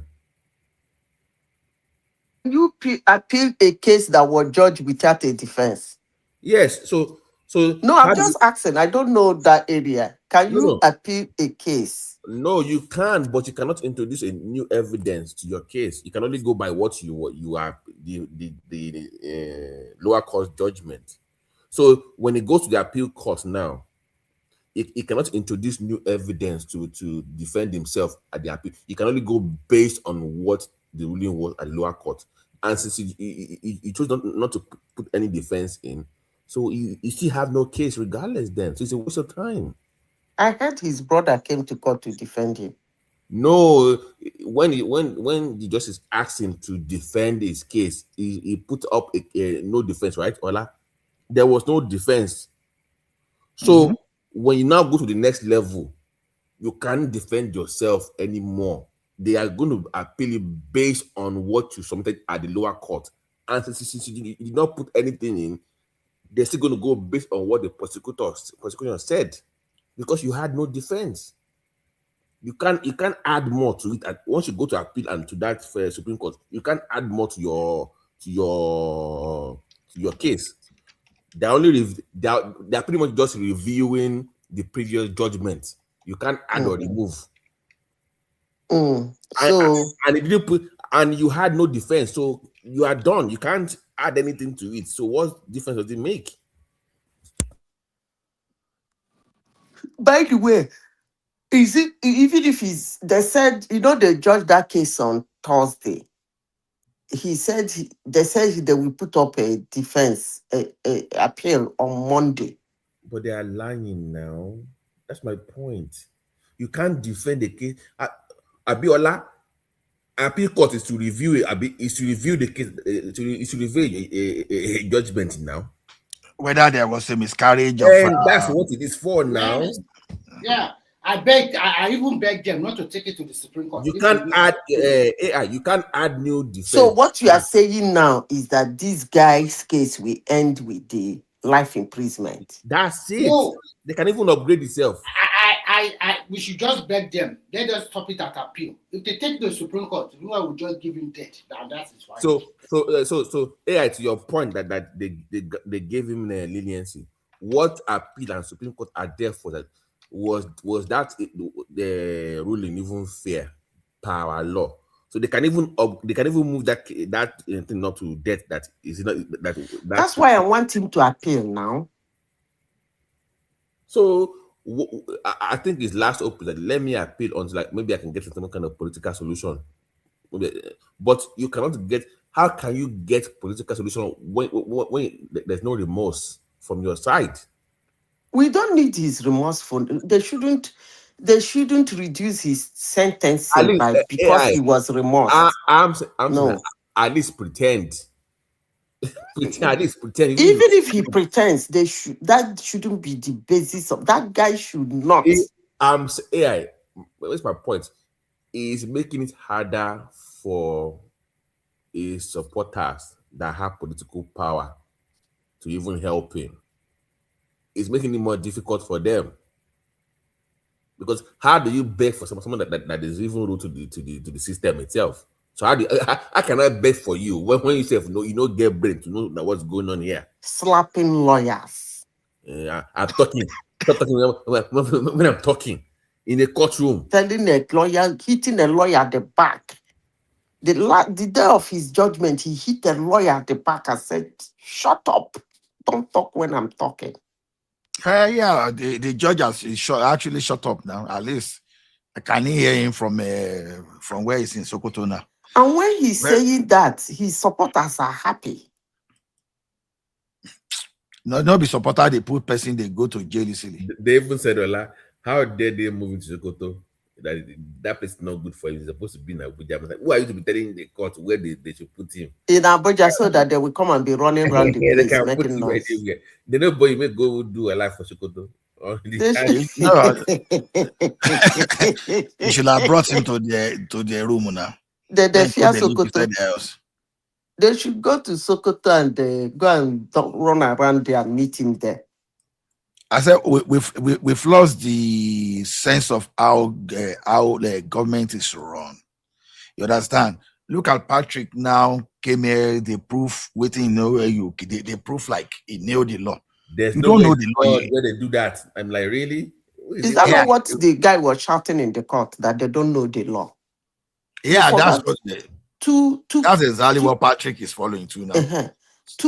Two appearances he made before this judgment. I remember vividly him saying that in the courtroom, kept his shoulder like this.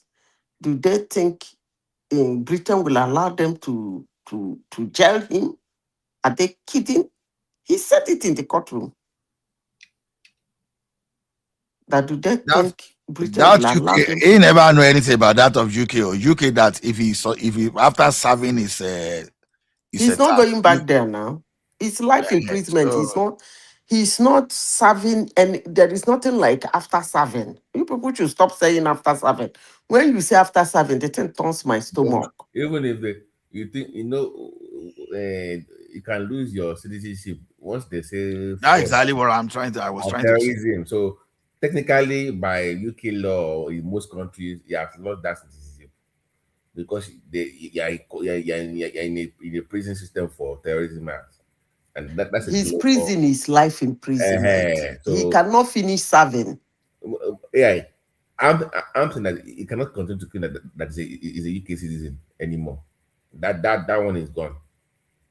There's no way the UK we maintain that for you with your wahala in Nigeria. So he's lost that right, that privilege. No, the thing is, I was even thinking what we ask is for him to go and serve the penalty in UK. Yeah, before I forget. So what happens to Samuel Lekpa? Does he get deported to Nigeria to come and face us once it's done in Finland? No, I don't think they will try him twice. The responsibility that the Finnish government will revoke his citizenship and they will send it to Nigeria. Because the reason why they will send it, I will tell you, because of the anti-money laundering and financing. That means getting some bad money into their own system too. So it's a big crime also here. So it's coming home to come and face that. It's possible now because this is a country that they follow the law to the letter. And the crime they committed is not just a burglary or just simple something like that. So he also evaded tax because the money that comes in, there's no record. and how does the money comes in. So many stuff. So I think at the end of the day, they might revoke his citizenship and then go back to Nigeria. They will bring Njoku to Nigeria. Are you kidding me? Njoku's leg will step in the soil of Nigeria. No, I mean that EPA. I don't know Njoku. His name is Njoku now. That's his real. I don't know what they might do to him, but I don't think they will set him free. That's guaranteed. He's not coming back to Nigeria. Anywhere he like, let him go, but not Nigeria. No, so what are they going to do? So what are they going to do to him after his life? They will throw him out of their country. They don't care where he goes to. They just how? They will not tell him where to go or just. Why would they tell him where to go? Oh my God! When he came to Finland, we are the one that told him to come to Finland. So that means in all EU country cannot go there again. That's it. Period. He can hang in the air for all I care. Remy, that according to the UN, so people on Earth are actually stateless. They don't have a country of. They don't claim any country on Earth. So they have a. I've forgotten what they give them in the UN where they can move around. So once they've lost their they call it UN passport, but they won't give this one because it's not an asylum seeker. So they can't give him that kind of passport. He has to come home now. I want him in Nigeria so bad, so that mouth that is running can be dealt with. You can join his uncle in Sokoto prison there. I don't know why you people. Nigeria are not likely to retry him. No, what do you mean they are not likely to try him? I've listened to lawyers now. I also they are not like except you have you can't try him for the same offense that he has been tried for, except you have he committed another offense entirely. What about those victims that have been tried? Those who cannot take court of law action. Do you know? But you know the rights you are losing even for anybody that is an inmate already. So anybody that is an inmate, except pardon, the life can never remain the same again. Even they are not even safe in Nigeria. What about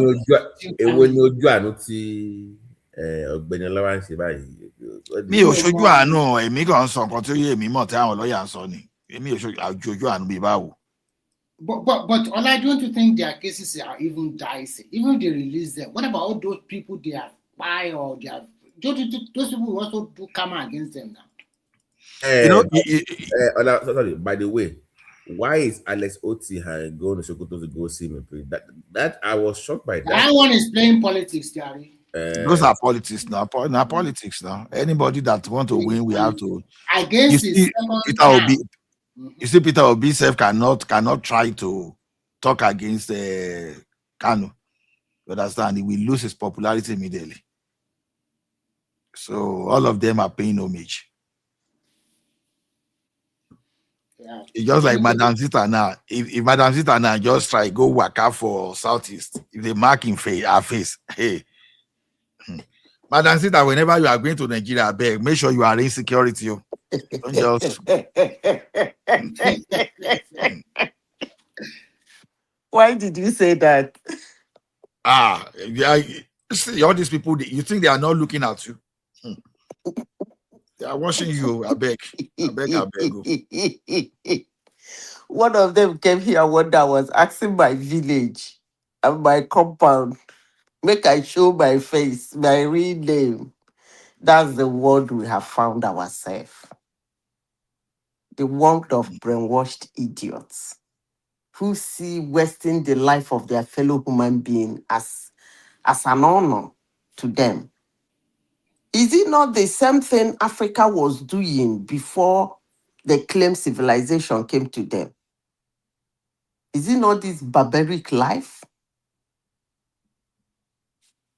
Madam Zita, I've read a lot of books about ideology, about how people, at the end of the day, I totally agree that an average human being IQ is very low. They are very gullible. People just say simple idea to you, you put it on your head, and they just control you like chicken, even including all the religious Bible and the rest. Yeah, the thing is that it's even worse now because the interesting thing that I see happening in the world now is that people said the news are bad. The news is a lie. But the important thing is that in the news, most times the video they're showing you is real. It cannot be adulterated, otherwise they'll get sued. What they are saying, you can use your brain to make out exactly what is going on. But people say they don't want that because they don't want to think. They now open YouTube channel. Somebody will open a YouTube channel. All he does is to pick that same news you said you don't want to listen to and sit down in his studio and start analyzing it, bastardizing it, doing his own opinion. And then the news you said you don't want to watch, you will now sit down and start watching it through that person in the name of that person's own idea. The same thing with TikTok. The news you said you will not listen to, somebody will listen it for you, come AI. to TikTok No, and recreate it. honestly, that TikTok, one man tried to put me there. I could not last there for a week. That thing needs to be banned. They are crazy on that platform. It's a cesspool of madness on that. I don't even know what carried you to such a platform. You know, Babati, One week, Babati, you know that TikTok, it came on all TikTok, right? Yeah. Ola, Yes, you know that TikTok came all the way from. Now, these positive activists, they reign there. All those that Fulani they can abuse. I mean, they are just. I'm telling you, they're just worse. You think they're bad on YouTube? TikTok no good though. If you don't build your following to like hold on, you continue. But you can build. You see, you can build your follower very quick on TikTok. Ola, let me tell you something. And you can lose those followers quickly too. That's the problem. You can build your follower to 1 million now, and just one person will just accuse you, and TikTok will not even do proper investigation. Ola, let me tell you what happened. Ola, that TikTok was first. It was first in China. They call it Douyin. Initially, people started to do the same thing, abuse or misuse it, showing some of their body. You know what the Chinese government did? Immediately, they said for you to have that account, you must have your ID or your passport. Let Nigeria also do the same thing. You will see those things will die down. Before you can register to use TikTok in Nigeria, use your ID card or use your international passport to register. Immediately, they made that kind of law. Everybody fall into places immediately. They control it. You cannot leave it like that in Nigeria. So Nigerian government should do something about it. That if you are in Nigeria, yeah. Can I ask you a question? Why do you always compare democracy to communists or socialists? Why? I am not comparing. I am telling you that system. No. I think something. You are I'm trying to tell you that Douyin is from China and the same thing as TikTok in Western world. And when they notice that people are abusing or showing their body too much, they introduce something that is very good. Register with your passport, your ID card, so that they can know it is you. Are you listening? Are you what is listening bad? to What me is bad? or to What is yourself? bad in you showing your body? What is bad in you showing your body? Because they thought it will corrupt their people there, and they stop it immediately. So that is their own culture. If you listen to what I said, why are you comparing communism to I democracy? am responding to you that I am saying the system that works.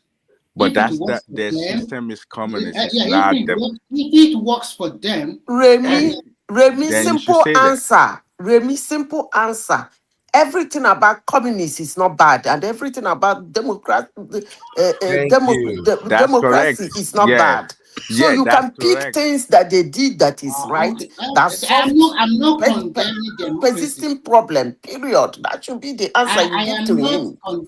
I'm not condemning democracy. I am not condemning democracy, and I'm not here to talk about communism. Because the communism you are talking about, that's not what you're talking. I'm not. No, you are wrong. I'm not saying you're. Because I asked you a very good question. Have you ever been to that country before? Have you ever lived there? You're not listening to me. No, wait. Listen to me. You're saying that, oh, this is one thing that China is doing good, that doesn't make TikTok, their own TikTok, to be bad for their people. And I Mhm. responded, I asked you a question. Why are you comparing communists to democracy? But I Because, am not comparing. I am just telling you that I like the way they handle their stuff. I'm not comparing both yeah, democracy and but the communism. Western world and the people that practice democracy, they can never do that because they give their people their free will to choose and do So, whatever they want. okay, let me give you an example. Just recently, Australia, the so-called Western world, they brought a new law that if you are under the age of 16, then you will not be able to you will not be able to have a social media account. That is a democracy too. Yeah, but And that's same minor. thing. My, that man, you need to understand how this So, do you type of know? Do you wait. You need know to the understand person that is how this talking to type you of without no government account? system, these systems work. You cannot tell someone who's on the age that's not 21 that doesn't have the right to vote, that under most of the free world systems, they consider them as a minor. They don't have the right to vote. They can choose either yes or no for So themselves. we are saying They need similar thing. parental. Huh? We are saying similar thing because they've seen in Australia that thing is affecting the educational quality of their people there, and they want to stop it. It's a distraction, so they find a way to stop it. So Nigeria too should also sit down and find a way to stop it, because apart from people abusing Nigerians abusing one another on TikTok, there are so many vices that is going on there that is not good enough. If some people are even making love to one another and they are showing it live there. I agree. See, I agree with you. Oh, But the point, I agree with what you're saying. Everything you're saying makes sense. But when you're practicing some style of political system, there's a little or more that you can do unless you put in your constitution. So you have to be worried about that as well. So I'm not saying that we can't do all these things that you're saying, but we have to look at the type of governments that we are practicing, the system that we have in our country might not allow us to do every single thing that you're saying unless they make adjustments to our constitution to make it align with what we want, which is okay. See, is okay with me because I feel like most of what we do in Africa, especially, is more like we don't think on our own, like, what do we want? We just adopt something, and it's like plagiar, plagiarism. Like, you see something and you just copy it word for word. That's what we do. Instead of us to say, this is what we want, is there any country around the world that's doing something similar? Let's see what's actually match what we want, not what someone is doing and is working for them, and we copy it word for word.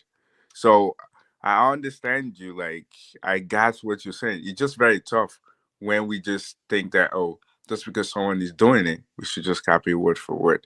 That's what I'm saying. And the thing that you guys been saying about this guy, oh, I just think that, yeah, it's good. They capture the guy is in jail, but let's ask ourselves question: what do we learn? Are we saying this thing would never happen again? Because they didn't put. There's no solution to it. They didn't put an end. We didn't learn anything. People still think the same way they've been thinking. The thinking ways has not changed. So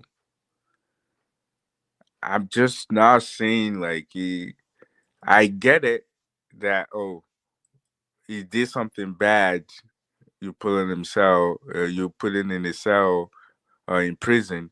But the thing is, does anybody in our country learn something? We're not learning because few years from now, something similar might happen. Just the same way he did something, and he's looking at like someone before him did it, and he got away with it. yeah, Nothing I happened to him. think you are right. The ideology, how do you, it's a long way to be frank, because majority of the people there, they still believe in going out of Nigeria. I hope they can just do it peacefully, not because of this buying one another. Yeah, but the thing is,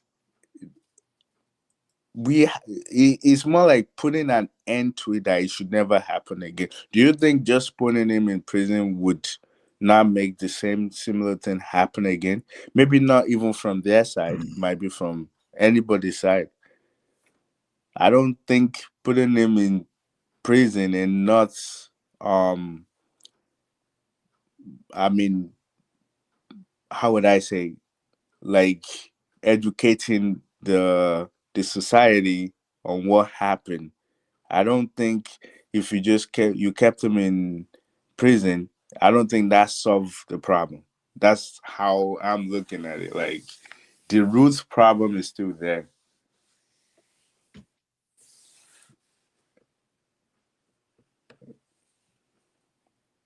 What happened? I don't know.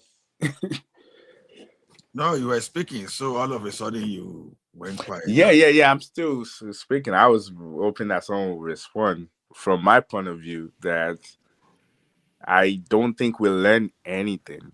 I don't think, because people' perspective is still the same. Like, I don't think it changes anything.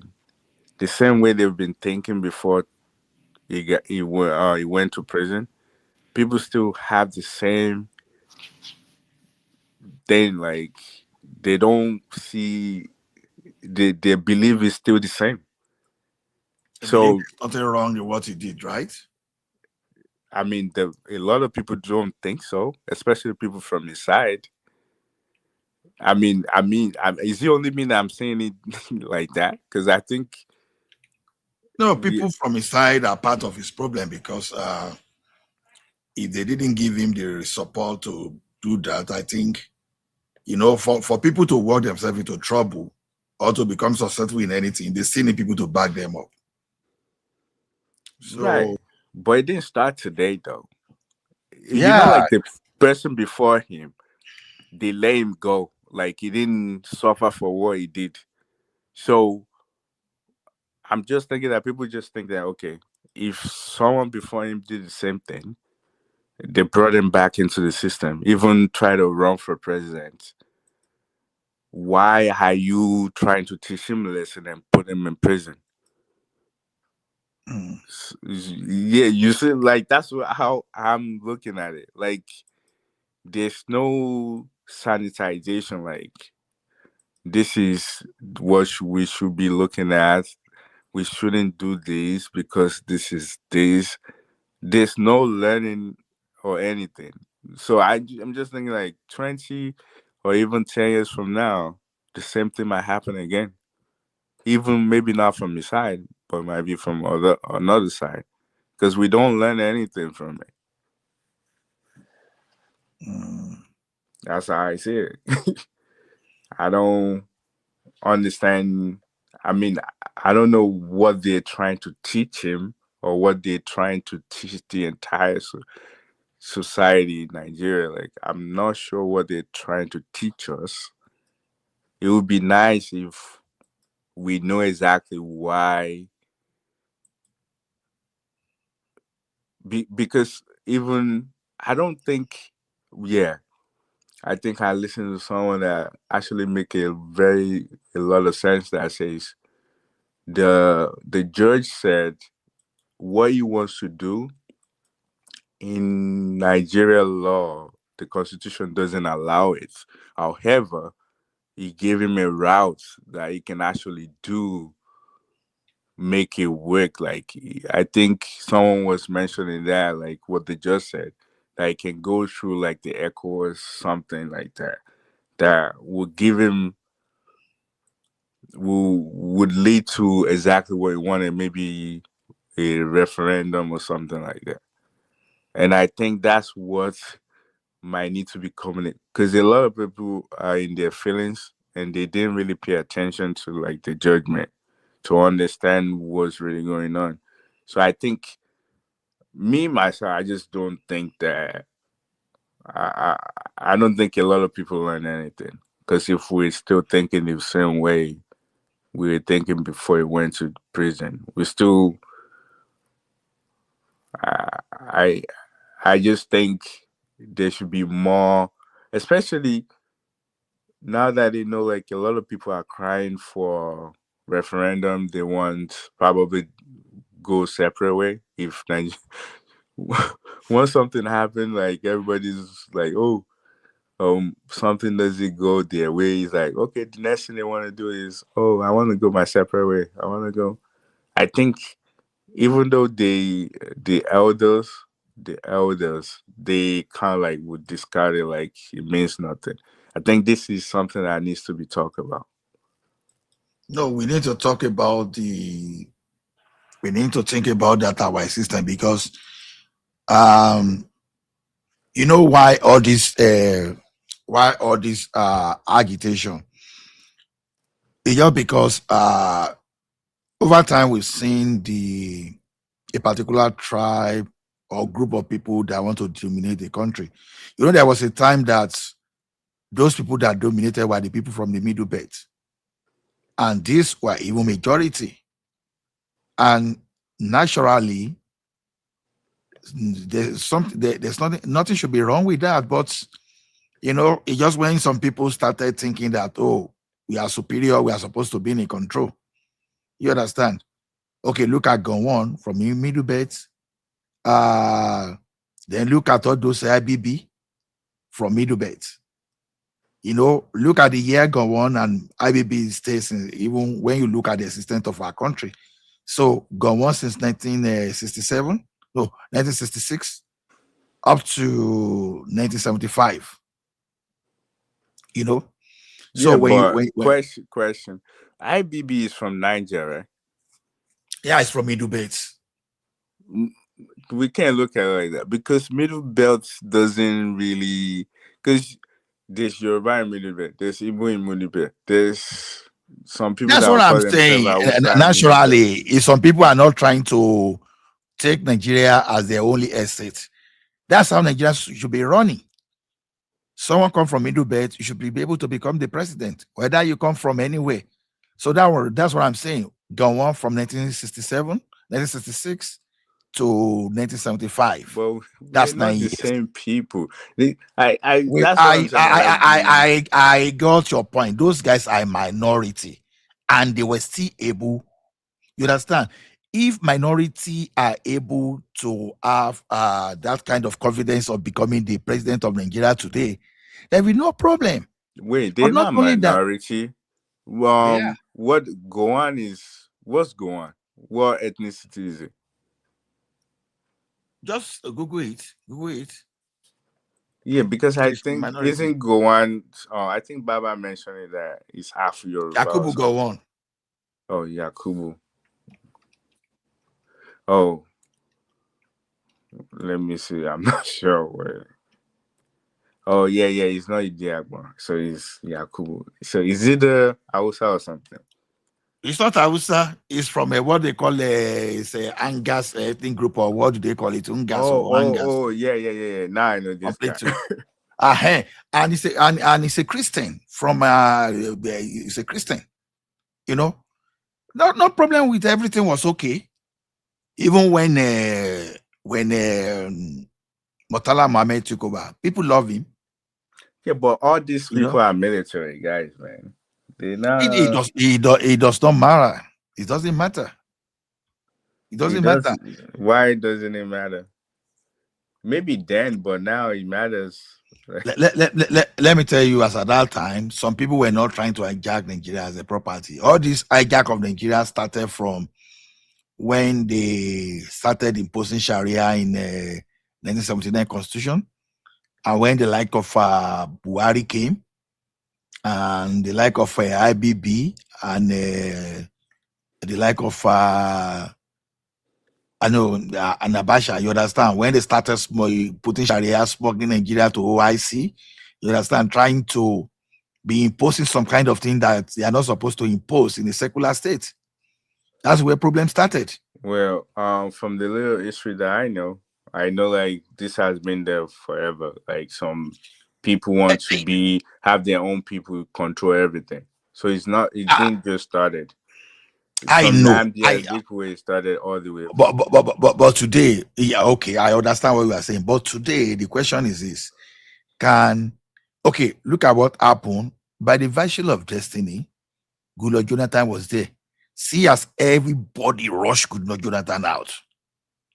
The major ethnic group, they were not nice to Don't you Jonathan. think? Don't you think that's why Igbo people are mad?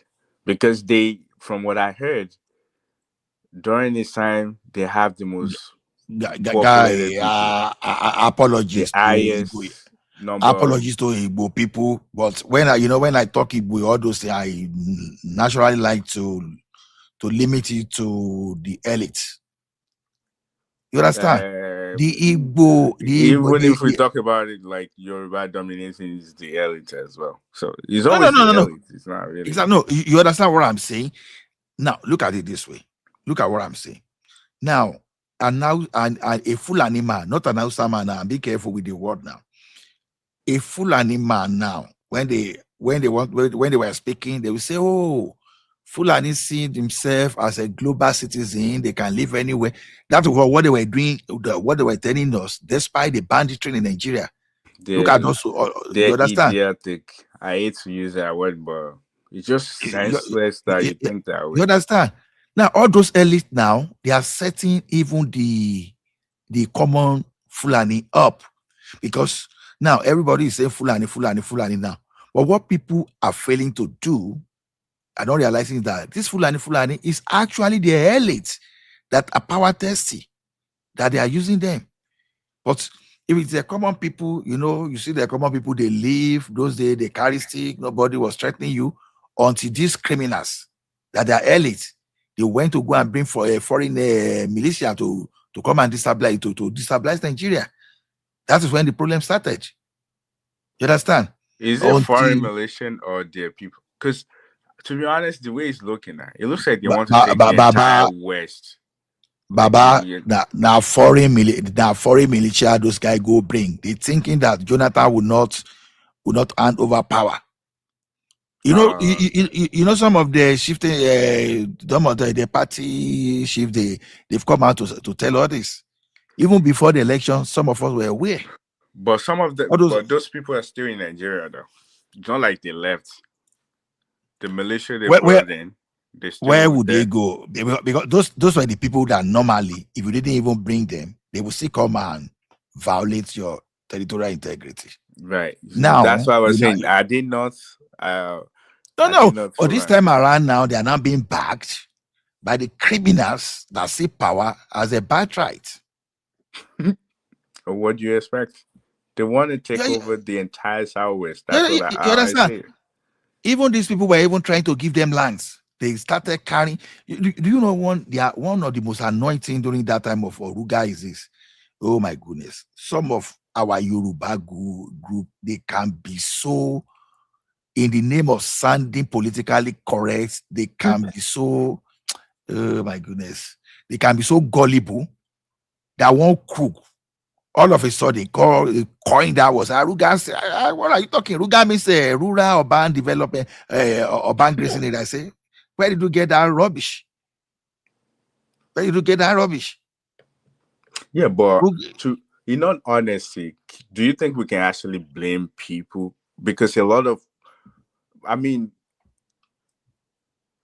people don't know much about what they know about Nigeria is like the little thing they taught them in primary school, that Nigeria was put together by our founding father Nnamdi Azikiwe, this guy, let me tell you one thing. Know more than that. These people that I'm even talking about, we even went to the same school. They were my seniors in school. Yeah, but they were my seniors. Age doesn't hold on. They were my seniors because we still have a very good curriculum that time. You understand? Some of them did history, and they started justifying. Even one of them happened to be the former president, the president of our old school. You understand? They were so that man was even started narrating Netherlands cattle economy. He started justifying. I say, Baba, what exactly are you trying to do? Is cattle you're a contractor? Why are they not talking about giving you special site for you to put your machinery and be operating? Why must everybody now become cattle rearers all of a sudden?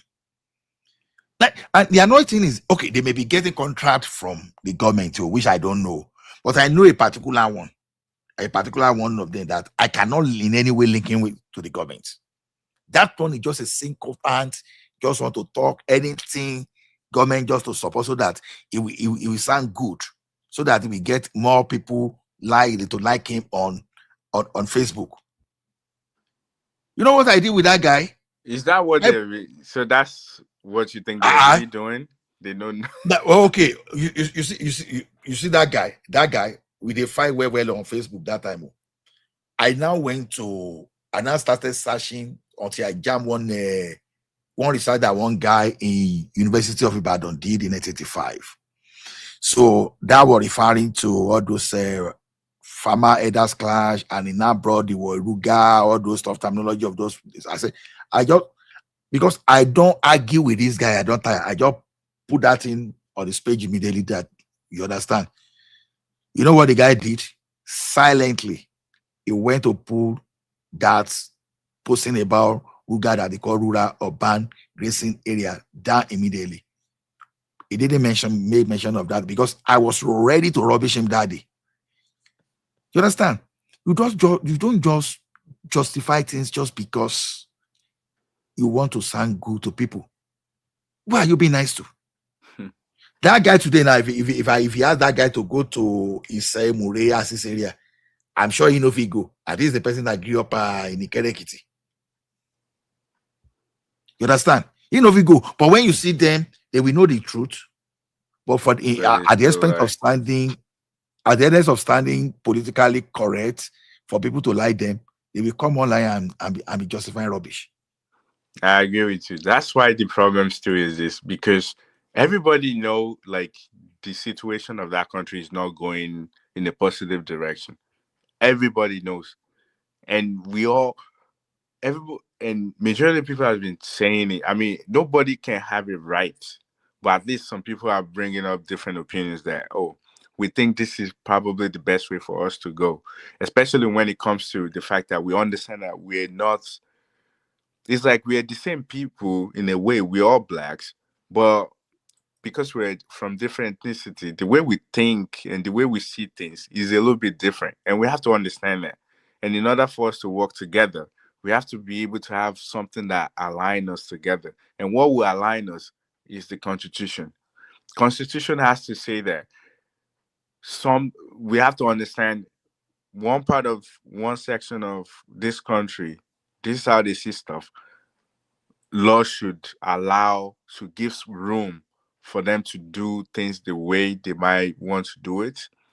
But if you're saying that, Oriola, sorry to interject you. There is sixth amendment voting coming up next week in the House of Representatives. So state police, resource control, indigenous citizenship, and so many other stuff, judicial reform, so many stuff are there. Okay.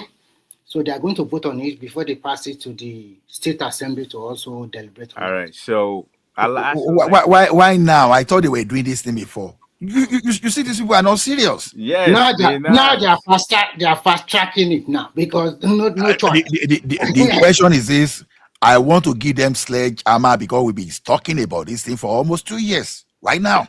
No, but I actually like the fact No, they are finished doing their consultation, so they want to vote on it next week. I mean, if I see you, we are going to fight seriously. I not go lie to you. Why are we fighting? That is the truth now. What can you do? You are not a rep member and you are not a senator. So yeah, but I know I will fight people like you that always support them. That's what I am saying. This is not about support. This is about telling you the truth. This is not support. Now I just told you what they are. No, I know you are telling me the truth, but I'm saying they should have done this earlier. Yeah, I agree with you on that. But you know, now Trump, the shakara these people, if not because of Trump, now maybe they won't do anything. Yeah, but I want to say something. I don't believe in the state police, and I'll give you reasons why. I don't think that's why I initially mentioned that it's more like we just accept idea instead of us coming up with our own idea. I don't think state police will work, but this is what I think will work. I believe the federal police, the regional police, the state police, the local police is what we needed. Creating just the state police still have room there. They might not be able to cover every single local government. So my belief is what we should be talking about is